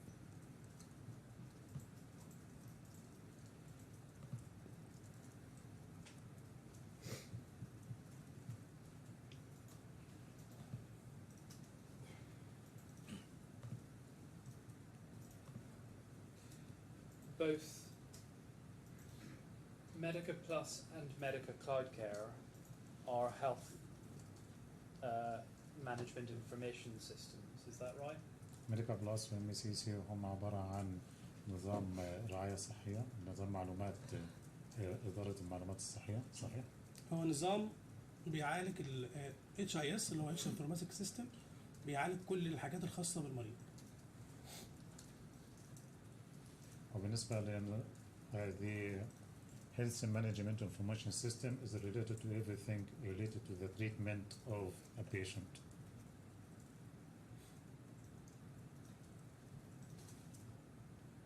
So Medica Plus and Medica Cloud Care are both health management information systems. Is that correct? هل صحيح ان البرنامج ام بلس وام سي سي البرنامجين اللي احنا ذكرناهم هل هم نظام معلومات المريض؟ مظبوط. Yes. but they are different pieces of software. Is that correct? لكن هم برنامجين مختلفين. خليني اوضح. Let me explain. هما طريقة كتابة الكود من ميديكا بلس لام سي سي اختلف. The code writing is different. الاي بي اي او الويب بيعتمد على ان في اي بي اي وفي فرونت. API. اي بي اي اند فرونت، باك اند اند فرونت اند. The web is based on back end and the front end. The Medica Plus depend on the executable file and .dll. Okay.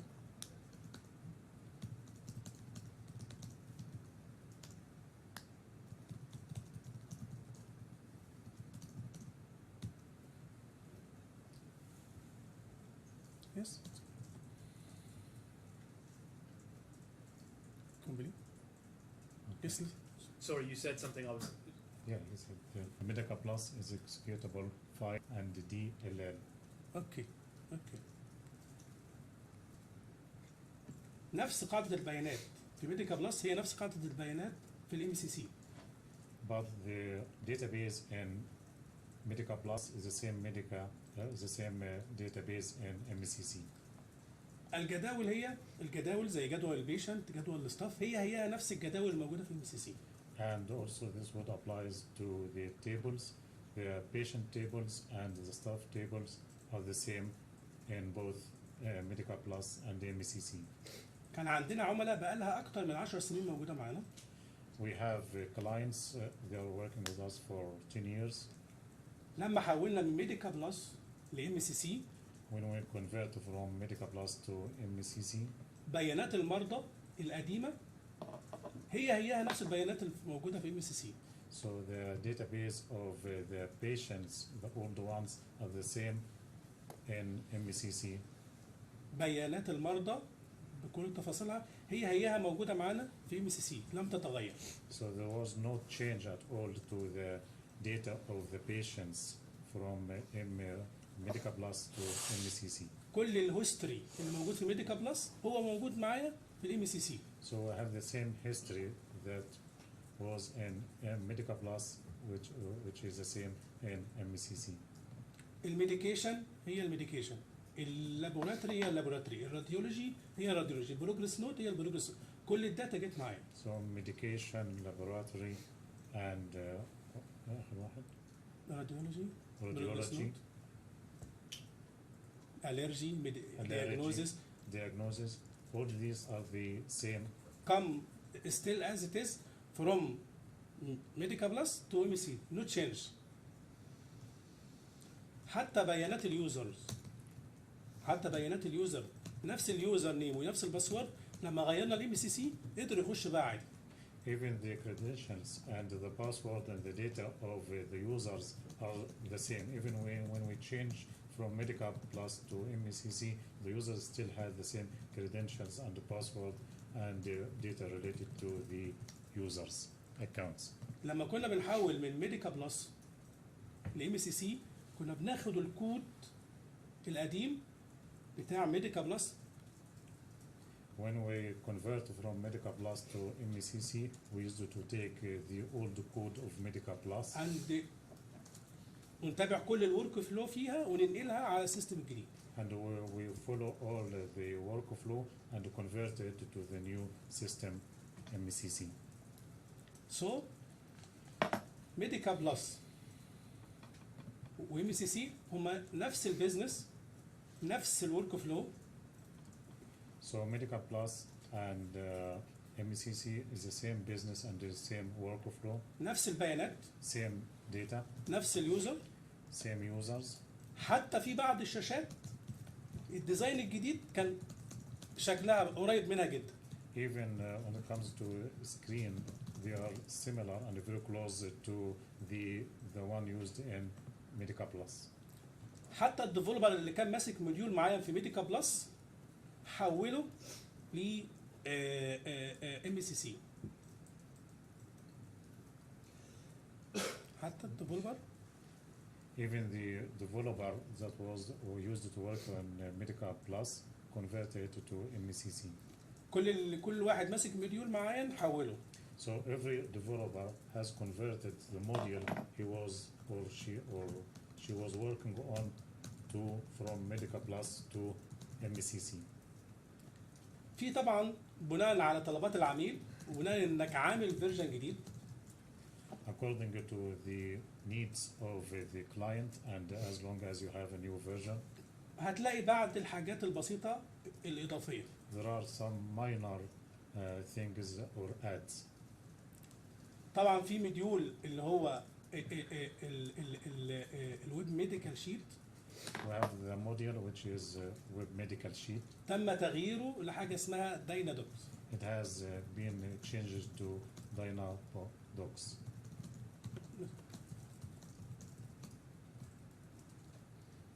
Thank you. All right, The- that might be a Sorry, yes. Ron. suitable time to take a break. Right, we will adjourn now for a break and we will resume at 3:30. All rise.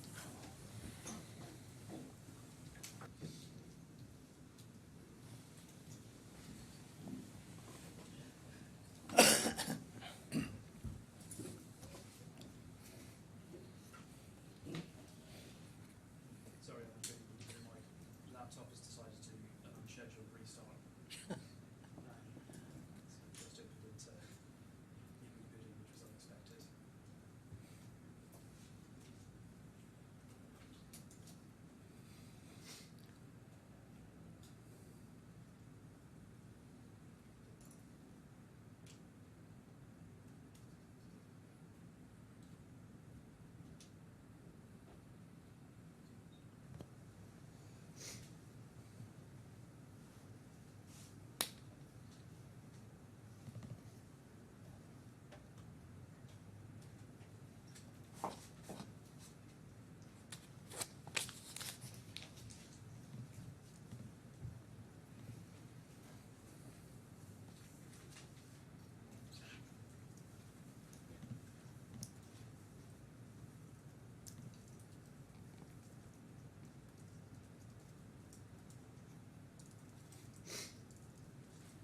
Thank you. Before the break, we were talking about features of a cloud-based system. والصراحة كنا بنتكلم عن خصائص نظام الكلاود بيزد سيستم. For Medica Cloud Care, the programming language that is used is different from the program language used for us. Is that right? لغة البرمجة المستخدمة في MECC مختلفة عن لغة البرمجة اللي كانت مستخدمة في ميديكا بلس، صحيح؟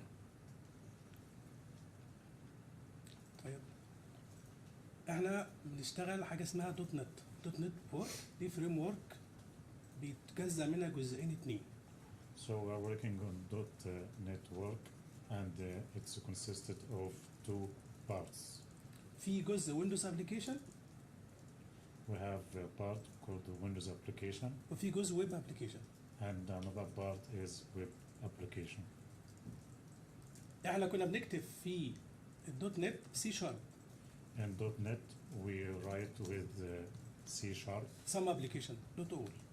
Some application were written by C Sharp. في الويب اي بي اي او الفيرجن ويب كنا بنكتب بالسي شارب بس. But in the web we write with the C Sharp only. بس still we are under دوت نت. But we are under .NET. في مديولات موجوده في ميديكا بلس كانت مكتوبه في فيجوال بيزك 6. The modules that were inside Medica Plus were written by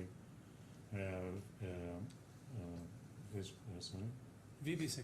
VB6, دي Visual مختلفه Basic تماما 6. عن السي شارب اللي احنا بنكتب بيها في الويب اي which is completely different from the C Sharp that we used in the web.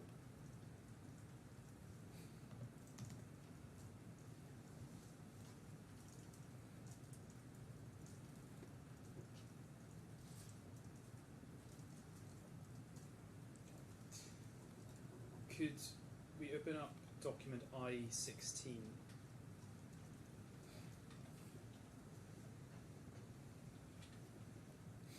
And then if we could immediately pause it. Thank you.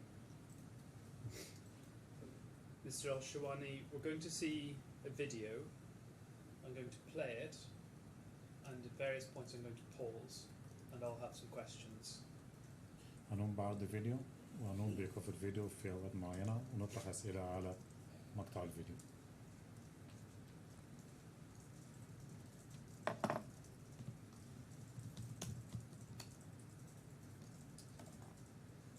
On the screen, you see a document that says EMR demo. على الشاشة حضرتك ترى اوكي. وثيقة EMR demo. EMR stands for electronic medical record, is that right? Yes. And if we could play forward to about 3 or 4 seconds in, please, and pause. Thank you.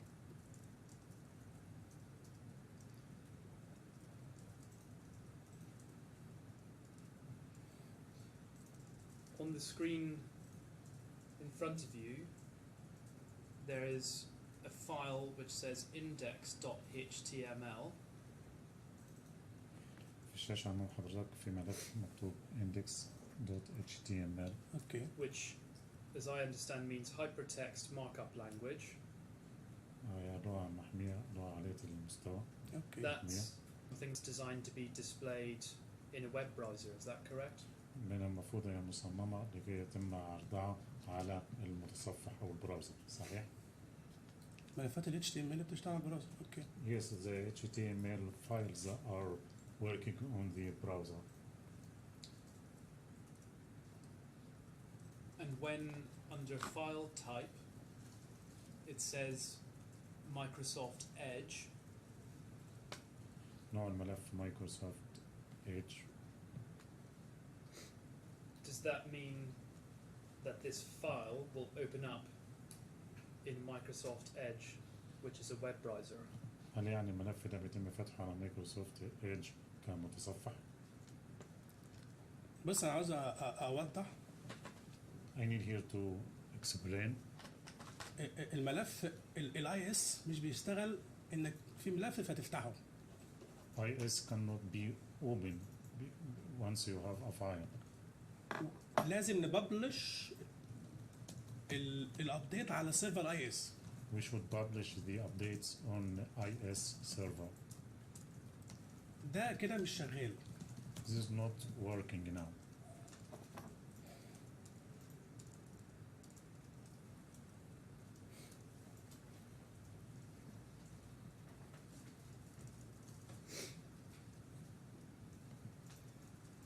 Do you see under date modified, it says 10th of September 2014. هل في تاريخ للتعديل هنا؟ 10 سبتمبر 2015. That means this file was last modified in 2014. Is that right? خليني اوضح حاجه. هذا يعني الملف تم تعديله في 2014. خليني اوضح نقطه الاول. We would like to explain something here. This is the date modified, not date created. اوكي. ممكن ارجع تاريخ الجهاز لورا واعدل في الملف. So I can make a modification to the file through the device. ممكن ارجع التاريخ لتاريخ وقت قديم واعمل تعديل فياخد تاريخ التعديل الوقت القديم. So I can make a modification, and the modification will be the time of the updating. التاريخ التعديل ده مش بيحدد حاجه حاليا. The update date wouldn't identify and wouldn't specify anything. اللي موجود قدامي ده اللي هو الاسيتس وفونتس واندكس.html. The three files that are in front of me, assets, font, and index.html. دي مش حاجه هتشتغل. دي just بروتوتايب. These are just a prototype, but they are not going to work. هتعرض لي الشكل بس او تصور للشكل هو ازاي، لكن مش شغاله. عشان اشغلها So it's for the purpose of display and to operate it. لا، عشان تشتغل لازم تتربط بباك اند. To operate it, I should link it to a back end. خليني اوضح لك في الويب احنا محتاجين كام حاجه عشان نشتغل. So for the purpose, for the working of the web, I'm going to tell you what it needs to be done to get it working. اولا لازم يكون عندي ديزاينر بيصمم شكل الصفحه ازاي. First of all, I should have a designer who would configure the screen. then فرونت اند ديفلوبر ياخد الصوره يقطعها HTML. Then I have front-end developer who would take the display or the photos and divide it. بعد كده بيجي الباك اند ده ديفلوبر تاني Then another developer, which is the back-end developer, بيصمم الاي بي ايز اللي هتكلم الداتابيز وتجيب الداتا رايحه جايه. would design the APIs, which would design the migration of the data. اللي قدامي ده What you can see in front of me, ده ديزاين معمول HTML بس، this is just design with HTML. مش هيشتغل، مش هيجيب بيانات مرضى. This هيبقى فيه This wouldn't work. This wouldn't bring the data of the patients. ممكن يكون فيه بس مجرد بيانات فيك It's limited فور to ديزاين. fake data just for the purpose of design. I didn't say anything about screens. And I didn't say anything about development. And I didn't say anything about patients. لم نذكر أي شيء عن السكرينز أو المرضى أو البيانات. أنا وضحت أو التطوير البرنامج. أنا وضحت إن عشان اللي ده HTML وفونت، فحبيت أوضح إن عشان تفي أو تقول إن أنا اشتغلت على حاجة لازم بيتوفر فيها الثلاث حاجات: ديزاينر، فرونت إند، باك إند، وداتابيز. So to work on this, we should have in place designer, back end, front end, and database. And database. اللي قدامي ده just HTML و CSS. What I can see is HTML and CSS. Mr. Al-Shinawi, I haven't asked you anything about that. طبعا لما يتم طرح عليك سؤال بخصوص كل الحاجات اللي حضرتك I ذكرتها. asked where it says date modified and it says 10th of September 2014. That means that this file 2014. is last modified in 2014. Is that right? وإذا بيعني إن آخر تاريخ لتعديل هذا الملف كان في 2014. صحيح؟ صحيح. Yes. It doesn't tell us the date it was created. Yes. هذا لا يخبرنا عن تاريخ إنشاء الملف. صحيح؟ But the date it was created must have been on or before the 10th of September 2014. ولكن تاريخ اللي هو الإنشاء لابد أن يكون قبل أو في 10 سبتمبر 2014. لازم يكون تاريخ الإنشاء في الوقت ده. Yes, must be.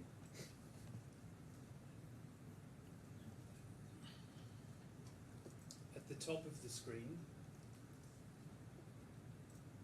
in the file location,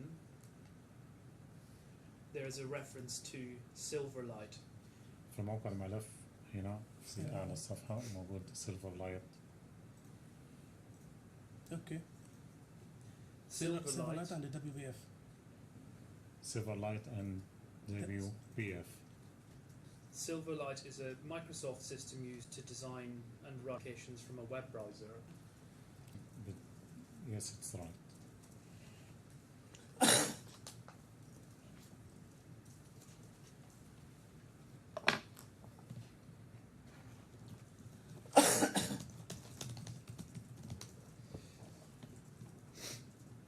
Could we please play?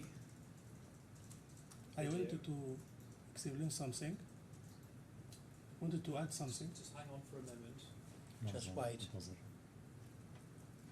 And If we could hit play, please.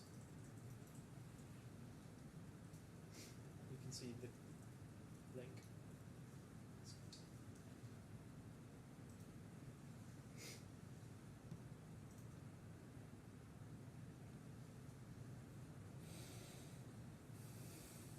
This file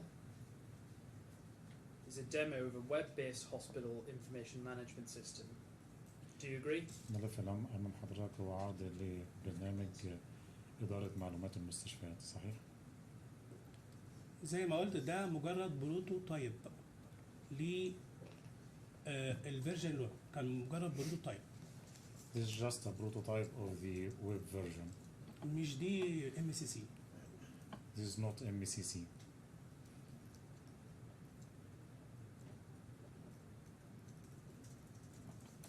Can we continue playing, please?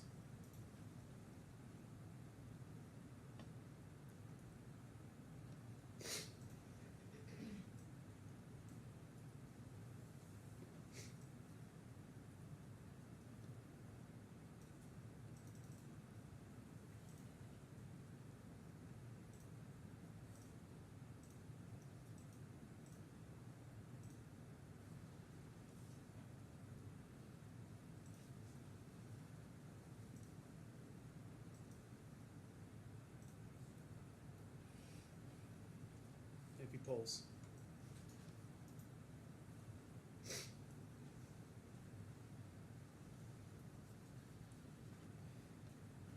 Here we see a file called new EMR underscore Silverlight. حضرتك شايف الملف؟ Yeah. معنا معي. Yes. The date modified for this file is 28th of February 2012. تاريخ التعديل الموضح هنا 29 فبراير 2012. Do you agree that this file was created on or before the 28th of February 2012? هتوافق أن هذا الملف قد تم إنشاؤه في أو قبل 29 فبراير 2012. أنا عاوز أوضح حاجة. I would like to clarify something here. التاريخ اللي موجود هنا The date on the screen. لو أنا خدت أي جهاز ورجعته تاريخه لتاريخ ورا خدت أي If جهاز. I bring any device and I made modification to the date system of the device وعدلت في أي ملف and I make any modification to any file, هياخد تاريخ الجهاز اللي أنا رجعته لورا. this would stick to the date which I modified in the device. بس خليني أوضح لك. Let me explain. ديت موديفايد اللي ظاهر ده The modified date that you can see here, هو ده تاريخ التعديل اللي أنت حاطه أو اللي ظاهر قدام. this is the modification date as you can see.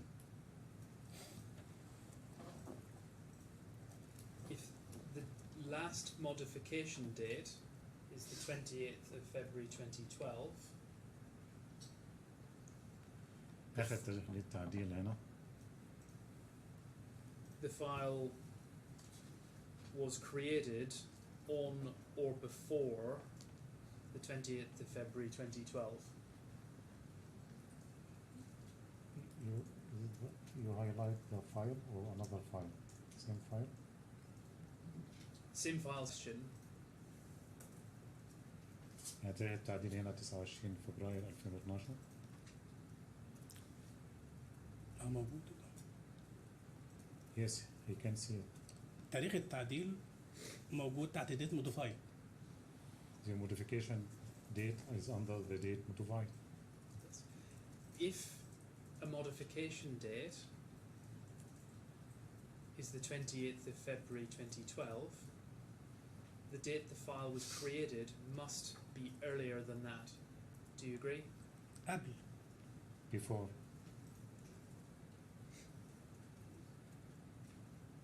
Could we continue the video, please?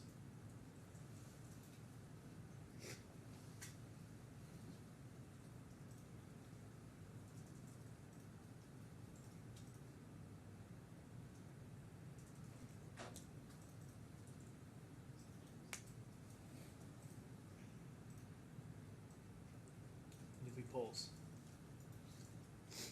Thank you. These file types are CS files.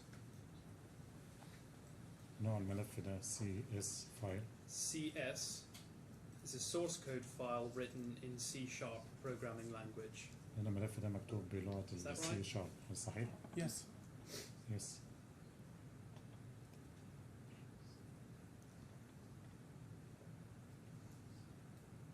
C# is the programming language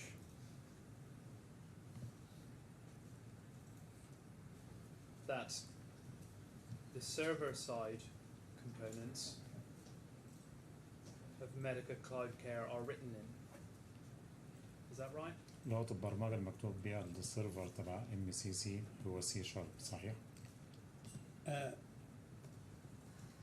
اللي مكتوب هنا ده What is written here is WBF application, is WBF application. not MCC technology. It's not MCC technology. MCC مكتوبة بحاجة اسمها API, MCC is written by something called also C sharp. API and C sharp as well. WBF WBF لم تستخدم في MCC. wasn't used in MCC. دي كانت مرحلة بيحاولوا انهم يقلبوا ال WBF.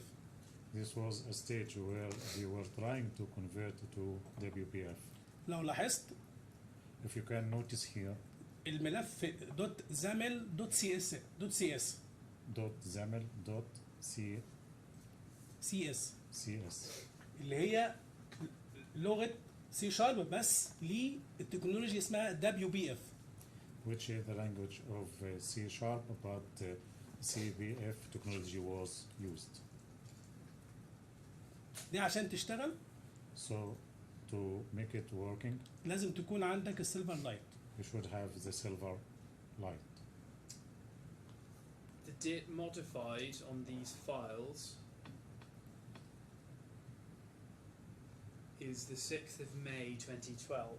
Is that right? تاخد تعديل الملف ده 6 مايو 2012 صحيح؟ هو التاريخ معروض قدامك. Yes, I can see the date on the screen. This was approximately 4 years before you say you started working in developing Medica Cloud Care. كان الأمر ده 4 Do you سنين agree? قبل ما تبدأ في الشغل على ميديكا كلاود كير صحيح؟ أوضحت من شوية I have explained earlier دي مش التكنولوجيا اللي احنا شغالين بيها في MCC. this was not the technology that we work on for MCC. دي WBF This WPF, الملف .zaml.cs the file with .zaml.es, ده مرتبط بالWBF it's related to the WPF. والWBF ما طلعش حاجة اما MCC ما اشتغلش بحاجة بيها أصلا. ABC didn't use WPF. MCC different. MCC is a different. When you said earlier in answer to my question, this was a stage where we were to convert to WBF. لما تقول قبل كده هل دي كانت مرحلة إن أنت تحولت ل WPF؟ At this stage in 2012, هذه مرحلة في 2012 you weren't doing anything. لم تكن ما كنتش أنت بتقوم بأي عمل في المرحلة دي. في الوقت ده أنا كنت في الخليج. At the time he was in الخليج. من 2011 ل 2017. From 2011 up to 2017. كنت من 2013 Since 2013 و2014 و2015 2014 and 2015 كنت بنزل مصر كل سنة شهر. I used to go to Egypt 1 month every year. وكانت دي محاولة عندهم هناك. And there was a try there or an attempt there إنه حاولوا يستخدموا تكنولوجيا جديدة غير الدوت نت. to use a new technology which is different to .NET, اسمها اللي هي WBF. which is WPF.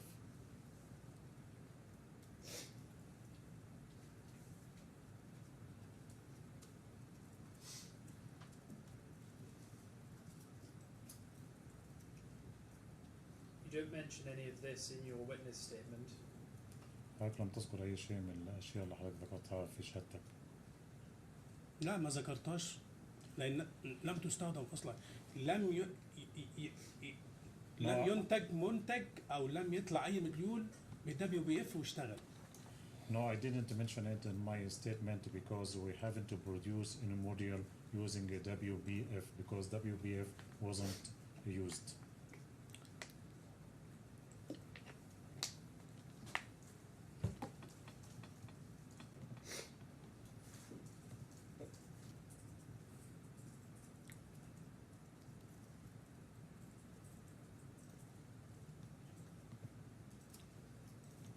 To come back to my original question, C programming language that the server-side components of MCC, or the back-end components as you referred to it, are written in. That's right, isn't it? لغة السي شارب هي اللغة المستخدمة في السيرفرات اللي تبع MCC والباك اند، صحيح؟ هي مش بتستخدم في السيرفرات، هي بتستخدم في الكودينج. نعم. It's not used in the servers, they are used in the coding.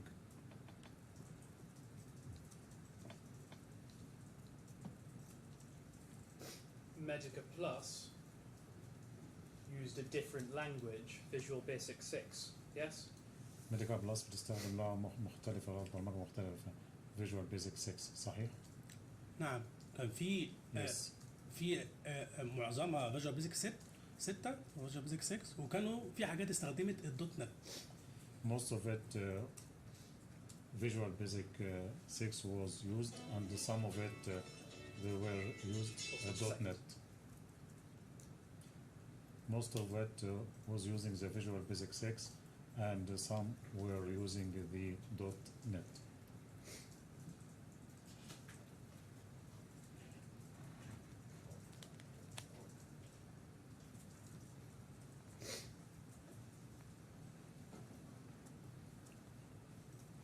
Go back in the video to 55 seconds, please.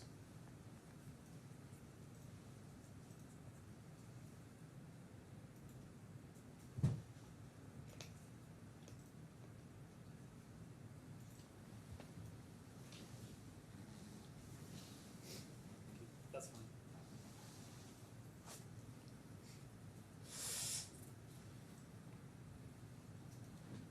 Just pause there is okay. Thank you. You can see in front of you the visual design of this demo from 2014. حضرتك شايف قدامك العرض والعرض المرئي في 2014 which has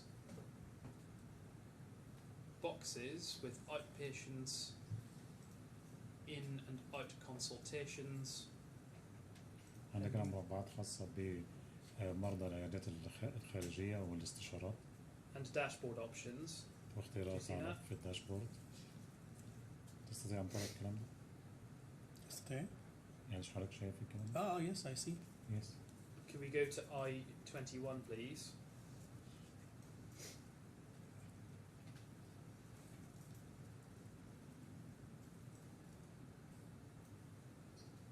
Do you agree that we see many of the same features and layouts in Medica Cloud Care? حضرتك تستطيع أن ترى كثير من نفس الخصائص في MCC Medical Cloud Care. نعم. Yes, I can see. Do you agree that the features you saw on the demo are similar to the features in Medica Cloud Care? هل تتفق معي لنفس الخصائص والأشكال الموجودة في الديمو والعرض هي نفسها الموجودة في MCC؟ اولا خليني اوضح حاجه. Let me explain something. الشكل اللي قدامي الاخير ده The screen, the last one that is displayed now. دي شاشه من MCC. This is a screen from MCC. فيها الايدنتيتي بتاع MCC. Which include the identity of MCC. Medica Cloud Care. Medica Cloud Care. الديزاين القديم The old design اللي انت عرضته حالا that you have just displayed is just a prototype. is a prototype. في الشكل اللي موجود قدامي ده، The current screen that I can see in front of me now, ده شكل شغال. this is an operating and active form. لو لاحظت If you can notice here, في بيانات البيشنت، الانبيشنت والان كونسلتيشن والاوت كونسلتيشن والاوت بيشنت ليست. there are the data of the patients and outpatient and the consultation. لو لاحظت فوق كده If على you can اليمين see at the top right side اسم اليوزر اللي داخل، the name of the user who have access to this program. في الوسط فوق هتلاقي اتش اللي هي اسيا هوسبيتال، ده اسم المستشفى اللي انت داخل بيها حاليا. And in the top, in the mid part, you can see the name of the hospital. I would say Asia Hospital. بمعنى الشاشه الثانيه شغاله وفيها كل البيانات. The other screen is active and it has all the data. القديمه جاست بروتوتايب. The old one is just a prototype. نفس هي فيها شكل نفس الشكل. Yes, it has the same. في ليستات Yes. الليستات بتاع الامبيشنت او بيشنت كونسلتيشن ان وكونسلتيشن اوت. You have the same list, outpatient and consultations. بس زي ما ذكرت قبل كده جاست بروتوتايب. الشكل اللي مبعوث ده او اللي قدامي ده جاست بروتوتايب ومش الايدنتيتي بتاعت ام سي سي. So, but this is just the prototype, but this is not the identity of the MCC. The development of MCC started in 2012, not in 2016, as you suggest. تطوير ال MCC بدأ في 2012 وليس في 2016 زي ما حضرتك ذكرت. صحيح؟ لا، No. الديزاين بتاع الداشبورد ده The design of this dashboard, لما نزلنا مصر في 2017 when we moved to Egypt in 2017, كان معايا المهندس محمد مصطفى، I was joined by engineer محمد مصطفى. هو اللي عمل الديزاين الكامل بتاع السي. He is the one who designed the entire design of MCC. فالبدايه اللي احنا قرار اللي احنا نبدا نحول السيستم كله لام سي سي او الويب فيرجن. When we first started to convert the system to the web version MCC, كان بدأ من المهندس تامر في الخليج. it was already started by engineer Thamer in الخليج. الحاجات اللي كانت موجودة قبل كده The things that were existed before كانت حاجات بسيطة. were minded. يعني كنا عملنا حاجات بسيطة مش ام سي سي ومش ويب فيرجن، مجرد ان احنا بنطبق الويب معانا. We started to do such minor things. It wasn't MCC, it wasn't web, but we were trying to develop the web. القرار اللي احنا نقلب ميديكا بلس لام سي سي طلع من الخليج مع المهندس تامر. The decision to convert from Medica Plus to MCC started by engineer Thamer in الخليج.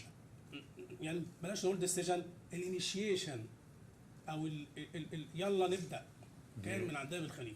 The initial idea started in الخليج. الديزاين بالكامل واللوجو في الام سي سي مهندس محمد مصطفى اللي عامله ديزاين. But the entire design of MCC was done by engineer محمد مصطفى.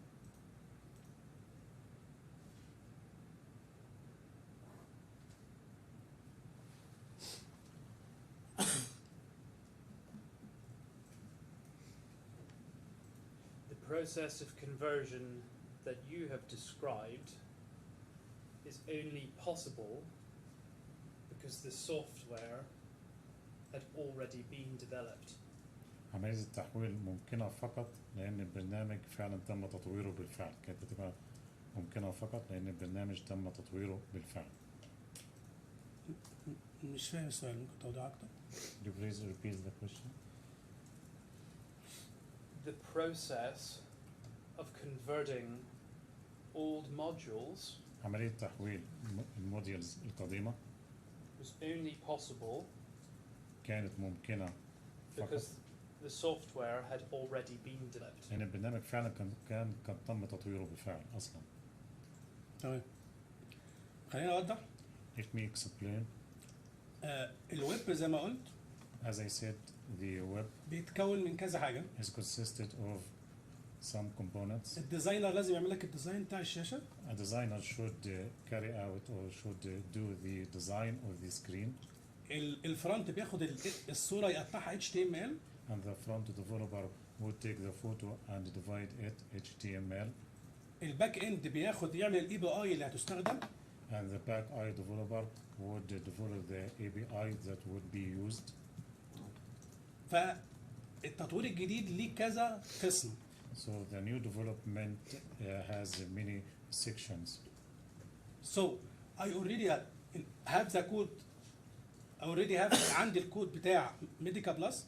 Already have the code of Medica Plus. والورك فلو واضح قدامي. And the workflow is clear in front of me. نظريا التحويل سهل. Theoretically, the conversion is easy. لان خلاص الورك فلو قدامي، الاكواد ماشيه قدامي، فانا عارف هعمل ايه. So I know what to do because I already have the workflow and the code. So I know what I'm going to do.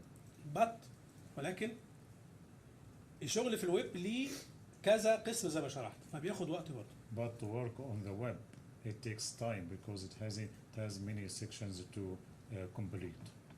خلينا اوضح نقطه كده. Let me explain here. البوكينج دي شاشه.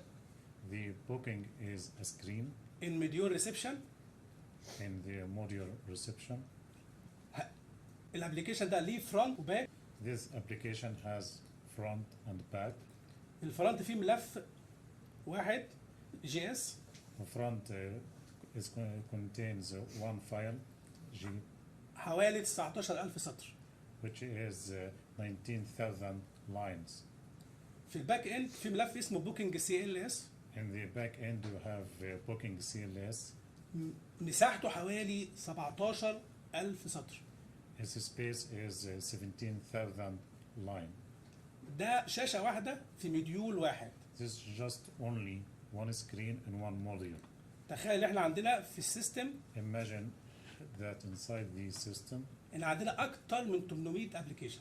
We have more than 800 applications.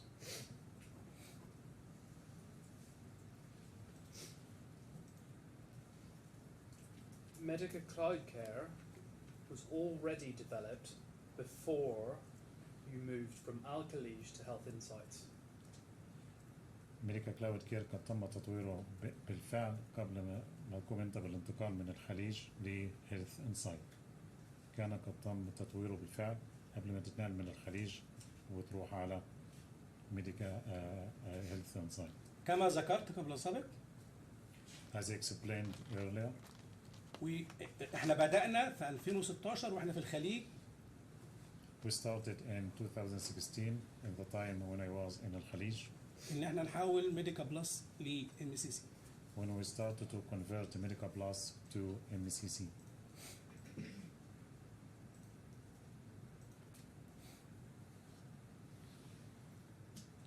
Ask again. Medica Cloud Care was already developed before you moved from Al-Khalij to Health Insights. That's correct. هل صحيح ان ميديكا كلاود كير قد تم تطويره قبل ما تنتقل حضرتك من الخليج لهيلث انسايت؟ كما ذكرت. As I said. احنا بدأنا واحنا موجودين في الخليج. We started when I was in الخليج. سنة 2016. In 2016. ونزلنا 2017. And we moved to نزلت مصر. 2017 نزلت مصر. We moved to Egypt in 2017. وكملنا شغل واحنا موجودين في 2017. And we resumed our work in 2017. الانيشيشن بتاع MCC.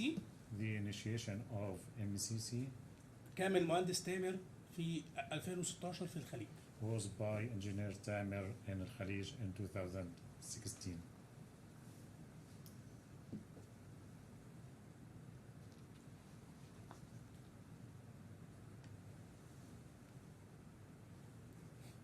Excuse me.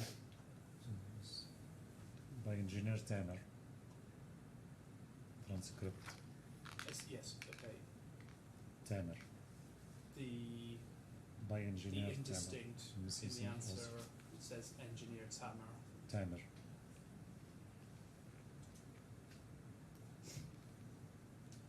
Thank you. At paragraph D1 of your statement, which is at C5, 3, that's C5, page 3. In the middle of the page. You say that in January 22, engineer Nasser requested to send the modules that each programmer was developing, together with a copy of all the aforementioned codes and modules we were developing. في يناير 2022 المهندس ناصر طلب إرسال الموديولز لكل طلب من كل مبرمج اللي يقوم بإرسال الموديول اللي هو قام بتطويرها مع نسخة من الأكواد السابق ذكرها والموديولز اللي قام بتطويرها. I'm going to show you a document and I'll ask you a question. We could open up page E212.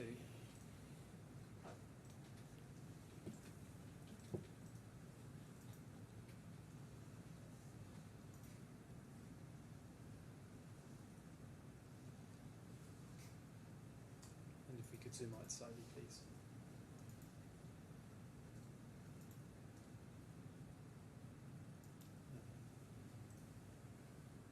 Perhaps a little more. Thank you. And then scroll down slightly.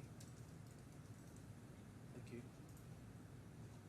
This is on the 9th of January 2022. So many years after Medica Cloud Care has been developed and is already being implemented. Do you agree? هذه الرسالة كانت في 9 يناير 2022 يعني بعد وقت طويل من تطوير وتنفيذ واستخدام MCC صحيح؟ صحيح. Yes.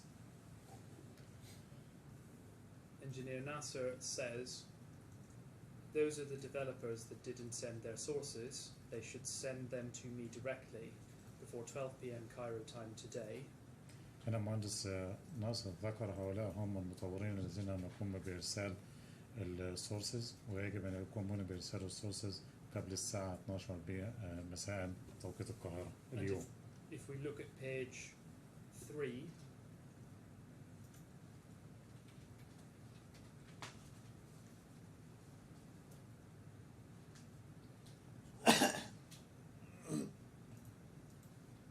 Engineer Nasser says, sorry, not sources, just the components list, development status, active or not, and is due date. بعد كده المهندس ناصر قال آسف أو أعتذر ليست السورسز ولكن القوائم وحالة تطوير البرنامج وإذا كانت حالة سريعة أو لا والتاريخ المطلوب. Engineer Nasser is not asking you for the source code, is he? Just the components list, المهندس development status. ناصر لم يكن بطلب السورس كود فقط طلب الأشياء الأخرى اللي هي زي الليست وحالة تطوير البرنامج صحيح ولا غير صحيح؟ لا المهندس ناصر طلب جميع الاكواد. No. Engineer Nasser طلب جميع الاكواد. requested all the source code. مرة لابنه عمر ناصر.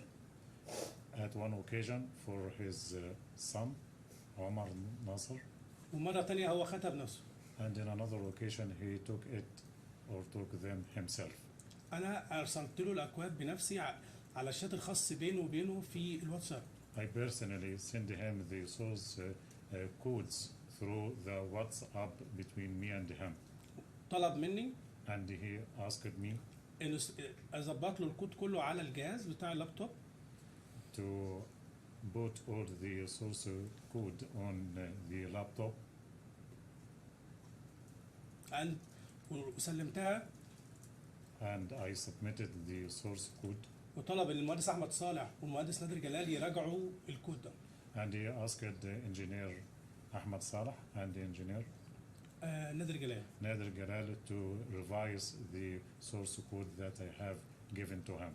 اعتقد الرساله ديت I think this conversation, كان بيطلب ايه الحاجات اللي انتوا شغالين فيها مش الاكواد. he was asking for the things that we are working on, not the source codes. في تحتها So if you go down, الناس بعتة you can see the people in the group are sending بعتة الابلكيشن اللي هي شغال فيها او الشاشات اللي هم شغالين the فيها. applications they are working on or the screens they are working on.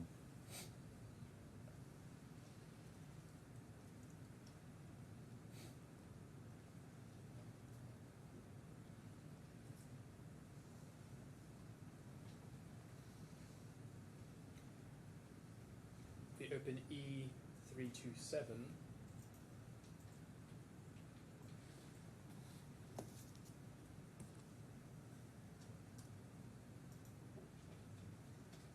اللي ظاهر على الشاشة ده What you can see on the screen here, and scroll down, please.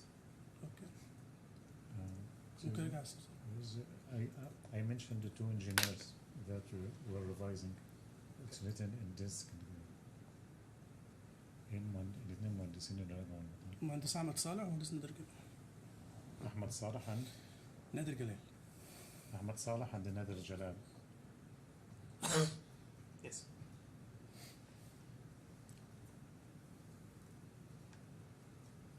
نادر The جلال. other engineer. نادر is- جلال. Yeah, Nader Jalal. You can see the spelling at the bottom of this document. That's currently on screen. Yes. This appears to be the communication you were thinking of, which is a WhatsApp exchange you have with engineer Nasser. المحادثة كانت بينك وبين المهندس ناصر. مظبوط. Yes. And you provide a link and say source code last update. حضرتك أرسلت لينك قلت آخر تحديث للسورس كود. مظبوط. Yes. You say engineer Ahmed asked me to send the code. حضرتك ذكرت إن المهندس أحمد طلب منك نقوم بإرسال الكود. مظبوط. Yes. Below that, Mr. Shehata says, can we have it officially on the laptop so that Dr. Wael, Ahmed Salah and Nader Galal can verify it, inshallah. بك أطلب منك تقوم بالتسليم على اللابتوب حتى يستطيع المهندس صلاح أحمد صالح. أحمد صالح والدكتور وائل وناجي جلال التحقق من السورس كود. مظبوط. Yes. This document doesn't have a date. لا موجود الديت. No, we have date here. There is another to display the date. The person who asked you to send the source code was engineer Ahmed. الشخص اللي طلب منك أن تقوم بإرسال السورس كود هو المهندس أحمد. مظبوط. Yes. It appears to be that the source code you send من الواضح أن السورس كود اللي حضرتك أرسلته is the last update. هو آخر نسخة محدثة. مظبوط. Does that Yes. mean the last update of all of the source code? هل ده بيعني ولا ده آخر تحديث لجميع السورس كود؟ لا آخر تحديث للأكواد اللي أنا شغال عليها بس. This is the last update of the source codes that I'm working on only, Not all the system. not all the system.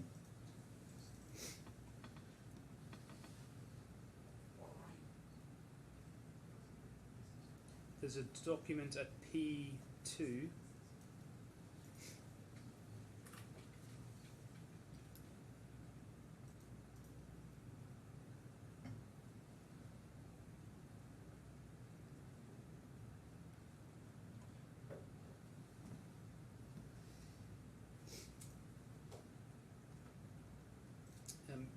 It contains a link. You see? Yes. The link appears to have a different URL from the previous document you sent. اللينك بيحتوي على URL مختلف عن اللينك الأخير اللي حضرتك شفته بيختلف عن اللينك اللي أمامك. طيب خليني اوضح حاجه. Let me explain here. الايميل ده This email, المهندس ناصر في 2021 Engineer Nasser in 2021, شهر 2 تقريبا، maybe in February, تمام، طلب ارسال كل واحد معاه مديولز asked everyone who was working on modules to send a screenshot for each screen in his module. send a screenshot for each screen of his module. ويصور الاكواد اللي عنده من كل كلاس، يصور حوالي 10 صفحه. And to take photo for the sources he is working on, about 10 pages of the source code. لما بعتها له Well, after I send it, بعت لي رساله بيقول لي then he replied back ان انت ما بعتش اللوجن and you told me you haven't sent the logo, اللوجن لوجن بيج you haven't sent the login page فور كوبي رايت. for the copyright. انا رديت Then I replied back to him انا ضفت اللوجن that I added the login موجوده جوه فولدر الداشبورد، and it's inside the dashboard file, وعملت له ابديت للملف. and I did update for the file. اللينك ده This link in front of me, لما تفتحه if you open it, هتلاقي كل السكرين شوت you will find all the screenshots من الشاشات، from the screens واول حوالي من 10 20 صفحه في الكود and the first 10 or 20 page of the code لكل مديول، for each module, متصنفه كده كل مديول ليه فولدر باسم. categorized according to the module name. Has this link expired? هل اللينك ده انتهت صلاحيته؟ اللينك ده نوت اكسباير ستيل. This link hasn't been expired yet. This email is from October 2021, Yes. so several No. years. No. The day No. day is 10 and the month is 2. The Right, format you said February format 2021. format month, day, year. So the format of the date here starts with month, then date, Day day, Year. then year. Month. It's in 2021, yes? 2021 year 2021. So many years after Medica Cloud Care has been developed and is already being implemented. Do you agree? هذا كان بعد فترة طويلة أو بعد عدد من السنوات بعد تطوير ميديكا MCC وتطويره. مظبوط.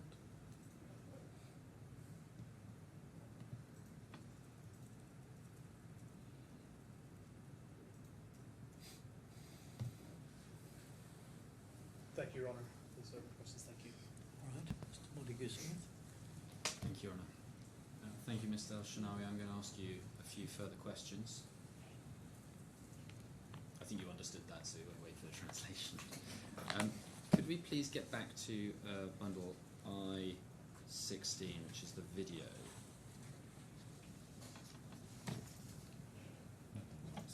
Thank you. And if you could bring it forward to the first bit you were asked about, just at 7 seconds, please. Well, about this is fine. Now, when you ask some questions about this video, the translation of your answer is difficult to understand.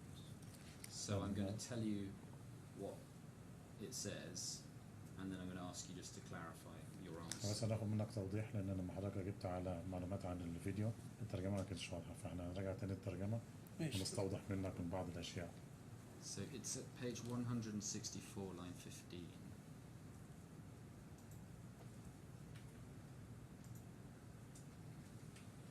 And you were shown index.html, تم عرض عليك index HTML and you said, I need here to explain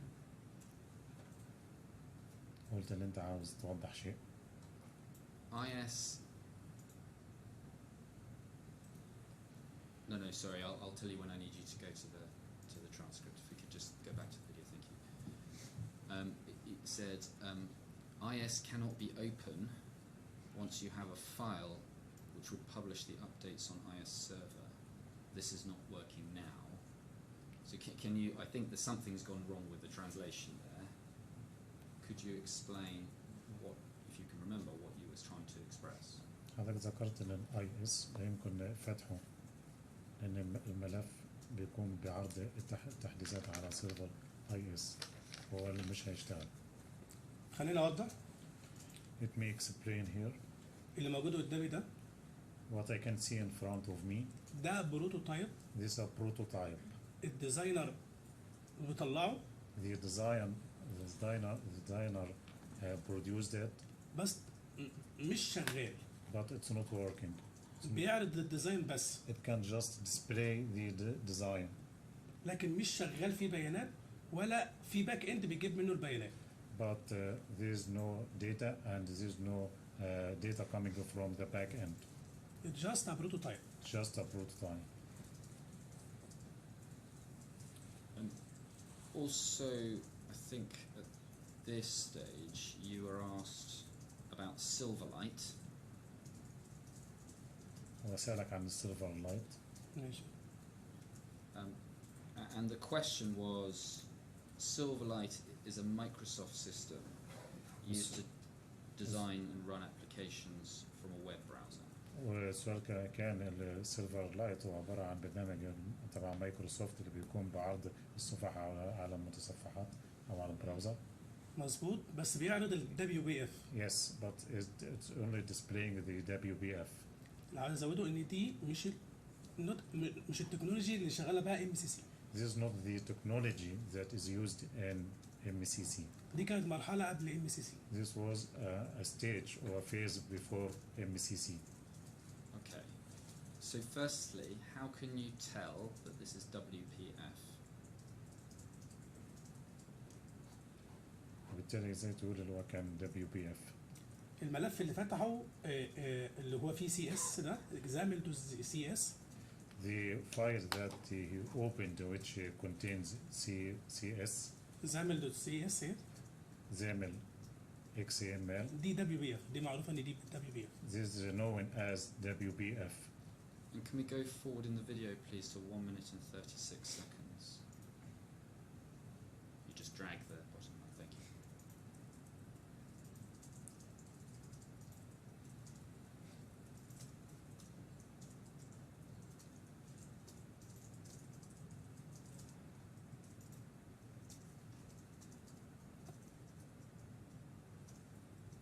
Yes, this one. Could you pause there for me? Thank you. There is في ملفات دوت زامل example اللي هو XAML. You have files with the extension XAML XAML. دي معروفة انها ملفات WPF. These are WPF files. Application. WPF application. WPF application. And what is WPF? ايه اللي بتقصده WPF؟ كان عندنا زمان ويندوز ابلكيشن بتاع ميديكا بلس. We have a Windows application for Medica Plus. بس عشان تعمل شكل جمالي او تتحكم في الشكل اكتر. But to control how it looks like or to look more appealing. كانت صعبة في الميديكا بلس. So it was difficult in Medica Plus to do this. مايكروسوفت نزلت تكنولوجي اسمها WPF. So Microsoft introduced a technology which is called WPF. دي بتسهل شوية في الديزاين تخلي الشكل الديزاين أعلى شوية. This would facilitate the design and make the design looks better. بس دي خلاص اكسباير. But now it's expired. وطبعا الويب طبعا إمكانياته أعلى بكتير في الديزاين والتحكم في الشكل. And the web has more potentials regarding how to control and to manage the form and how the screen looks like. So what is the difference between WPF and the technology that was used to develop MCC? هو الاختلاف بين WPF والتكنولوجيا المستخدمة في تطوير MCC. ماشي السؤال التاني. هو الفرق بين WPF والتكنولوجيا المستخدمة في تطوير MCC. يعني في الدبليو بي اف ده قلنا بويندوز برزنتيشن فاونديشن، بتديك تحكم شويه في الديزاين بتاع الشاشات. WBF can enable you to have control over the design of the display of the screen. هي الترجمه بتاعتها ويندوز برزنتيشن فاونديشن. Windows اللي هي WBF. WBF ويندوز برزنتيشن فاونديشن. Windows WBF stands for Windows Presentation Foundation. الام سي سي مختلفه تماما. MCC is completely different. لازم يكون عندك الويب اي بي اي. We should have Web AI. API ويب API. Web API. الباك اند فور ويب. Back end for web. بتصمم عن طريق اند بوينت. Which is designed by endpoint. من ناحيه بتتنادى من ناحيه الفرونت. And it would be handled from the front. اللي بيدينا امكانيات اكبر. That would give more potentials and capabilities. الديزاينر بيخش يعمل لك ديزاين. The design would make a design as client need. according to the needs of the client. Now, it was suggested to you that MCC was created before modules were converted from M+ to MCC. طبعا تم الطرح عليك في المناقشة السابقة اللي MCC كان تم تطويرها قبل أن يتم تحويل الموديولز من الخليج لمصر.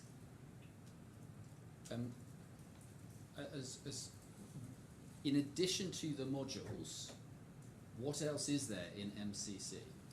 طبعا بالإضافة للموديولز، خلاف الموديولز إيه الموجود تاني في MCC غير الموديولز؟ مش فاهم السؤال.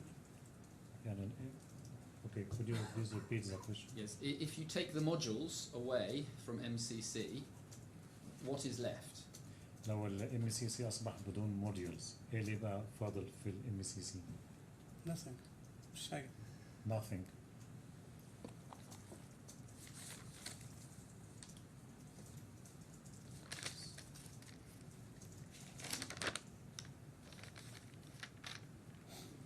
Can I just ask you very briefly about a couple of things on the transcript? One is at page 172, line 15.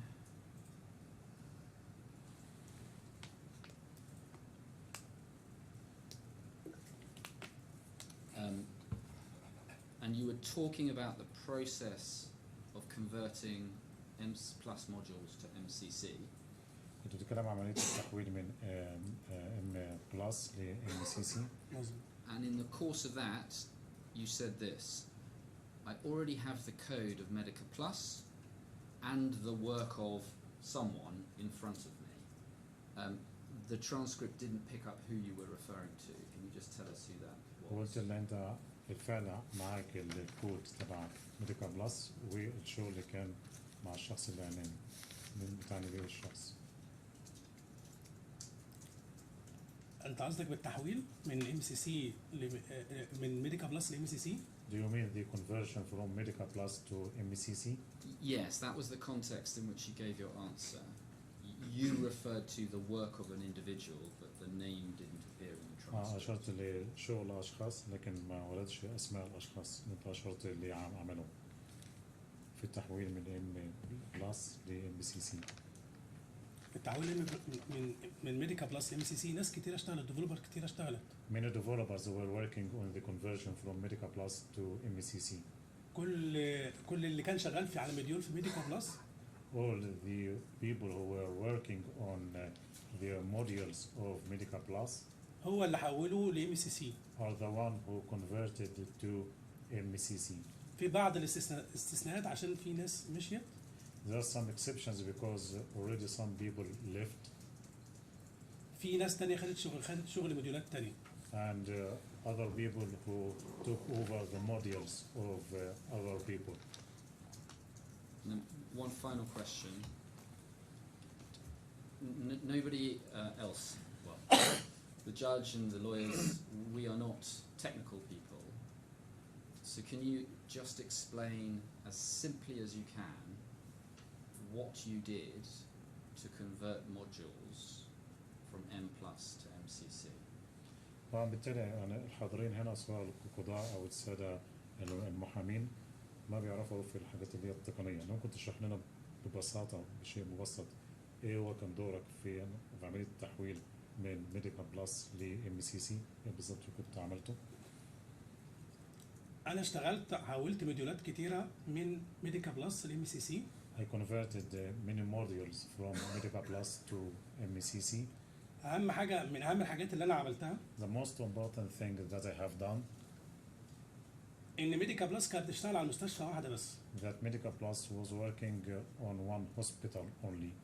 انا ومعايا الدكتور وائل Dr. Wael and myself عند مهندس احمد قاسم and engineer Ahmed Al-Qasim, حولنا الام سي سي we converted حاولنا we converted the MECC انها تشتغل من مستشفى واحده لاكتر من مستشفى في نفس الوقت.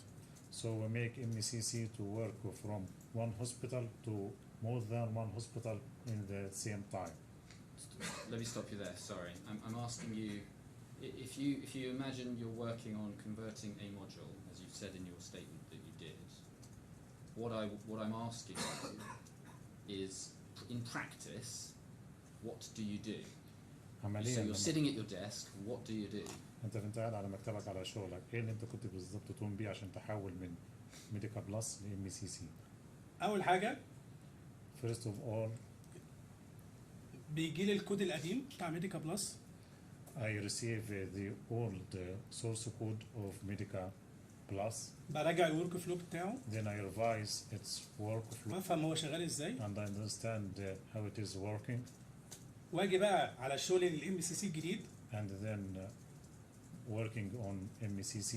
اعمله بالتكنولوجيا الجديده So I do it with the new technology, بس بنفس الورك فلو بتاع الكود القديم. but using the same workflow of the old program. يعني مثلا For example, انا استلمت كود الكونسلتيشن I did the consultation code بيضيف في جدول الكونسلتيشن and I would add in the consultation table رقم المريض والابيسود the number of the patient and episode عند التخصص. and the specialization. عملت نفس الكلام ده في ام سي سي. So I did the same in MECC. Thank you very much. Thank you very much, Mr. Al-Shanawi. Thank you. All right, Mr. Al-Shanway, that completes your evidence. Court thanks you for your assistance. You're now free to go. But if you could just sit there for a minute whilst I talk to the lawyers. Okay, so if we take into account the half-day slippage, if you're able to complete Mr. Shehata in the 2 days well, it was 2 days set aside, then we would complete by Tuesday. Are you reasonably confident of that? As confident as one can be at this stage. Okay, well, I think there's no point starting too early, but perhaps if we start at 9:45, Very good. we can get 2 90-minute sessions in before lunchtime. I was just going to ask about the court staff, because what I was going to suggest that I'll come in early on Monday to see if we can get the tech up and running and tested, so that we're not doing it for the first time when Oh, yes. Rene comes in. So, well, no, we've obviously done the test already, but to make sure that everything's set Okay. up and it works the way it was working when we last tested it. My Alright. understanding is the court staff, or the relevant court staff, will be here from 8 a.m. Okay. So Okay, that should I'll be- come in for the morning. All right. Well, thank you. We will adjourn then and start at 9:45 on Monday.